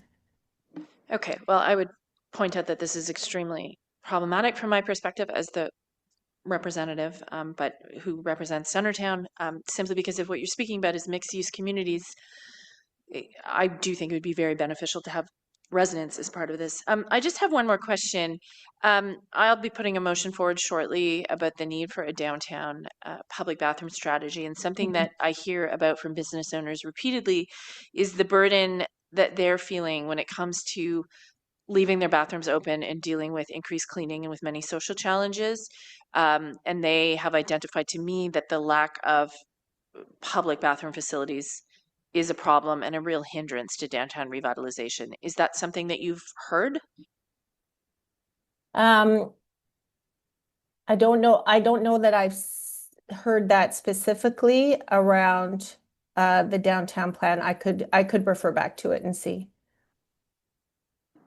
Okay, so it seems that the table that you're working with is hearing very different things than my office is hearing as a representative of residents and also a member of 5 BIAs in the neighborhood. So I would encourage you to reach out, and I just want to put a marker on this because I think the lack of resident involvement could be very detrimental. I appreciate it. Yes, there was a consultation done during the development of the plan, and then I know that we did have several community groups out at the recent downtown forum that we had done as well. Okay, thank you. I'm going to go to committee members first. So Councillor Curry. I'm happy to have, I'm happy to have Councillor Plant go because it's her area first. Thanks. Okay, Conseillère Plante. Yes, hi, thank you. Sorry to plug in my computer. Yeah, so I'm just going to piggyback on some of what Councillor Troster said, because I'm actually kind of scandalized that there isn't anyone from who lives downtown on any of these action groups, on any of these committees. You recently had a downtown forum, which I think the only downtown resident who was featured on any of the panels was Alexandra Badzak. She actually lives in Lower Town, and no one else lived downtown. Can you kind of walk me through why there is no downtown representation in any of these forums, groups, committees, working groups, etc.? What's the mentality behind that? There's got to be something I'm missing here. We did confer with all of these groups in creating the plan. At this stage, we're interested in executing the plan that we've created. And so we brought to the table the people that we had identified have responsibilities for the plan. So that was the thinking behind it. And you don't think it's problematic or weird or interesting that none of these people want to live downtown or live downtown? I didn't ask where these people live, to be frank. And I know that a lot of them are very invested in the success of downtown. So I don't know where all of them live. Okay. Well, I'm happy to take this conversation offline with you, myself, and Councillor Troster, because you would never, for example, and I would never approve of holding like a rural summit without centering rural voices in that discussion. Or I would never approve of having an Indigenous group without having Indigenous voices directly impacted by those decisions involved in the decision making. I find this very odd and strange. And but anyways, maybe again there's something I'm missing and I'm just not aware of. And I'm happy to take this discussion offline, because I think I'm just trying to stress to you that it is important for the people who are making these decisions to have to not just be beholden to the decisions they make, to be affected by the decisions they make. Because the reason why the downtown is in the situation it is, especially in Ward 12, is because everybody who was making decisions about it didn't live here and purposely went out of their way to make sure that a lot of programs and services were not in their areas. So I'm just sort of putting that out there to you, and I'm happy to take this discussion offline. And I just wrote it down. I had a question. So sorry, this downtown vibrancy office, where is it located? It's the Board of Trade office. So we're downtown on Slater Street. On Slater Street. Okay. So can we visit it? Can we have meetings there? Yes. Can we have where is it exactly? Yeah, 275 Slater, and you're welcome to visit. Yes. Okay, perfect. So maybe we can do, Councillor Troster, I'm just going to propose that we maybe do our meeting there and we can have a deeper dive on all of this, because this is, I'm just learning about all of this and I live here. So, sure. If a lot of the BIAs and small businesses don't know and I don't know, that's a bit of a problem. So thank you so much, Suling, for listening. Yeah. And I swear, I wasn't picking on you or anything. I was just very curious about all this. So thank you so much. And I do want to also extend to you an offer to come and do a tour of Ward 12 anytime. A lot of people, I feel like Ward 12, especially some of the areas in Vanier, and I'm going to extend maybe Councillor King, if you could, nod. I think places like Beechwood and MacArthur and Montreal Road are really heading on a good trajectory here. And I would love to take you in these areas, because I do think that's part of downtown.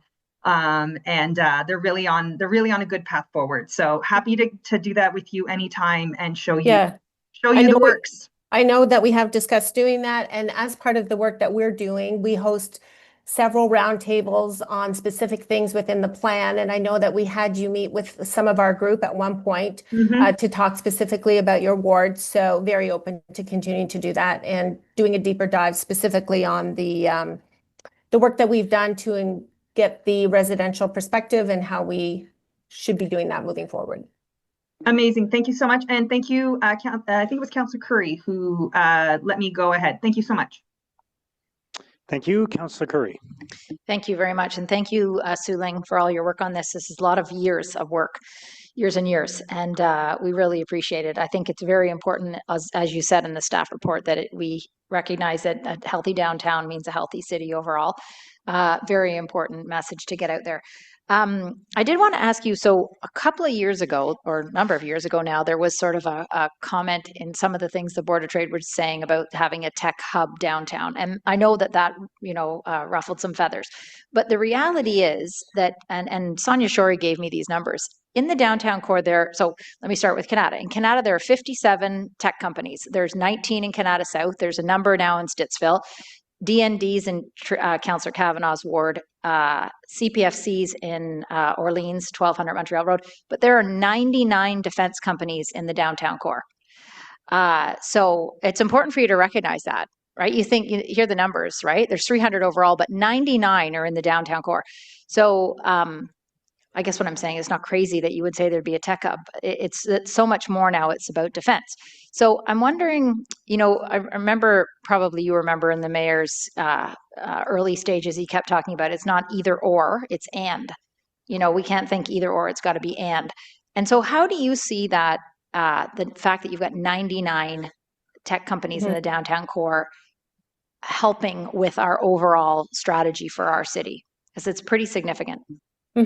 So some of the messaging that we've been promoting over the last year or so is the federal presence and the impact, both beneficial and challenging over the last few years, as it relates to workforce and the disposition of their assets and the responsibility of the federal government to support us. As I think someone said earlier, any other anchor employer, private sector in a city that was making moves like the federal government would support and work closely with the city in order to help mitigate those impacts. So we have been calling on the federal government to do that. And we do believe that the defense strategy nationally is an opportunity for us here in Ottawa because of our location, because of the diplomatic community and the tech and defense capabilities that we have here. So we have been, Invest Ottawa does sit on our downtown champions table, and they're also very involved in other councils that we have. And so we work closely with them, and we just really look at, it's hard to explain, but it's like we have the downtown lens on almost every aspect of what we do, right? So whether we're talking about defense, tech, energy, infrastructure, we layer it with that lens and how we can leverage the work that's being done in order to advance the downtown. I think there is a real opportunity. I mean, one that has been very public is the opportunity to attract the Defense Bank to Ottawa. If there was an opportunity for a catalytic investment like that by the government. So just keeping a lookout for where are those opportunities to make a significant advancement and to be really clear on the fact that the federal government is changing their workforce now, but there are going to be continued changes as well with the advancement of AI. And so that we can't take our eyes off the prize of diversifying our downtown. Thank you for that. Another question I have is just related to what Councillor Troster and Councillor Plante were saying. There are a number of different tables. I just think at police services, we hear about the Community Equity Council. There are a number of tables that are involved. Do you think there's good enough coordination between all the tables that you're getting all the voices, or is this an opportunity to re-evaluate, as I think the councillors are indicating, that you make sure you got everybody to, everyone's input at the right time at the right table? Right. So, I mean, we spent a year and we engaged the Canadian Urban Institute to create the downtown agenda. And there was extensive engagement in order to create that plan. Then the work or the recommendation for moving it forward, the governance model is exactly what we're running. So that's the way that we're working. All of those stakeholders around those tables have their own ways of engaging as well, right, with the communities. And what I have experienced is that there is great coordination and a high desire of collaboration among those stakeholders to work together. I have seen initiatives and partnerships being struck right at the tables that we're at. And I know many of the council members were at the recent downtown forum, and I'm very grateful for that. But I think what you heard, as I did, is that there is a very strong commitment to collaboration among those key stakeholders. And so we really do see it as a competitive edge. And we, very consistently hear from other decision makers that they do recognize the level of collaboration in the city of Ottawa, and they do see it as an advantage. Okay, thank you very much. You're welcome. Thank you, Councillor Tierney. Great, thank you, and thank you, Suling, for all the great work you've done. Certainly, I think Councillor Curry asked the question I had. We have the appropriate number of people around the table. I think I think that's the critical part because, of course, they're the ones that are heavily involved with what's happening down there. And part two is we hear from a lot of our constituents, why are you so focused on downtown? Just leave people eat and, do business in our community, employ people in our community. So it's a bit of a balancing act. So you're hearing a lot of what will draw people downtown and why it's important to go downtown as well, correct? Mm-hmm. Oh, yes. And we've done a couple of surveys locally, and that's why when I said earlier that we've seen an improvement of community-wide understanding of why it's important. I mean, we said it from the beginning. It drives our tax base. It's an attractor for talent, for investment. It's a key symbol of prosperity for our region, and then our city is for our country. And so we do see. And I know that we informed council last summer when we did that survey of 1,000 residents across Ottawa-Gatineau about that they understand the importance of downtown and that they are anxious to see some of the barriers, namely safety and transit, be addressed. And that the bottom line is that long term, the success of the downtown is the success of the city. And so that's why we have been so focused on it, but it is a balancing act. We just see it as foundational. And the other balancing act is to understand how important it is that we move with speed, that we stay focused, but that we already do have a strong foundation to build from. And I'm sure you hear firsthand, whether it's residents of Ottawa, people coming from outside of Ottawa to conferences within our city. I've certainly heard it over many years, and I think there's been a big commitment to localized policing, boots on the ground, having a police presence, having horses. It's bicycle season. The bikes are coming out now too. Are you hearing any feedback on that? Obviously, the number one issue you hear about all the time is safety and security in the market. Would that be a fair assumption? Not just in the market, but safety and security downtown at large. Yeah. The cost to businesses is significant for private security that they've had to engage. Chief Stubbs has been a wonderful champion for the downtown. We were super happy to have him as a guest at the last mayor's breakfast talking about what his plans are. And he's literally met with every business person, that we've asked him to and many more. So we feel like things are really moving in the right direction, and there's really an acknowledgement that that business and community interests are completely intertwined, and that's how we'll move forward. Yeah, and I completely concur with what you're saying. Chief Stubbs is phenomenal. He's doing a great job. I watched a few chiefs go through here, and they all have their own strengths and many weaknesses, but this chief certainly is engaged with business and lowering crime and focus on violence in communities. So I appreciate your time today, Celine, and highlighting those requirements that you're adhering to. Thank you, Tim. Councillor Brockington. Thank you for your delegation this afternoon. Is the Board of Trade aware of how many buildings in the downtown core are either vacant or greatly underutilized? Do you have any stats at all in that area?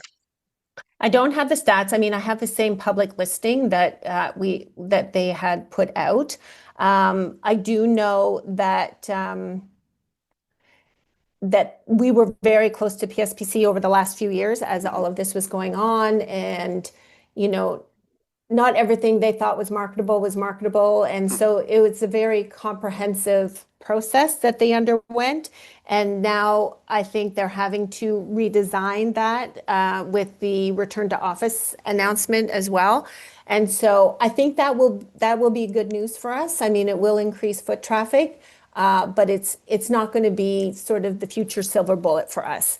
And so yes, so I don't know technically. Now they do sit on our downtown champions table, I will tell you as well. And so it's an ongoing conversation. I appreciate that. Coming out of COVID, I'm hearing a beep. Oh, sorry, that's my next meeting. Okay. Sorry. Coming out of COVID, we basically were told that there was a glut of vacancy downtown. Then the return to office, that space was required. Now, thousands of public servants are going to be let go.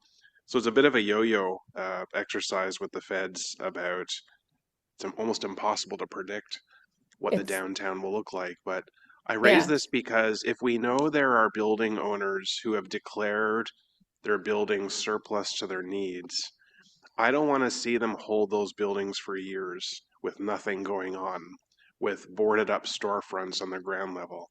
If they know they don't need those buildings, whether it's publicly owned or privately owned, I want those buildings sold or repurposed immediately. And I'm raising this because if you can put that pressure as well, that meets our goals. You have very ambitious targets for net increase in residents downtown, net increase in employment downtown, and the federal government's cutting process is going to be difficult to achieve that target in particular. But I know it's hard to quantify. I'm going to ask our staff the same question about, well, what does the downtown vacancy rate look like? What does the long or medium term, long term demand for these buildings look like?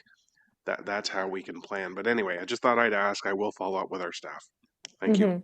Thank you, Riley. Okay, Suling, thank you. Thank Appreciate you. you joining us today. Now, we do, I believe we have a motion that we should introduce at this time, and then I'll open it up to people for questions and comments. Councillor Leeper, are you going to introduce the motion? Thanks. This is on behalf of Councillor Troster, and I'll let her read it in. Okay. Thank you so much. Whereas creating a public washroom facility aligns with the public realm priorities outlined in the Central and East Downtown Core Secondary Plan, the strategic priority of this term of council to create a city that is more livable for all, and is one of the key deliverables in the Centertown Street Safety and Revitalization Action Plan, developed in partnership with Bloomberg Associates. Whereas Ottawa public health data shows high reported incidents, of public defecation and urination downtown, particularly near the identified site at Somerset and Bank. Whereas the World Health Organization states that the provision of public bathrooms helps diverse populations, including women, trans people, seniors, parents, and people with disabilities, access and enjoy public space. Whereas the template washroom design has already been completed, offering a Made in Ottawa design, which is intended to meet specific uses and demands for a downtown public washroom. Whereas utilizing this existing design in other locations would reduce overall capital costs on future implementation due to using an existing design. Whereas Public Works and Infrastructure Committee has oversight of public realm amenities. Therefore be it resolved that the Downtown Revitalization Framework include reference to a short-term action to deliver a standalone public washroom facility in Centertown under the Advanced Safety by Design enhancements to support well-being objective as part of the improved community safety and well-being focus area in the staff report and all relevant supporting documents. And therefore be it further resolved that staff consider options for a broader public washroom strategy, including but not limited to: 1. Utilizing the existing design of the Centertown standalone public washroom as a replicable template elsewhere in the downtown core. 2. Taking inventory of existing public washrooms, field houses, and other city facilities, and exploring options for expanded hours and enhanced cleaning. 3. Evaluate appropriate wayfinding options to complement washroom facilities. 4. Explore the possibility of partnerships with BIAs and local businesses to expand the use of private washrooms through city-sponsored enhanced cleaning and monitoring. Therefore, be it further resolved that the General Manager of Recreation, Cultural, and Facilities Services provide an estimate of anticipating operating costs for the initial public washroom to Council via memo by Q4 2026, including opportunities for economies of scale should additional public washrooms become operational. Therefore, be it further resolved, staff return to Public Works and Infrastructure Committee with recommendations to inform a broader public washroom strategy in Q4 2027. Thank you. Thank you. Councillor Tierney. Great, thank you. And actually, it's interesting because when this came out, and I'm looking at staff, at Public Works Committee, we approved 2 self-contained washing units for $1 million. And since then, I don't know how it's evolved to a built bricks and mortar building. First of all, I don't know how you would achieve that for $1 million. I can get a splash pad for $800,000. And now I'm hearing it could be $2.5 million. Plus now I'm also hearing, and I've yet to see it, and I chair Public Works, the diagram of this standalone replicated building. So I have members of committee coming to me saying, what's this about? Didn't we just approve this? So maybe you can give some context. And while we can agree on it'd be great to have washrooms, maybe there's other alternatives. And I think the motion does allude to that at the end. I just want to make sure we're not putting the cart before the horse. It seems like staff have gone out and designed something, never let council know, did it based on no criteria presented at Public Works. And I just want to know how we got to this point of, you know, a $2.5 million bathroom possibly, and a building design that no one has seen, that this is on the table. So we can actually solve this.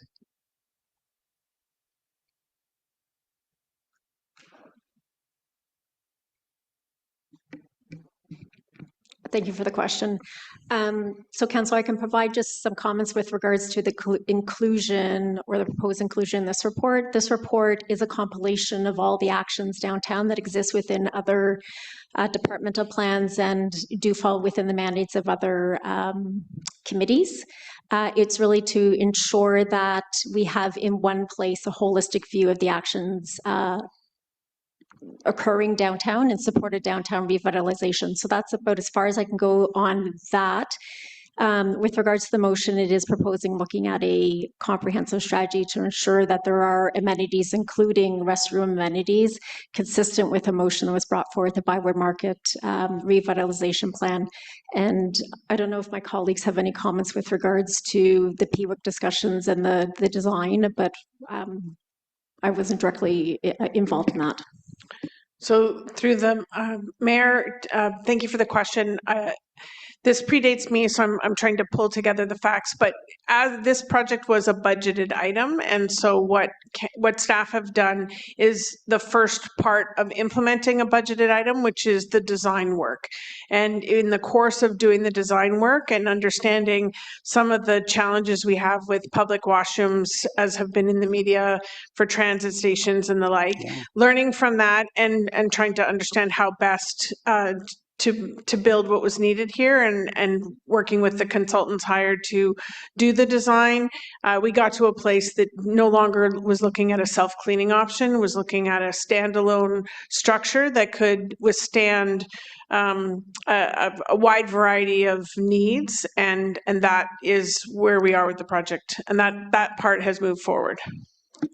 So only because it's in the motion, where's the diagram? Has that been circulated to members or? No, it is not, because at this point, the project is over budget, so we are not moving forward with construction. We completed the design using money that was budgeted, and in order to move forward to construction, we would have to come back to budget in 2027, looking for additional funds. So the original for 2 bathrooms didn't include operating as well, and we scrapped that, so you have $1 million. How far over budget are we talking? From a capital perspective, we're in the neighborhood of $400,000 over budget. Any kind of facility would have some operating expenses. I'll defer to my colleague Dan for the answer to that part. Mr. Mayor, we did look at what was being proposed and developed the preliminary budget, assuming hours of operation, essentially from early in the morning till about 11 o'clock at night. We assumed the requirement for a minimum of a visit every 2 hours to clean it. That's based on experience across the city in terms of keeping these in a safe, sanitary condition. With that in mind, and the utilities, the shoveling the snow in the wintertime, all of those things, the operating budget was between $400,000 and $500,000 a year.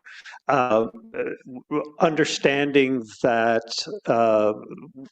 this assumes a lot of things about this building, its use, and that it would have to be reviewed as we operationalize the whole thing. Thank you. So we're already at 1.4 on capital. well over 500. That was a $2 million ticket here. So, and that's if we were on budget. Now, I'm raising this because we just heard these concerns where we can't keep 3 stations, our LRT stations, open because of violence and crime and all those things. So this is a big concern. I think we have to have a much larger discussion, plus the engagement component. I was looking for on Engage Ottawa, anything related to this. No information, none. So how do we achieve public consultation on this one too? Because I think there's many other opportunities here where we could avoid capital costs and labor costs and work with other partners. I've had people actually reach out to me.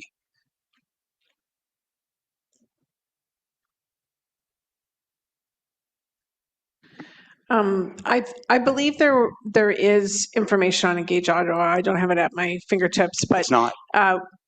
Or at least there was. So we are not moving forward with this project, so we're not engaging the public any further this year. We would need the money to know that we can implement the design, and so at this point, we're not moving forward with any planned consultation. Yeah, and that's just on one unit. And I think obviously Councillor Plante also wants to have one in her area as well, but I think there's a better plan that Councillor Plante's been working on. So it's one thing to have a discussion about this. That's great. I just want to make sure what we're doing here is not setting any expectations that have already been set, changed. Council hasn't been informed. Committee hasn't been informed. I haven't even seen this building. And now the escalating costs are there. So you can understand there's a little concern on this. While we can't even keep 3 of our transit station washrooms open for the exact same problems that will most likely be encountered. So we want to find it. I guess the other question is, have we consulted with the police? This style that isn't self-contained, self-cleaning, soft walls, easy to get into, versus a hard constructed building that requires protocol to be able to get in there to treat people that might have a situation. There's a lot that goes along with this. So I just want to make sure, have we consulted with police on this? Yes, we have. There were 10 or 15 different organizations that were consulted, and it was in fact, this is what caused the project to run over budget, because Gotcha. this is a much more security focused design so that it could withstand. There's no point spending money on infrastructure that doesn't stand up and that you can't keep open. And we were trying to learn from what we had got from others. So yes, the police and many other groups were involved. Thank you, and the taxpayer thanks you. So I think there's just a lot more that we have to learn out of this. I'll cede the floor, listen to the rest of the speakers today. Again, it's one thing to go out and come back to Public Works Committee, listen to it. We want to deal with this issue, but at the same time, find a solution that is quickly effective, that we actually have public engagement, that we've actually seen the diagramming, and make a proper decision. But at this point, there's no money, so I think this is a visionary exercise. So I'll listen to the rest of the delegations and discussions from my colleagues. Thank you. Thank you, Councillor Leeper.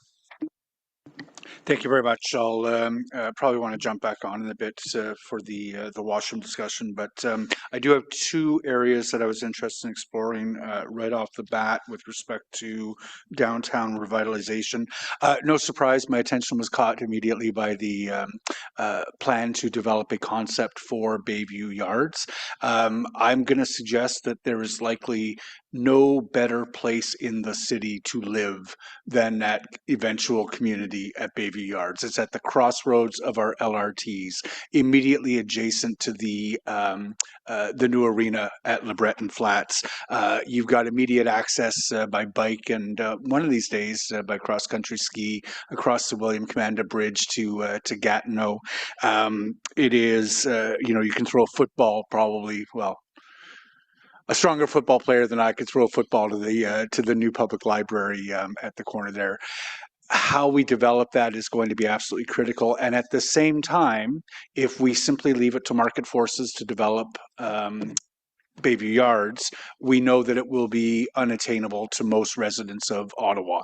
The desire to live there is going to be very strong. That will compound the effects that are currently being felt in Mechanicsville of gentrification. A historically affordable neighborhood is becoming less and less and less so. So I think it is absolutely critical that the residents of Mechanicsville, who are very concerned about affordability in that neighborhood, who are very concerned about affordability at the future Bayview Yards community, are a strong voice in developing the concept. With all that, can I ask, please, what is the plan to engage both the councillor and the community in developing that concept? Through the chair. So we're in the early stages of thinking about Bayview Yards. We know that it represents a really good development opportunity for all the reasons that you listed, really close to LRT, and a good opportunity for mixed-use development, including homes that are affordable and a range of affordability. So acknowledge all of that. Currently, the stage that we're at is that there was a plan that had been developed previously. I might get the dates wrong, but I believe it was in around 2019 or so, thereabouts. I wasn't here. And it was for a mixed use community. It did have a fair bit of commercial and building on Invest Ottawa's kind of presence, innovation. So we're looking at that and developing the plan in terms of how we would go about engaging and do agree that obviously engagement with residents and the community and neighboring communities will be, or adjacent communities will be important. So we're in the process of developing that plan. The intention would be to come forward to council in 2027 with a recommended concept for the site and to seek approval to move forward if council desires it at that point. Yeah, the speed with which we develop these concepts has obviously got to get faster and faster, and consultation will become more and more compressed as we move forward. The community has been asking for several years now for the opportunity to talk to the city about their vision for Bayview Yards, and I want to make sure that they and the councillor are well looped into to these discussions. So I'll follow up with you maybe to just set out some of what my expectations would be for what that consultation will look like. I think that there are people who are invested in the current concept plan, but we all recognize the reality of what transit-oriented demand is going to look like under the most recent planning frameworks in Ontario. So I will follow up on that. And then the second question I have is maybe a bit more of a mechanical one. In approving this report, we'd be approving the framework tools, and I'm sorry, I forget exactly what the language was of the recommendation. We would approve the downtown revitalization toolkit. The revitalization toolkit would include, if I understand properly from page 27, evaluating additional discretionary development charge incentives. Now, Colliers has recommended a package of fee relief and development charge relief in order to incentivize development in the downtown. The report from staff recommends that we evaluate that. I want to make sure that if we pass this report, and we almost certainly will, including with my support, that we are not approving today any package of development charge fee relief or directing staff that that is the direction in which we want to go, only that we are going to evaluate it. That's correct. But that is correct? Thank you. I will leave it there and I'll jump back on for the washrooms. Thank you, Mayor. Thank you. Councillor Curry. Thank you very much. As I said to Sue Lang, I think this is great. You know, another amazing amount of work, and you know, it makes me realize just how much economic development has on their plate. You have a lot of projects to be looking at, a lot of people to be dealing with, a lot of tables, a lot of groups. You guys are really amazing. So I did want to say that. I'm glad to hear that the councillor from the area is supportive of Bayview Yards redevelopment in some way, shape, or form. I did want to ask a question about, are there conversations, or maybe you'll say maybe there will be at the time, but that more of Invest Ottawa goes out to Area X.O, where they already have some amazing projects going on? Mr. Mayor, we haven't had those conversations yet. I think we'd need to look at, so Area X.O is more of a testing site, right? A closed testing site for seasons, whereas Bayview Yards was meant to be more of a public type building close to the two lines of LRT. It is a city-owned facility, Bayview Yards. Area X.O is on NCC land. So right now they're, divided testing versus services, office, administration. But as we redevelop Bayview Yards, we would obviously look at the role of Invest Ottawa there and how that may evolve over time, particularly, with respect to testing that they do at Area X.O and also synergies with other innovation type areas within the city, including Canada. Okay, I'll really look forward to those conversations. I think there's lots of possibilities there. As for the washrooms, I'm just wondering, can we get that motion up on the screen here? To me, I thought it was just a strategy, which I think is a great idea. I'll tell you that I have a number of friends who live downtown and people who work in the Canada North office, and they wholeheartedly support the concept of a bathroom or bathrooms, because the alternative is what we see on our streets, which is not pleasant, or else you have to go into a restaurant or place to ask, can I use your washroom, and or have to buy something to be able to use their washroom. I would think this is a good time for us to be looking at this idea. If there's already a plan, I'm wondering if there aren't funds. I know that downtown councillors have CIL money that I think they find difficult to spend, and I don't know what all the rules are around that. But the idea of this motion is simply, sorry, is that the first thereas clause? Therefore clause? That the downtown revitalization framework include reference to a short term, so this framework just include reference to a short-term action to deliver a standalone public washroom facility. So if you add that to this framework, it's that the action is to deliver one, a standalone one. Consider options to broader public washroom strategy, including but not limited to. Yeah, does staff have a comment on this motion at all about what you see you're being directed to do, and if it works with the downtown action framework? Through the chair. So how we understand it is we're being directed to include reference to the development of the washroom in Somerset Ward. We are, although there's reference there to ensure that the appropriate standing committee does have oversight over that and approves the design, etc., and that there are budgets in place. Beyond that, we're being directed to, and this was in the report, although it, this gives stronger language and more detail.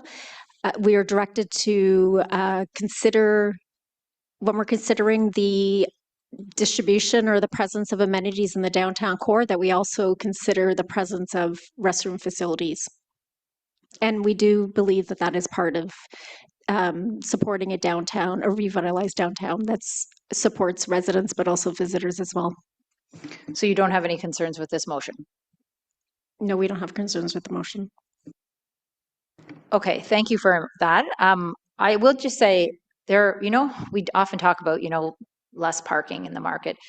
Canada North residents have said to me, I feel like there's less and less ability for me to get there. And then, they'll say that there's crime. And, I think anything we can do to make the downtown core more attractive. Transit will come. We'll get the Moody Drive station. It'll be easier for people for sure. But cleaner, safer, more amenities. A lot of seniors would like to go downtown and they will say, there's no washrooms, that I can easily go to. So I'm very supportive of this, however it comes about. And I know the funding is an issue, but I will just say that I think this is fundamental to what we have downtown. I know it's a weird topic to be talking about, but I do think it is fundamental. So I'm very supportive of this. Thank you. Councillor Troster. Thank you very much. So just to be really clear, does this motion move any money or approve the revised bathroom project in any way? No, it does not. Okay. And also just to be clear, are there items in the plan, other items that are not necessarily funded or budgeted for yet? Yes, that's correct. Okay. Thank you very much. And as you mentioned, you are supportive of this motion, correct? Correct. So I want to explain what motivated me to bring this forward beyond the fact that we absolutely need a downtown public bathroom strategy. I didn't bring it with me, but I have seen the heat map of where people are using the street as a toilet. And the direct heat map is in the area where this public bathroom project is proposed. When I was shown the initial copy of this downtown revitalization report and asked for my comments on March 20th, it included a specific mention of the Centertown Washroom project. The version that was uploaded for the purpose of this meeting, which still contains my comments approving of the plan, removed all references to the project. And as far as I'm concerned, that is a governance problem because, as Chair Tierney mentioned, if there is a project that has been previously approved by council and there is a cost pressure, my understanding is that we need to have a conversation about it to decide whether it proceeds or not. So right now, as Marcia told us, the project is on hold, but my intention in adding this back into the plan explicitly was, number one, to demonstrate that we're still committed to bathrooms in the downtown core, number one. Number two, to take a broader look at this strategy. When this project was originally approved in 2025, we had business owners coming and talking about cleaning up human excrement outside their businesses. And everyone from the owner of the local McDonald's to many other businesses have come and told me they've had to close their bathrooms because they cannot keep up with the increased cleaning demands and the risk of things like overdose. And as we heard this week, right now we're unable to keep bathrooms open on the LRT. This is a fundamental public service that we are failing at and is a fundamental public health emergency, which is why I brought this item forward. Just to talk a little bit about this specific project, understanding that this motion in no way approves or disapproves of it, could staff expand on why a self-cleaning model was not chosen for the project?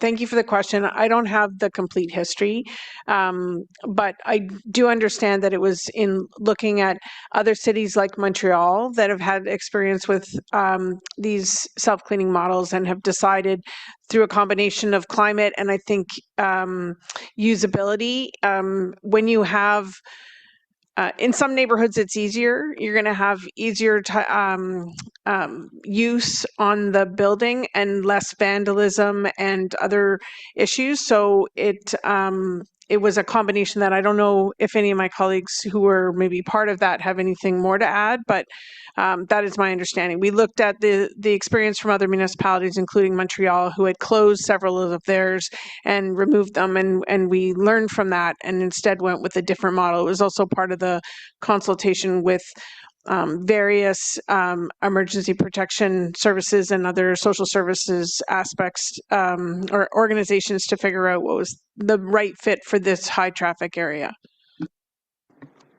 I appreciate, sorry. Mr. Mayor, I can just add that the facility staff did participate in a review of the Montreal units. We actually went and had a look at them, and we also liaised with, I believe it was Chatham, but I may be wrong on that, who also built one of these and ended up closing theirs. Primary issue with them was that in areas where people tend to bring more things into the washroom, belongings of all sorts, the system is great at washing the floor and pressure washing. But as soon as there are larger items in it, the whole system clogs up and breaks down and requires intervention. And so because of that, what we concluded is that we really do need a regular visit to the site to remove items from that. That is primarily what we learned from that pressure washing was not enough. And therefore, it seemed more reasonable to have a system where you had staff going in to provide a proper cleaning and removal of debris on an ongoing basis. Thank you. My understanding too is that city staff consulted with OC Transpo about the problems they're seeing in the LRT bathrooms and built elements into this design that would help prevent those things from happening. I know there's a list of those elements somewhere. I'm just wondering if staff could kind of explain an example of the sort of higher level of construction that you're proposing in order to withstand downtown pressures. That's correct. I don't know the details about what happened at the OC Transpo sites, but I know, for example, this design doesn't have elements that you could potentially break off of the building. So things are recessed into the actual walls of the building and making it more like a single unit so that it could withstand some of the mischief and vandalism that we see elsewhere. Okay, thank you very much. And I can say as a ward councillor, we've put porta potties in some locations that have been set on fire or haven't been properly tended to or have contained other hazards like needles. And I just want to emphasize the proposed location for this public bathroom is across the street from one of the busiest bus stops in the city. And it's outside of a grocery store that has closed its bathrooms. And so while this motion doesn't move any funding to this project, you're going to hear more from me about that at another point. I just want to thank staff for doing their due diligence and for proposing a project that has the potential to actually be successful and have lessons learned. Because if we don't get it right in one of the most high traffic areas in the city, and I know we're also talking about Byward, which is equally, if not more challenging, we could be setting ourselves up to fail again. And my understanding from staff is that it could be potentially more expensive to go with a less robust build from the beginning, especially if we end up closing it and not being able to use it. Is that correct, Mr. Chenier? Yes, we've concluded that building in a robust infrastructure up front is the way to go to avoid ongoing maintenance and replacement costs. We've also, one of the benefits of this is, unlike the prefabricated self-cleaning units, the elements of this are more easily replaceable with local sources in terms of when we do need to do repairs or upgrades. The Home Depot is essentially able to supply what we need. Thank you. I mean, I'll just end this by saying I don't think you can place a price on human dignity. And you heard both from me and from Councillor Plant that it's really important that the voices of local residents and local businesses are included in any downtown revitalization plan. And the outcry, the demand for accessible public bathrooms has been unanimous. And I've heard of nothing else among many other concerns, but it's been a top concern over the years. So I hope you support this motion, which, as I said, does not move any money to the project necessarily. And you will be hearing more from me soon about how we may move forward, because I don't believe that we can revitalize downtown if we cannot provide a basic public bathroom. Thank you very much.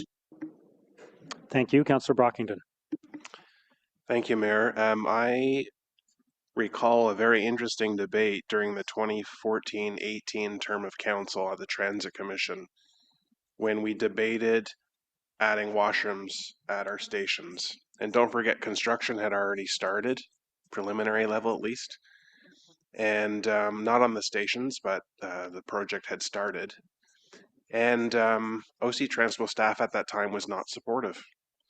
And we had, of course, public pressure, and Gotta Go was there, and eventually we made the decision to add the washrooms. But staff's comment at the time was, you know, passengers can use private facilities to go to the washroom. Tim Hortons was referenced, without any type of agreement or contract with private entities to facilitate passenger demand that would exist. And so keep that in mind, that the public demanded this. Many of my colleagues have raised that the desire for bathrooms, the need for bathrooms sometimes dictate your schedule. Having been a single dad for over a decade, I would schedule my own outings downtown with young kids. Okay, where are the washrooms? And I know where the private washrooms are. But if I'm a tourist at Bank and Sparks, if I'm a tourist at the National War Memorial and I have to go to the washroom, where do I go? I have to rely on a private hotel or business to go to the washroom. And they have the right to refuse me to enter to use their washroom. So is this even up for debate? about whether or not in the downtown core, where you have the peak volume of pedestrians, peak volume of tourists, need washrooms. I think the debate about cost is fair game. The cost for these is astronomical. There's got to be a way to provide washroom services that aren't as expensive. But washrooms definitely are something that we need to have, not just one, but washrooms in the downtown core. So for the motion before us today, I will support that. Now, to get to the greater matter before us, that's the downtown revitalization framework. I just want to revisit the one question I asked the Board of Trade, and that is our awareness of vacant and or significantly underutilized buildings in the downtown core. Do we have metrics or knowledge about the scope that exists?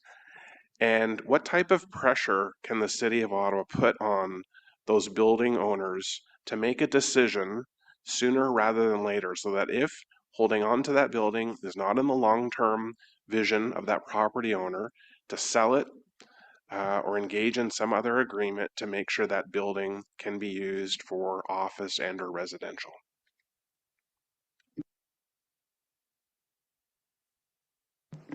Mr. Mayor, I can start. So as part of the downtown revitalization framework, we engaged Colliers to look at properties downtown. And so in that supporting document, you'll note that we talked about there being 64 underutilized properties downtown that are ripe for redevelopment. And then that's where we looked at what financial incentives could be put in place to help renew and revitalize those 64 properties. So that is the number that we have, and it includes everything from vacant lots to office buildings. Can you confirm that the federal government and City of Ottawa are rowing in the same direction when it comes to revitalizing Ottawa's downtown core? Are they as keen to see our downtown and city succeed as we are, or are they not as engaged on this matter with us that they could be? Through the chair. So I'm aware of the federal government being engaged in a number of ways. So firstly, through the Housing Acceleration Plan, and then reinforced in this report as well, there is a committee that was initially stood up, but then paused because of the reorganization in the federal government that happened with the creation of Build Canada Homes. It is being revitalized or started again. And the intention of that is to have the key federal custodial departments, but in particular, those who manage larger portfolios, so Canada Lands Corporation, PSPC, at the table, and we're in discussions with the NCC on that as well, in order to discuss upcoming surplus federal properties, because our understanding is that there still will be some, although there's some uncertainty around that as departments reassess their needs with a return to office. The intention there is to look at what is required within the community, so for example, amenities, residential, commercial, et cetera, in developing the concept plan for those sites. So it is really to ensure that city building priorities are reflected in what is either put out to tender or redeveloped. So that's one key way. The other is Shayla had mentioned, and as well Suling had mentioned, the Ottawa Border Trade work and the work of the tables there. There is federal representation at the tables from the National Capital Commission and from PSPC, and they are actively engaged in those discussions. We have seen the NCC invest in their properties downtown, so we know the courtyards is a really great example of that as well. Excellent, thank you. I appreciate that solid and detailed answer. One thing that we heard coming out of COVID, and when all parties were focused on the revitalization of downtown, is an acknowledgement that historically the feds took about 10 years to unload a property. And we all giggled and said, oh, that's not going to happen in this case. Well, we're 4 years now past COVID ending, and downtown is stuck in neutral. And there's a lot of good work on paper, And I just want to make sure that in all the meetings that happen with all the various parties at those tables, similar to comments I make with Confederation Heights in my ward, which will be coming to council pretty soon this spring, is there's significant capacity that I just don't want to see sit there. That if the feds have ideas, let's get going on them. And we can control a lot of things, but we can't control the federal government when they have other ideas. So anyway, I just want to say, to reinforce that I really want to see progress sooner rather than later in downtown. As we hear from the Board and Trade, this is just not a neighborhood. The city of Ottawa is successful when its downtown is successful, and really want to see progress. So thank you very much to staff. Very detailed report. Thank you. Thank you. Councillor Tierney. Well, I'm going in order of the members of the committee. Great, thank you. So again, I'm all about visionary exercises. Unfortunately, it looks like now what was supposed to happen this year is not going to happen. So, which was the start of the construction of a facility. So, is there any opportunities now? Well, first of all, I think we've heard there's no money commitment at this point, correct? Like, there is no money available to do anything. Are we still talking about the washroom? Yeah. Yeah. Yeah. So we do have some money earmarked for this project that came from the 2025 budget, and there is some money from the 2026 budget related to wayfinding that was also planned to be attached. But even with that, we are at a $400,000 deficit. Roughly, I don't have the number in front of me. So that is what we would need to come back in the next budget to recover. Okay.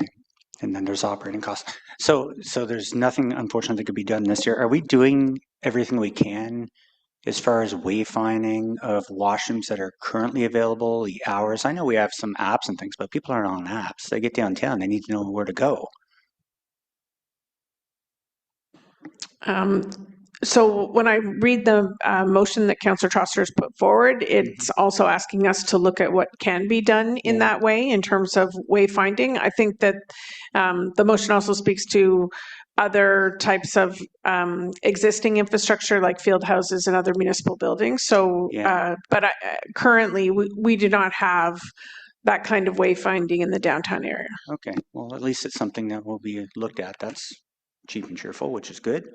The patterns across Canada, just like our 3 transit station washrooms, unfortunately, there's a whole laundry list of public facilities that are closing. They're essentially turning into white elephants. You know, I look at Hamilton, I look at Kawartha Lakes, I look at British Columbia and Cranbrook. They're literally closing public washrooms, I assume because of lawyers and liability and the requirement for operating costs. So as we move forward in this, I think we have a bigger challenge here about if we're going to spend lots of money on these things, we have to be very prescriptive where they would go. But again, we have no commitment on money at this point, which is good. I keep hearing about this building design, and maybe the mover of the motion, or does this exist? Is there actually like a building look? So through the chair, we did pay for a consultant to do a design that was based on the discussion and feedback we had with various organizations, as I've mentioned. So we have paid for a design that could be used. It is agnostic to place. It could be put anywhere. And that is how far we are with the project. So we do have a designed building. Great. How do we get a copy of that? I mean, the public paid for it, and I'd like to see it.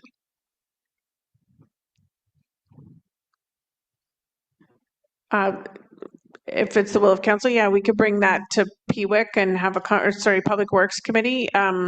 We were not planning on bringing anything forward or engaging in public consultation until we knew we had the funding to pay for it.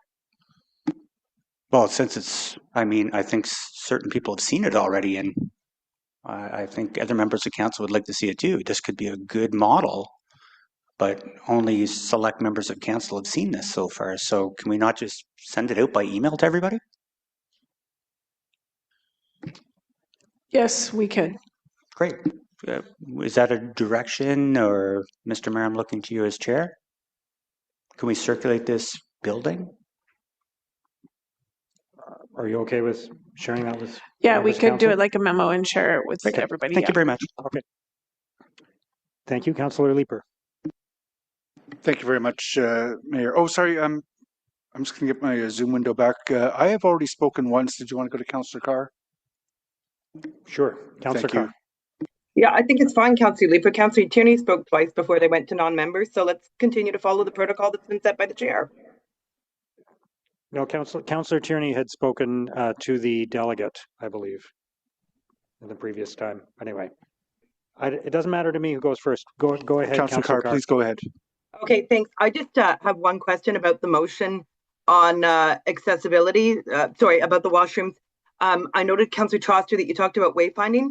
What it doesn't specifically mention is accessibility, and that is something that I hear about often, that the washrooms, even the porta potty program that we introduced via Councillor Kavanaugh, it is not accessible. Those washrooms are in the middle of fields, can't put a wheelchair in them. So I think that that's a really important component, and I'm wondering if you would be willing to, I guess it would be Councillor Leeper on your behalf, just include accessibility in there as well somewhere. That I would appreciate it if that was possible. Yeah, I'm happy to, well, Jeff and I are happy to accept that as a friendly amendment. And just to be really clear, any design for a permanent building has to meet city accessibility standards. So very happy to add that in. Yeah. When you talk about leveraging existing businesses and that sort of stuff, some of them aren't accessible. I think that needs to be highlighted. Thank you. Okay, thank you, Councillor Leeper. Thank you very much, Mayor. So Councillor Brockington spoke really well, I think, about the importance of public washrooms to downtown revitalization. I think they are critical. And I can't imagine that very many residents of Ottawa wouldn't agree. I think the only thing I would add to what Councillor Brockington said is that if you want to reduce the amount of feces that you have to clean off the street, then you need to provide washrooms.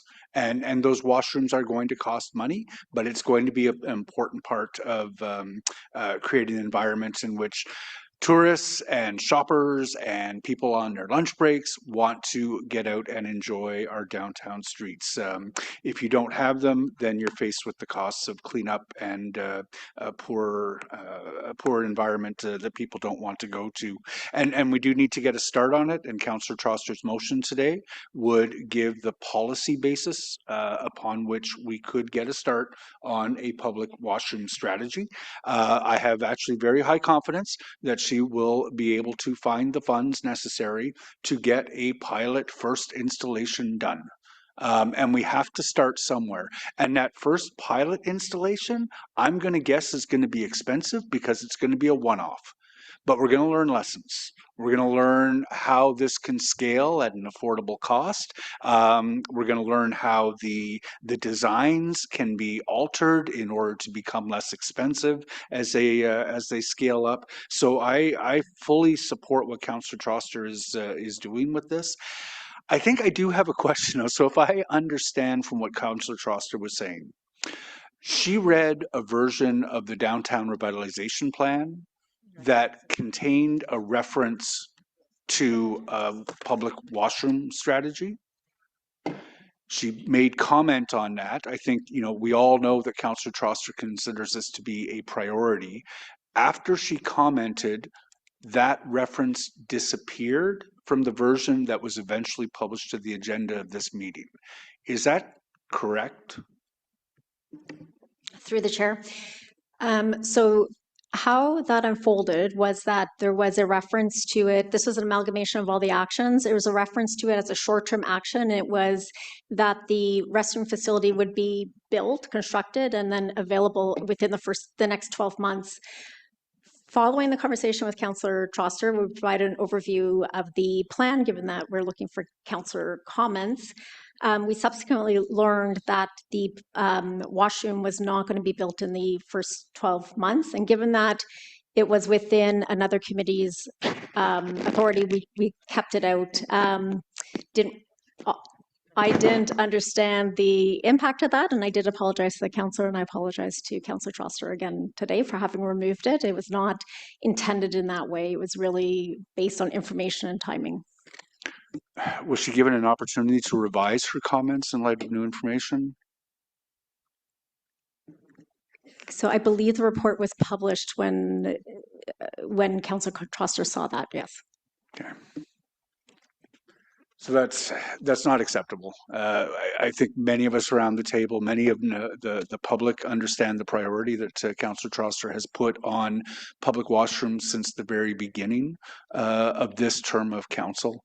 It is critical that councillors' comments that are included in reports reflect the public contents of that report and not change. I'm disappointed that that would have happened, and I hope in future that whenever a change is proposed to what a councillor has commented on, that they'd be given the opportunity to revise those comments.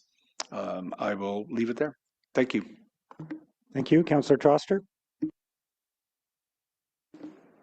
Thank you so much, Mayor. I just want to remind members of this committee that we spent $1.5 million renovating the washrooms and the councillor's green room at City Hall within the last year. We do this work because it's important, because these are necessary facilities.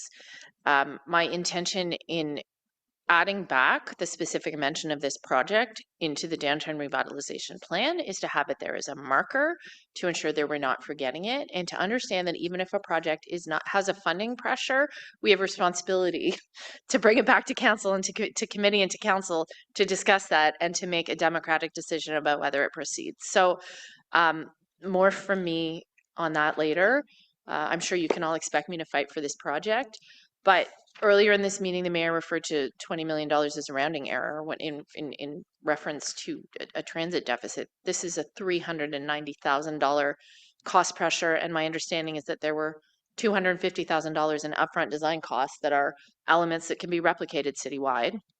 Also, if you go back to the transcripts, if you watch the video from the PWIC meeting for the 2025 budget when this project was approved, explicitly asked about operating costs. We never were under the illusion that we would have something that had no operating costs. Any public facilities have operating costs. And so at the end of the day, we either believe that public bathrooms are a priority and that we want to do them right, and we want to do them in a way that will be just as clean for an unhoused individual who needs to use the toilet, or for a woman who needs to change her baby who's waiting the bus stop across the street. Anything else is unacceptable.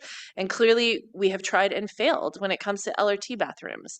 And so when staff comes to me and says, we have a robust design that is taking these lessons learned and that is intended to be successful, and we're going to propose a maintenance plan that is successful, that is setting us up for success. And if we can't deliver a single public bathroom in the downtown core, as far as I'm concerned, it renders the majority of the downtown revitalization plan moot. You can't invest in fancy new things to attract people downtown and literally have human excrement on the street, which is something I'm facing in my community every day. So I'm asking you to support this motion, and you are going to hear from me more about filling that funding gap.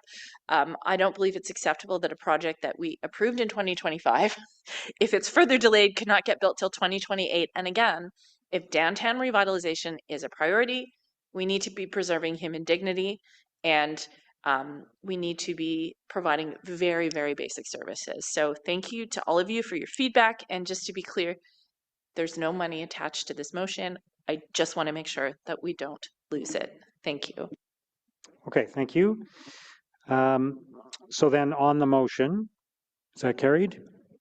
Carried. And then on the item as amended, is that carried? Carried.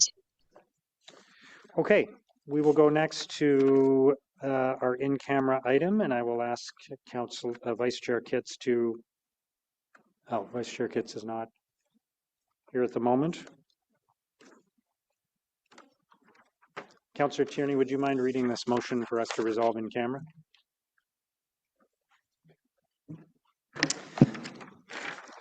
Be it resolved that the Finance and Corporate Services Committee resolve in camera pursuant to section 13(1)A of the procedural bylaw as subject to the matter that relates to security of the property of the city and receive a presentation on cybersecurity and the external threat landscape, which is confidential and will not be reported out. Is that carried?